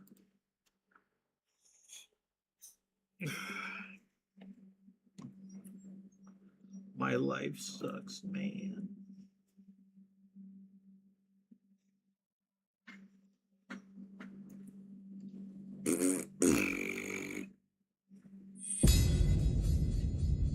The Nordic, yo.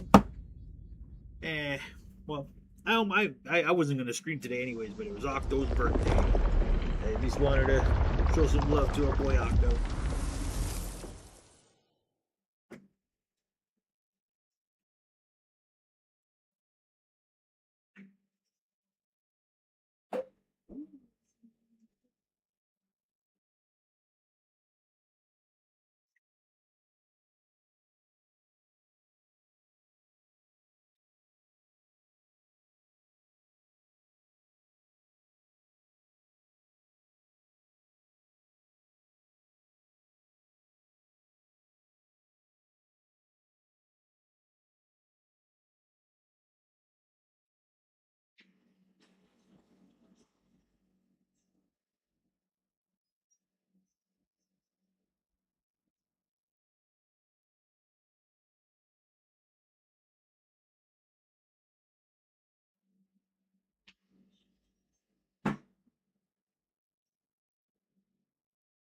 Then after that, you know what I'm doing later, playing some Apex. Getting closer to Diamond.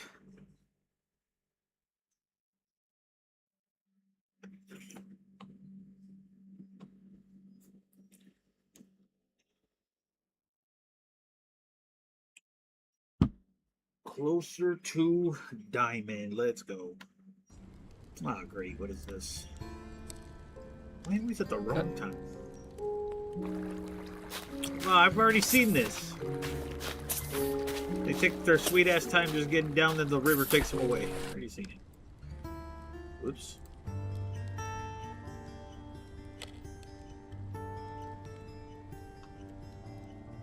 The great dichotomy that once drove a wedge through the flourishing culture of the underdwellers gave rise to two distinct ways of life.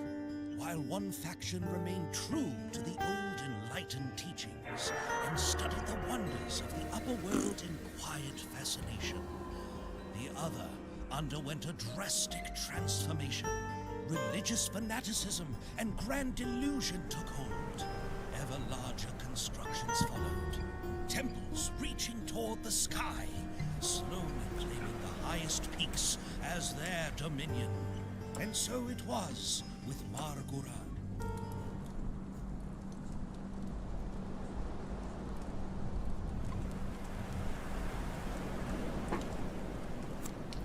Peace and quiet. But where are the goblins?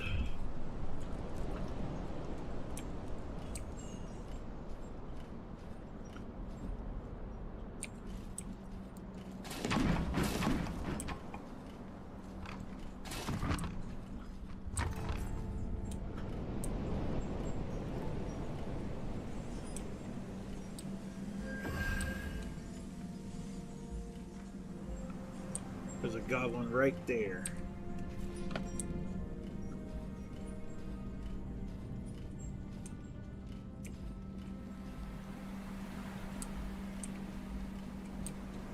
Hopefully they don't see me.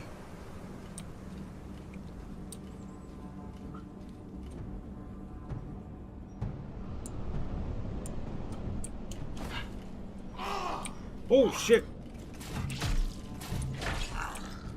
Oh! Cut that fool's head off.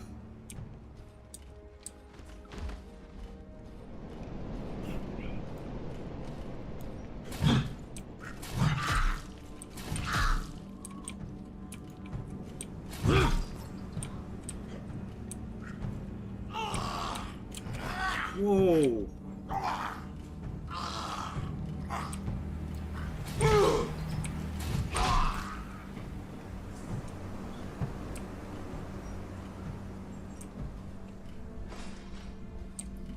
I think I could have lit this on fire.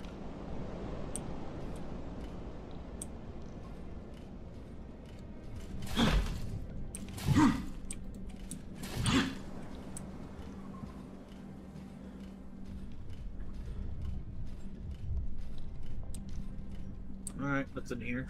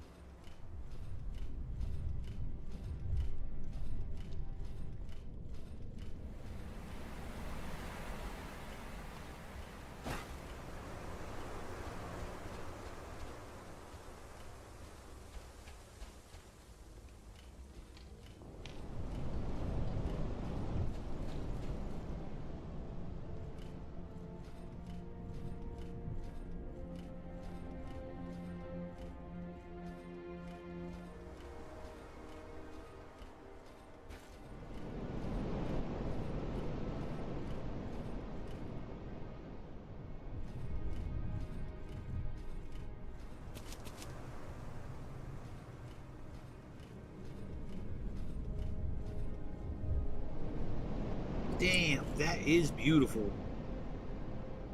Sheesh.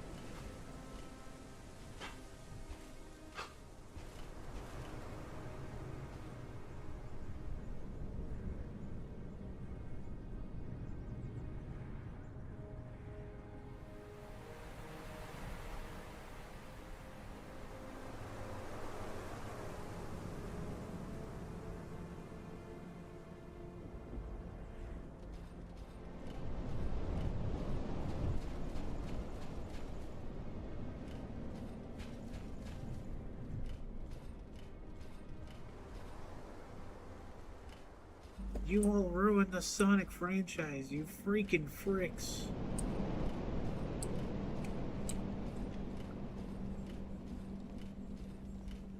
That was my last potion. Labyrinthine passages bear witness to centuries of continuous construction.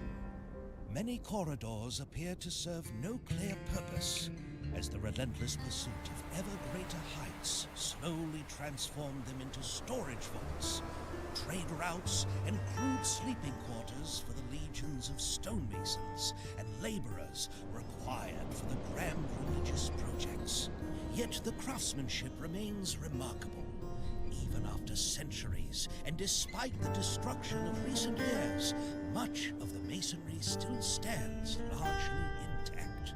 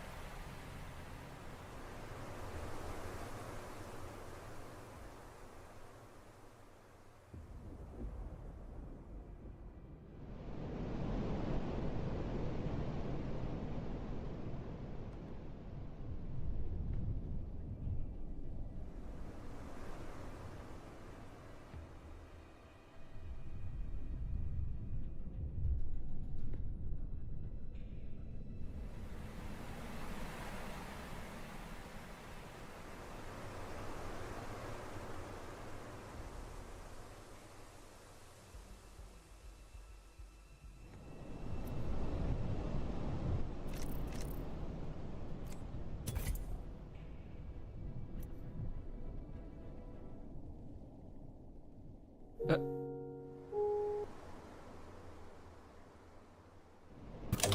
in the morning, 3 a.m. What I told you. I'm sipping on that Dr. P soda. Wait, it's 3 a.m. What I told you, sipping on the Dr. P soda. Soda. I just wanted to let you know your bars are freaking trash. Never pick up a microphone ever again.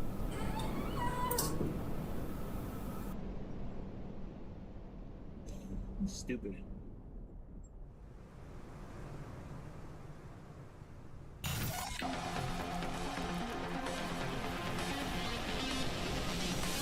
From being one of the most recognized fan artists in the Sonic the Hedgehog fandom to later being accused of minors and eventually fading into obscurity, Nelia Maria is often described as one of the most disturbing figures the internet has witnessed. Nelia, better known online by her username Zero Phoenix, is a deviant art artist from Brunei.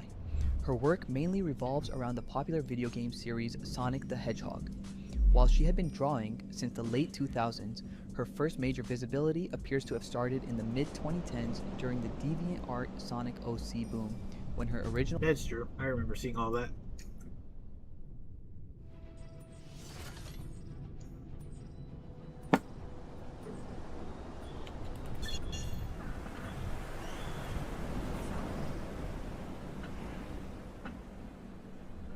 Man. Let the games begin. Oh, I can't wait.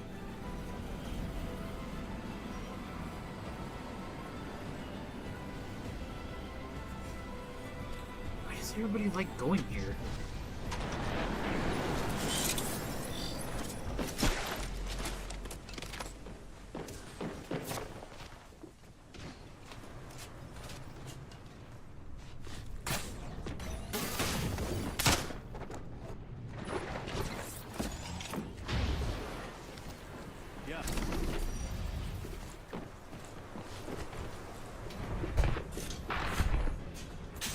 I'm back.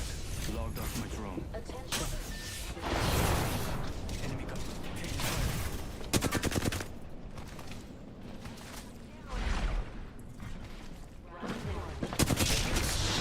I need to get back here.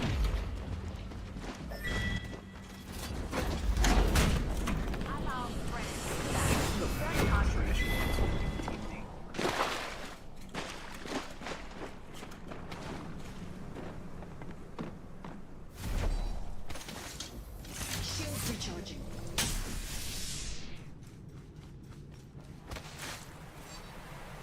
The mark's over here.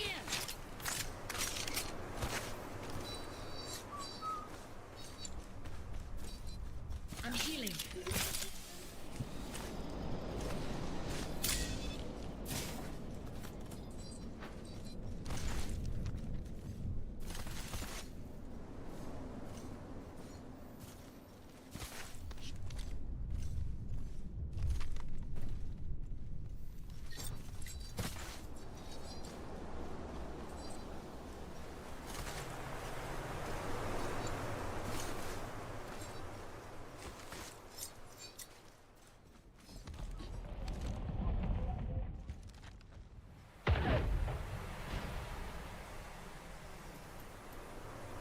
Already in the next ring, the fun can come to us.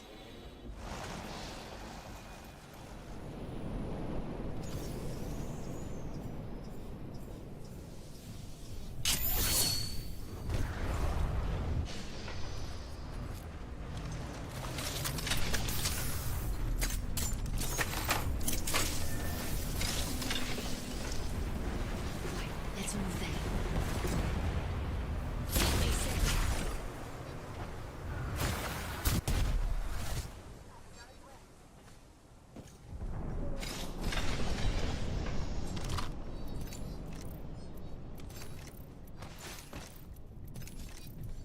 Mozambique here.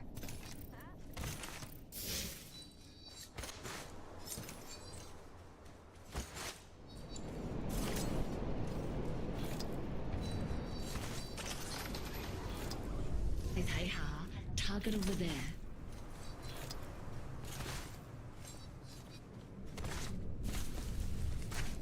So mark over there. Choose. Taking a gate.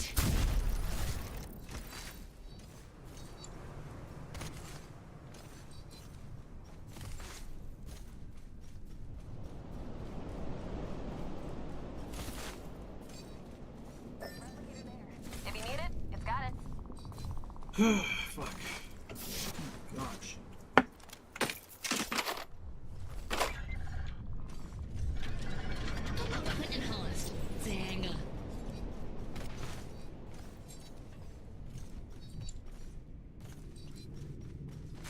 The last is at 10:30. Well, I'm not gonna be here for long.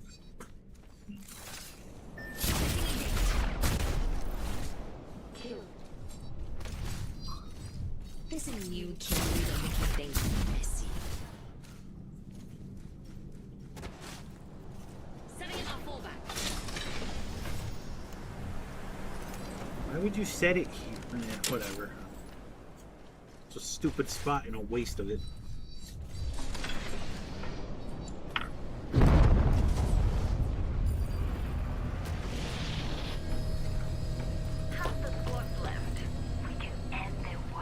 Thanks for not giving up on me.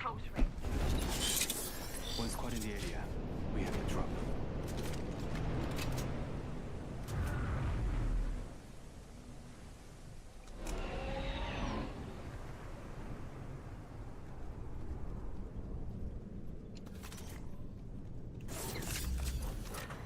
One squad in the area. We have the drop. I've located the end. I see an enemy over there. Let's defend him. I'm recalling my drone.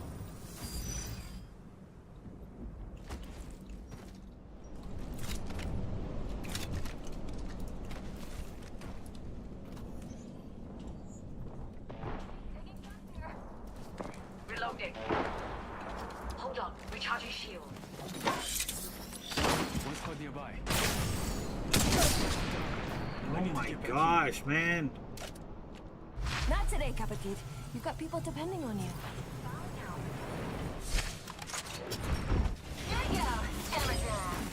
Throwing Get you thermite amped grenade. up. Go here. Grenade out. Recharging my shields. Enemy shield broken. Fire! Light. Everything you have. Another lever. An upgrade will keep me a step ahead. Frag out. Enemy shield cracked. Target down. Taking fire. One of them right here.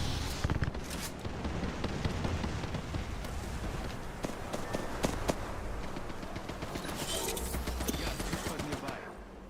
Down. Recharging. Signaling my drone back.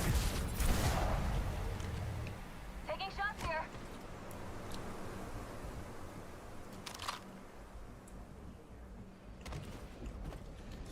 Replicator on Point its two, way. it's not ready yet.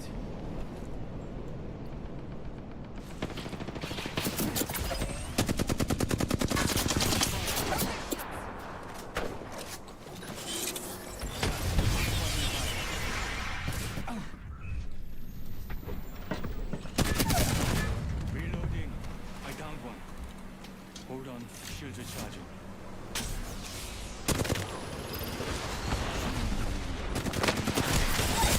Come on, you fuckers!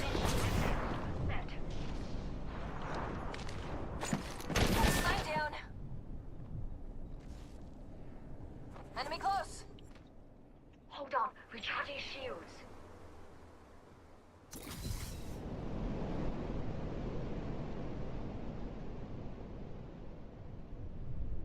Let's use the void nexus there. Someone destroyed my drone. Pulling you back to the safety of my void nexus. Absolute fucking retard, man. We did all that fucking work and you could have been helping us. Not you. Defend this spot. Close ring. We've got 30 seconds.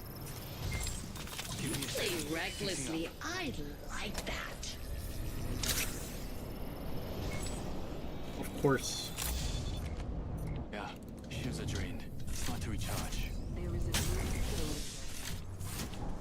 They found a new kill leader.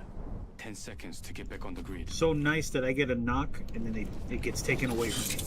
One squad in the area. All because we have to of drop. a shitty fucking teammate, man. Hey, enemy got my drone. Come on, Enemy spotted over there. The ring's moving. Going to burn if we don't get inside. We should go there. I got them.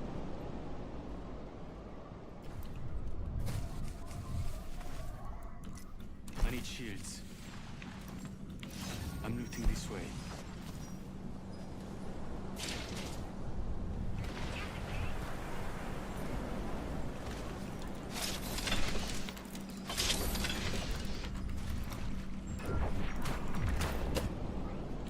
Enemy over there.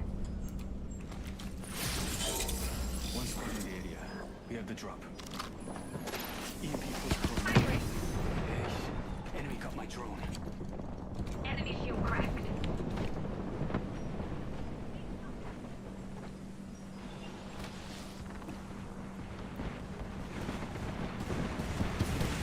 Target down.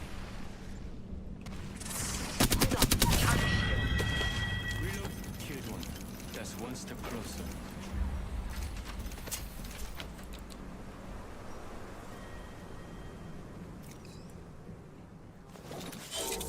Yeah, one squad nearby. We're not all in the rain. My beautiful void next. Big shot at.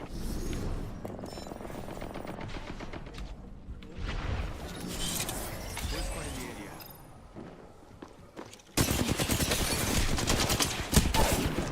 Come on, asshole.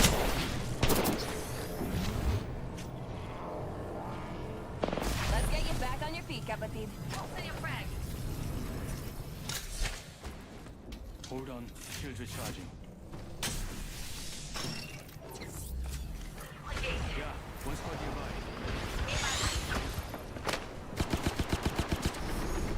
Ready fire.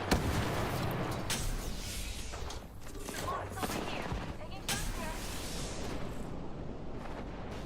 Forcing you out. Get prepared. 30 seconds. Throwing grenade. An enemy shield. He's one. Jesus Christ, man. Not used to taking bodies off the ground. Upgraded. Round the champion. Don't worry. Reloading. Shield Give battery me a here. second. Fixing up.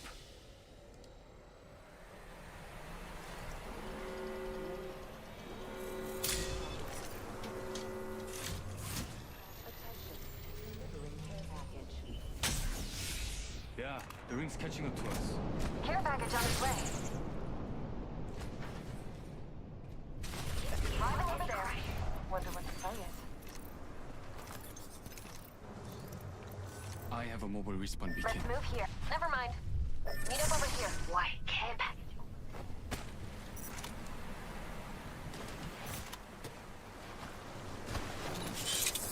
There are two squads somewhere nearby. Spotted an enemy. There.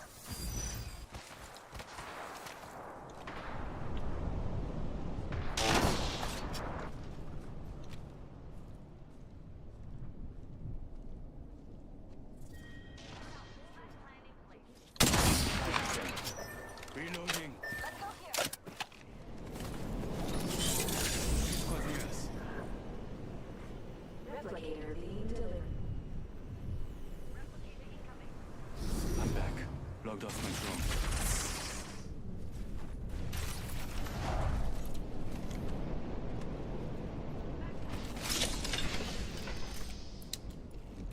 Close in 1 minute.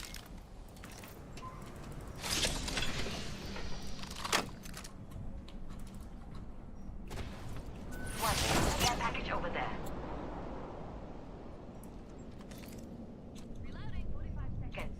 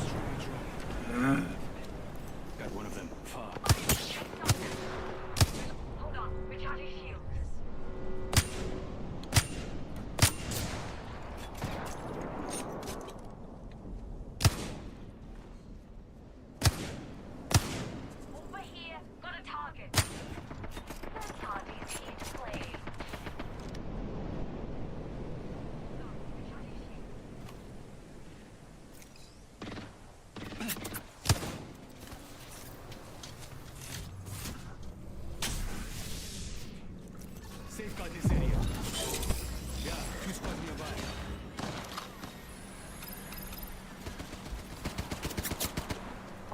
Backing out of my drone. I'm good to go. Taking fire. Recharging my shields. Yeah, 2 squads nearby. Shield is cracked. Countdown.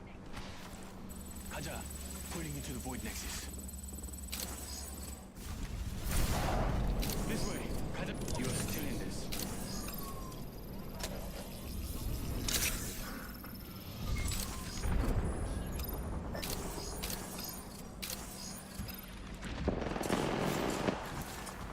Thermite grenade out.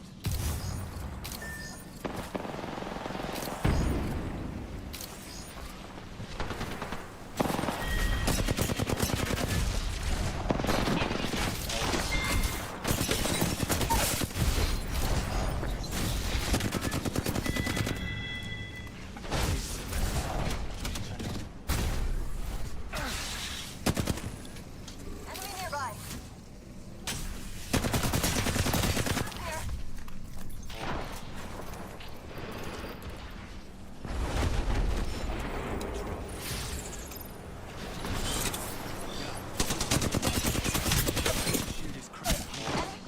Come on, you guys. Stop being so fucking scared. My ultimate isn't ready yet. Go here. In progress.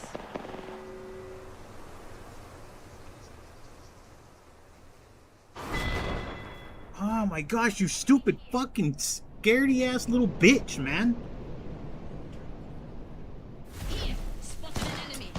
Read the title, dummy. It's Octo's birthday. You're an idiot. Why are you giving up position? Grabbed our teammate's banner.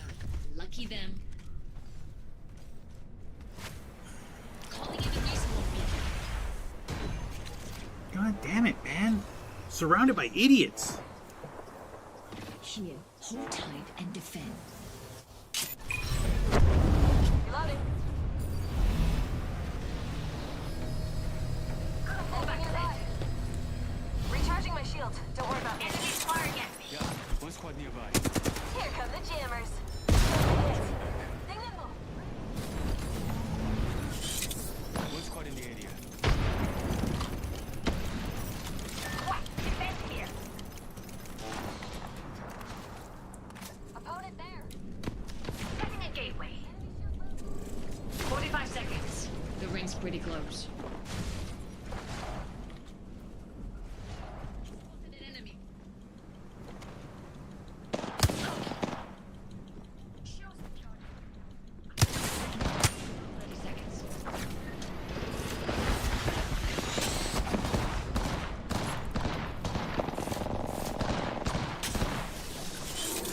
Yeah, 1 squad nearby. For any questions.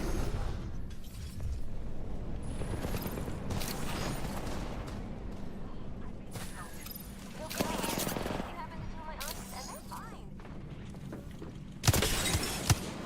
Stay down.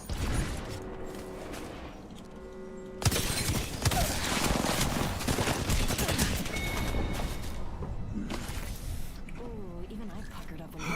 Down. Youch.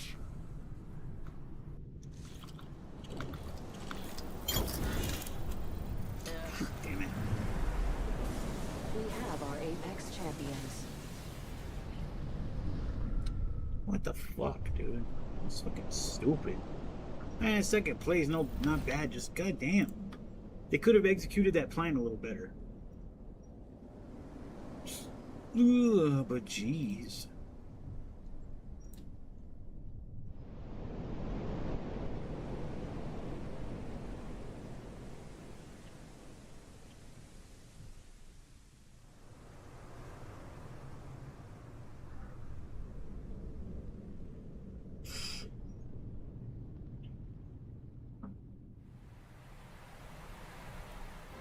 What is this? Guys, I think this is AI. Huh. Braveheart, Leonidas, the dude from Viking, Isn't Ragnar. it crazy how good AI is now? Really? I mean, this is impressive. A Spartan with a fucking... Holy shit. Damn. I don't like the Lord of the Rings because, you know, it's a completely different thing, but fuck it. Yeah, it's real? Oh, really? That's crazy. Wow. It's perfect? Yeah. Like, I'm actually, like, really impressed by how good this is. I didn't even know it was this good now. It's gonna be something stupid. You know it's gonna be something stupid. Oh, bro. Oh, man. I would have joined her on getting her hair done. You're good.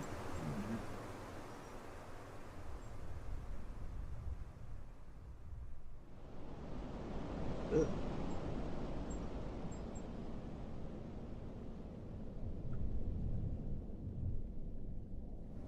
That's nasty. Whoa.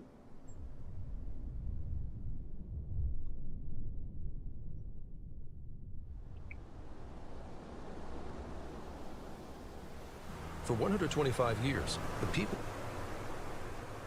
What you looking at, babe? Cars. Yo, what the hell are you doing here, pansy? We're gonna break your legs. Oh, It's for your own good. Come on, guys, get him! Of course, they take us to a spot like this. First blood. There goes the first. They'll get the rest. Chua, there are no squads near us. Jack everything over here.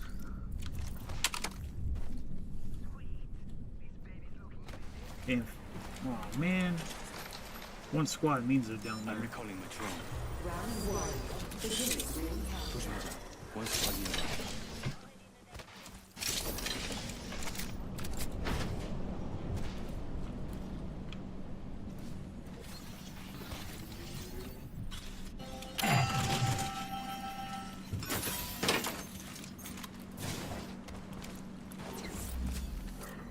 One squad in the area. We have to drop. I'm back. Logged off my drone.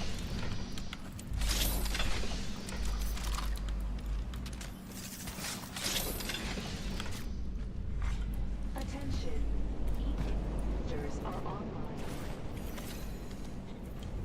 Faster, faster, faster! Hit the ejector seat!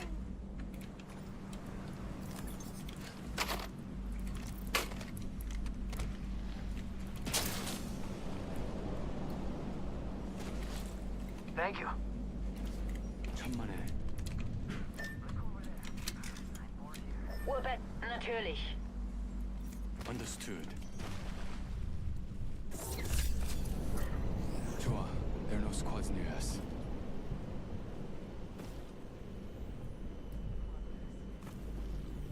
좋아. We're already in the ring. Logged off my drone. This upgrade is a good fit. Prepare yourself. We have an enemy. Fuck.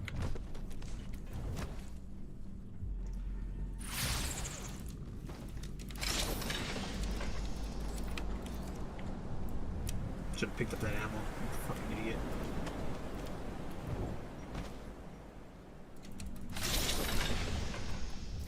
Ooh, wing woman. Let's go. Yoink.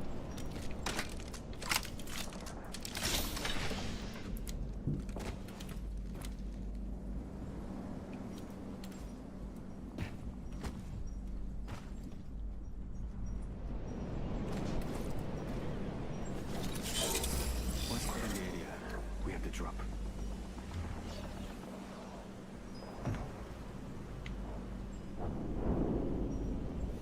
Eyes on smoke over there.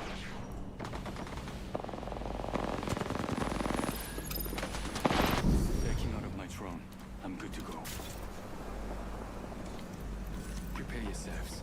My ultimate is almost ready. Move to attack there. Throw my grenade out. Grenade out.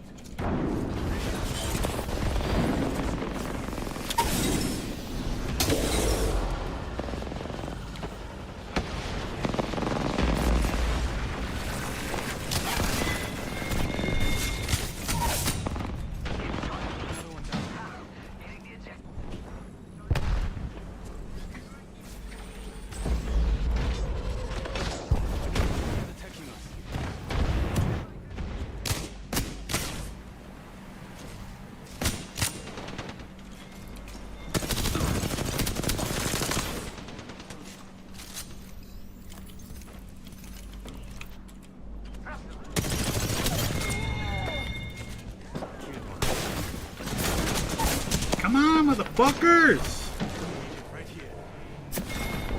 What the actual fuck are you doing?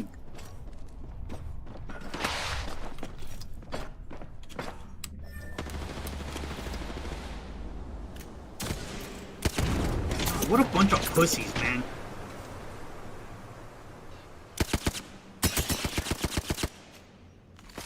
Charging on my shields. Bunch of fucking pussies. So I lead a fight, I get knocks, I do damage, and nobody fucking backs me up. Meanwhile, when I play another fucking team, they're pushing in fights. I'm doing all kinds of recon for them, and they're bitching at me for not fucking fighting. When it's like, dude, you can see right through the fucking walls. And you're still losing the fight? You're just bad. Like, oh my gosh. These dudes. Everything could have ended perfectly if they would have just pushed with me. Or at least stay close enough to fucking cover me.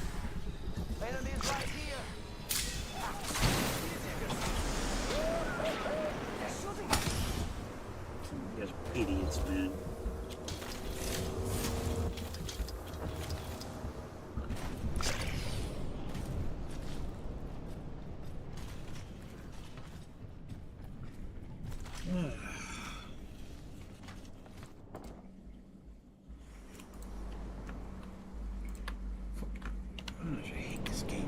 You know, it's not that I hate... Well, I do hate this game to an extent. But I hate the people who fucking play it, man. They're just idiots. Sarago. Nice.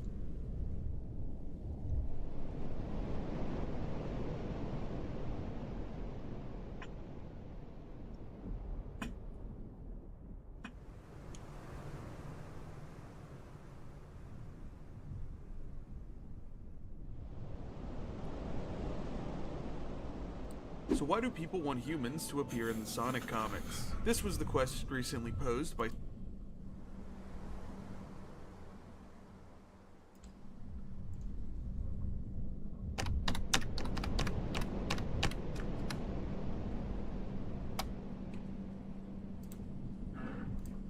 The Carmelo Anthony. So why do people want humans to appear in the Sonic comics? This was the question recently posed by Sonic comic artist Adam Bryce Thomas, and I've been thinking about it. And I think there's actually tons of reasons as to why. While I don't think there has been a story that would necessarily be improved by their inclusion, I do think their absence has been conspicuous. Especially when we've revisited places like Spagonia, which we already know is populated by humans. I think it would also open up storytelling opportunities, especially in regards to Gun, which has been popping up a bit more frequently recently. Overall, it makes Sonic's world feel a bit more cohesive, and with things like DCX Sonic proving that humans and Sonic characters can coexist in the current Sonic style, I think it's understandable that fans get excited about it happening. But let me know what y'all think. Man, personally, if they're going to like places like DC Universe and shit, I'm cool with that. I'm healing. Fuck these assholes, man. Get me out of the fucking lobby. Goddamn idiots.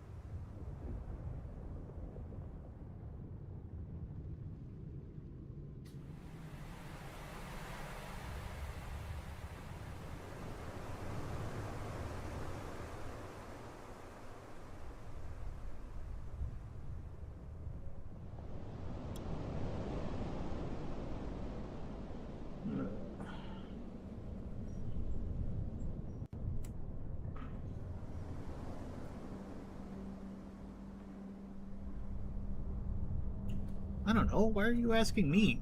AI it. Google it.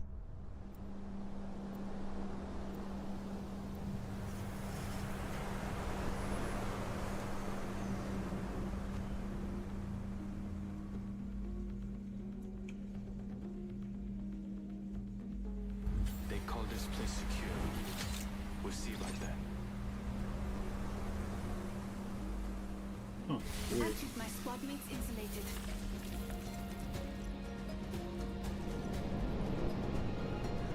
Do not falter. The weak will be excised.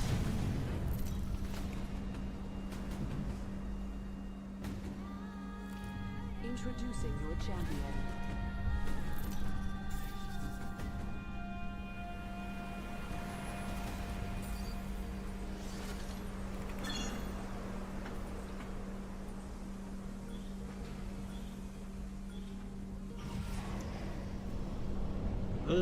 Trust me, we want to land over here. I think Ash looks good, man. Oh man, can't see it.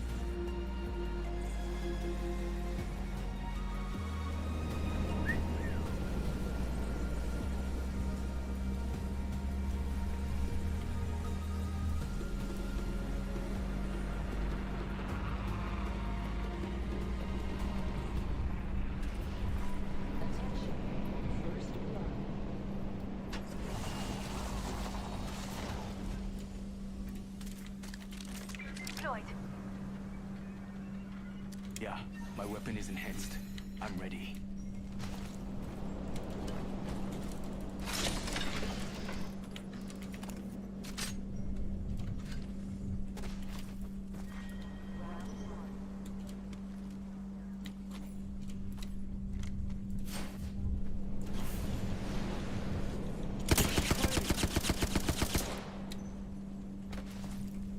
A few more meters to the ring.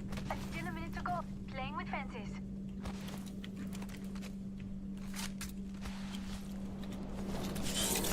Yeah, 2 squads nearby.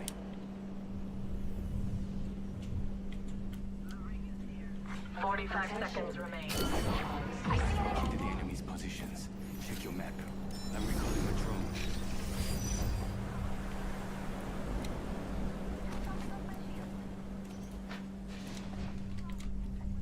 The ring.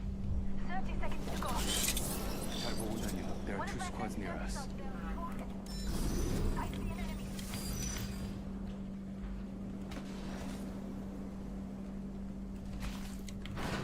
You're just gonna run away. Even though you have... The ring moves in 10.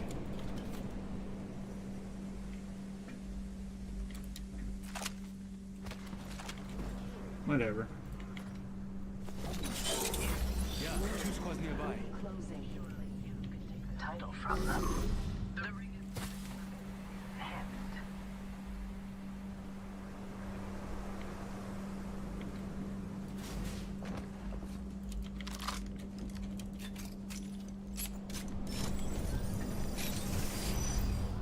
Putting down the fence.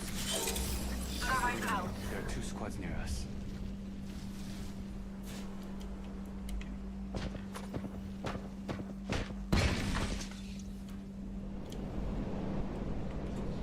Putting down. Yeah, they dropped the care package.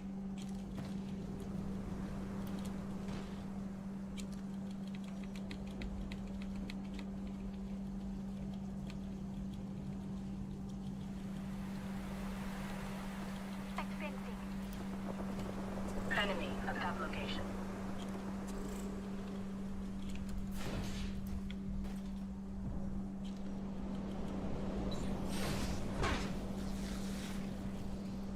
Engaging the walks the enemy shield. Reloading.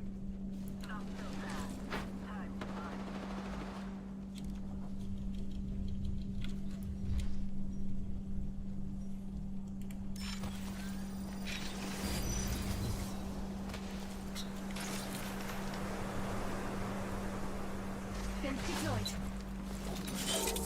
Yeah, 2 squads nearby.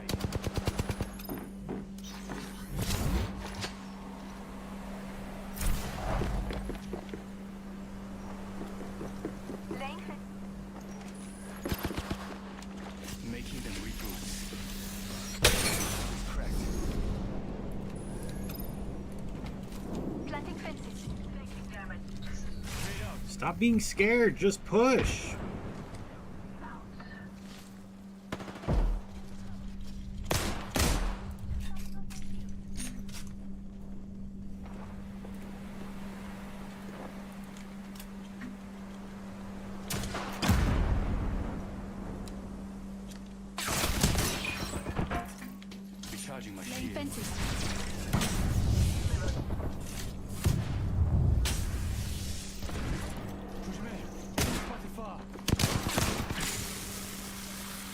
themselves to be caught.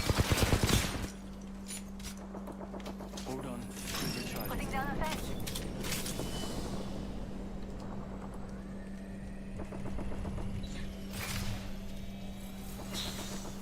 God damn it, you stupid fucking game, man. Tossing an arc star. Why would you toss an arc star when you know there's a pylon there? You're an absolute moron. Right here. Got one.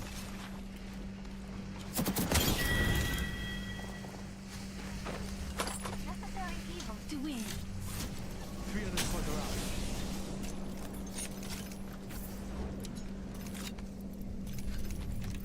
A second squad. Adjust your strategy. Let's put you in a bind. Pitiful, allowing themselves to be caught. Three spots here.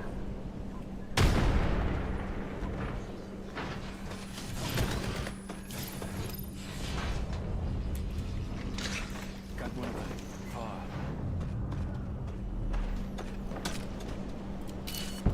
Someone destroyed my drone. Are you guys fucking... Okay, whatever. Fire. Yeah, let's go this way. Recharging shield. A dare to give us an edge.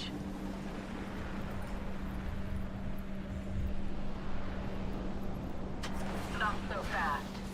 Focus. Do not let them best you again.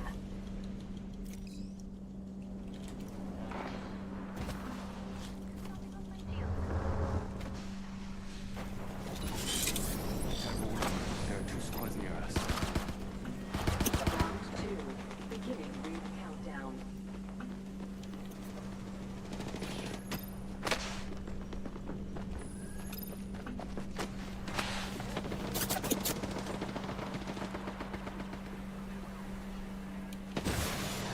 Backing out of my drone. I'm good to go. Healing my wounds.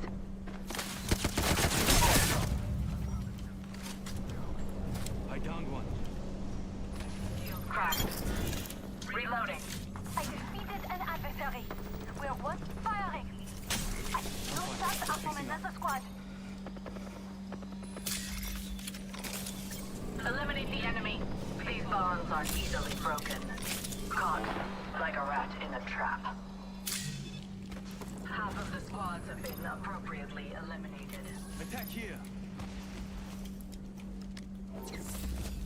There's a new... 잘 보고 다녀. There are 2 squads near us.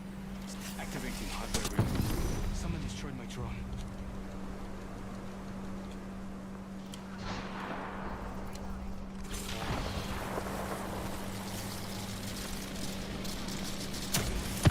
In a nearby ring, we strategized effectively. Whatever, I'm leaving. You guys are just fucking dumb. We're close to the ring. Get prepared. 30 seconds left. Not alone. There are a lot of squads around us. Repairing damages. I'm recovering the drone.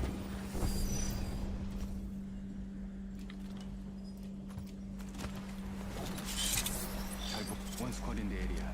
We have the drop. Okay. Enhanced my weapon. Oh my gosh.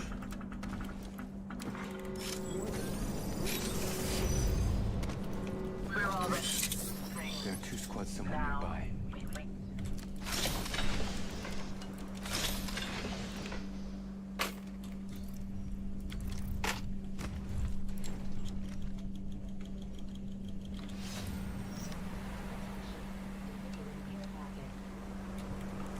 Care package coming in.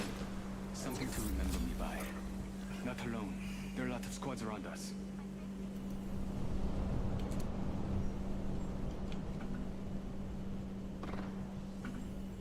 I see an enemy over there.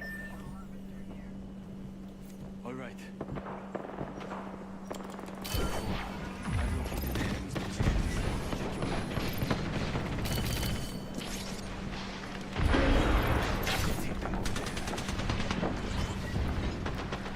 I'm back. Logged off my drone.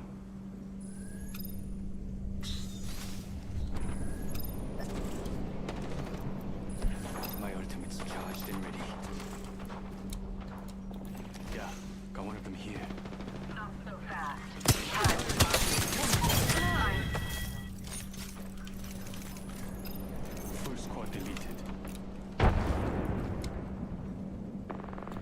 Attack them over there.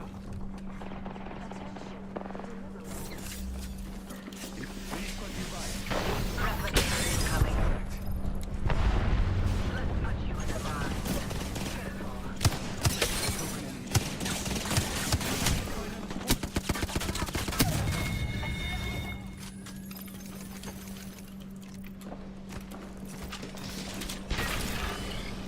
I'm recalling my drone.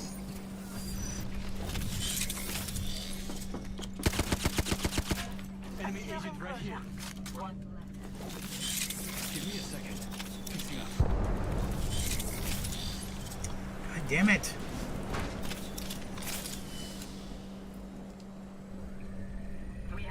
There's a trick to throwing your drone out and still having Hold on.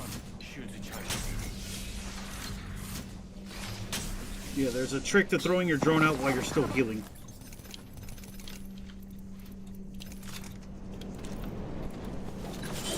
We have 10 Three squads here. Right here. Got one. Backing out of my drone. I'm good to go.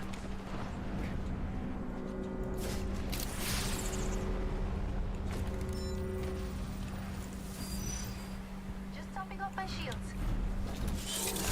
Many squads nearby. Forward. Watching here. They're reviving somebody. Oh my gosh.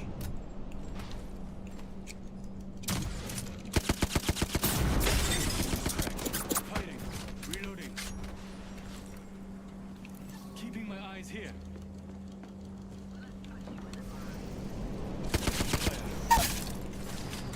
Yeah, I put one down. Many squads nearby. Forward you. They're far. I'm backing out of my drone. I'm good to go.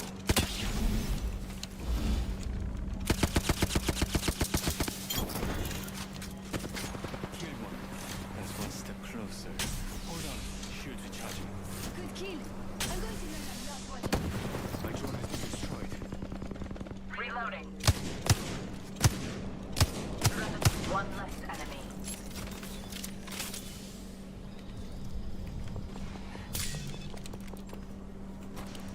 Hold on. Shields recharging.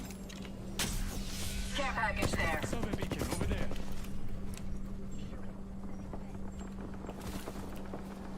How far was it? About 227 meters.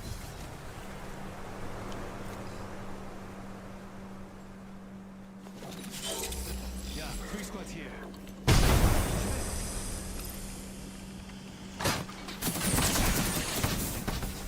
So fast. Time flying. Enemy agent over there. 쟤는 못 받겠지.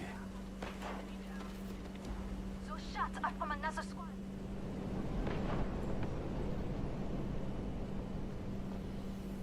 Signaling the drone back.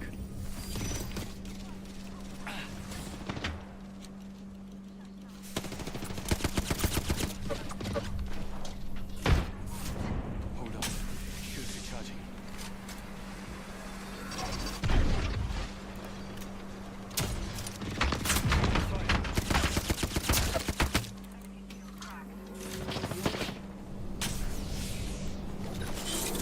Many squads nearby. Forward you. Let's attack them here. Yeah. Sending liquid command. I'm back. Logged off my drone.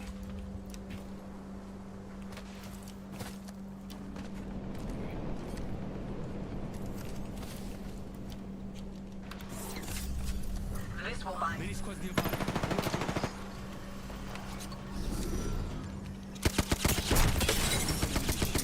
Reload.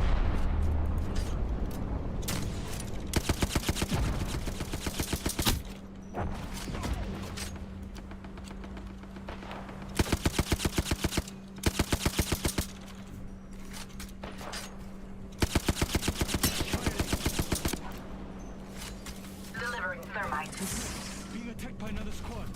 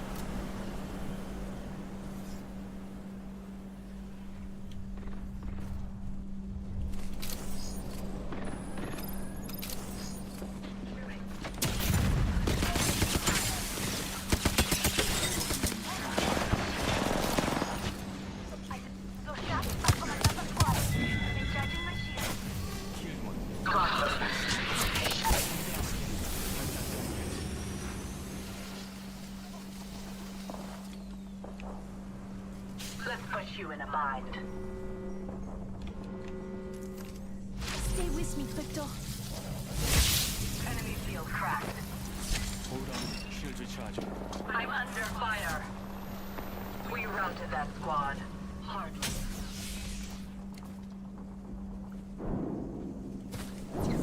Reloading. 3 other squads are out. Second squad, adjust your strategy. Got them. Healing my wounds. Another squad is on us. There's still.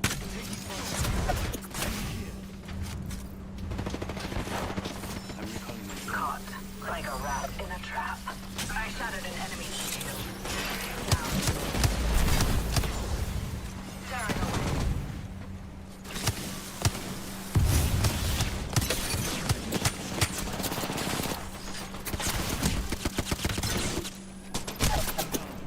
I'm not done yet.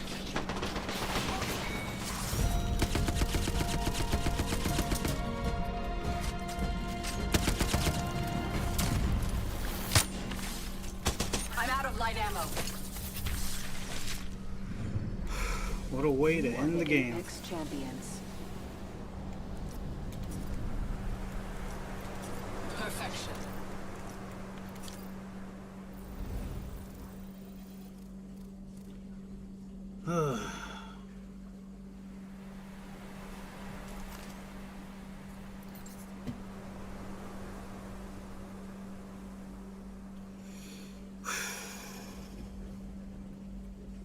What a game.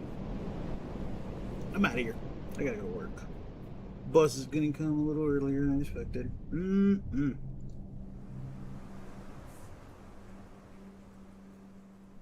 But if Octo's still here, happy birthday, Octo. Little beach.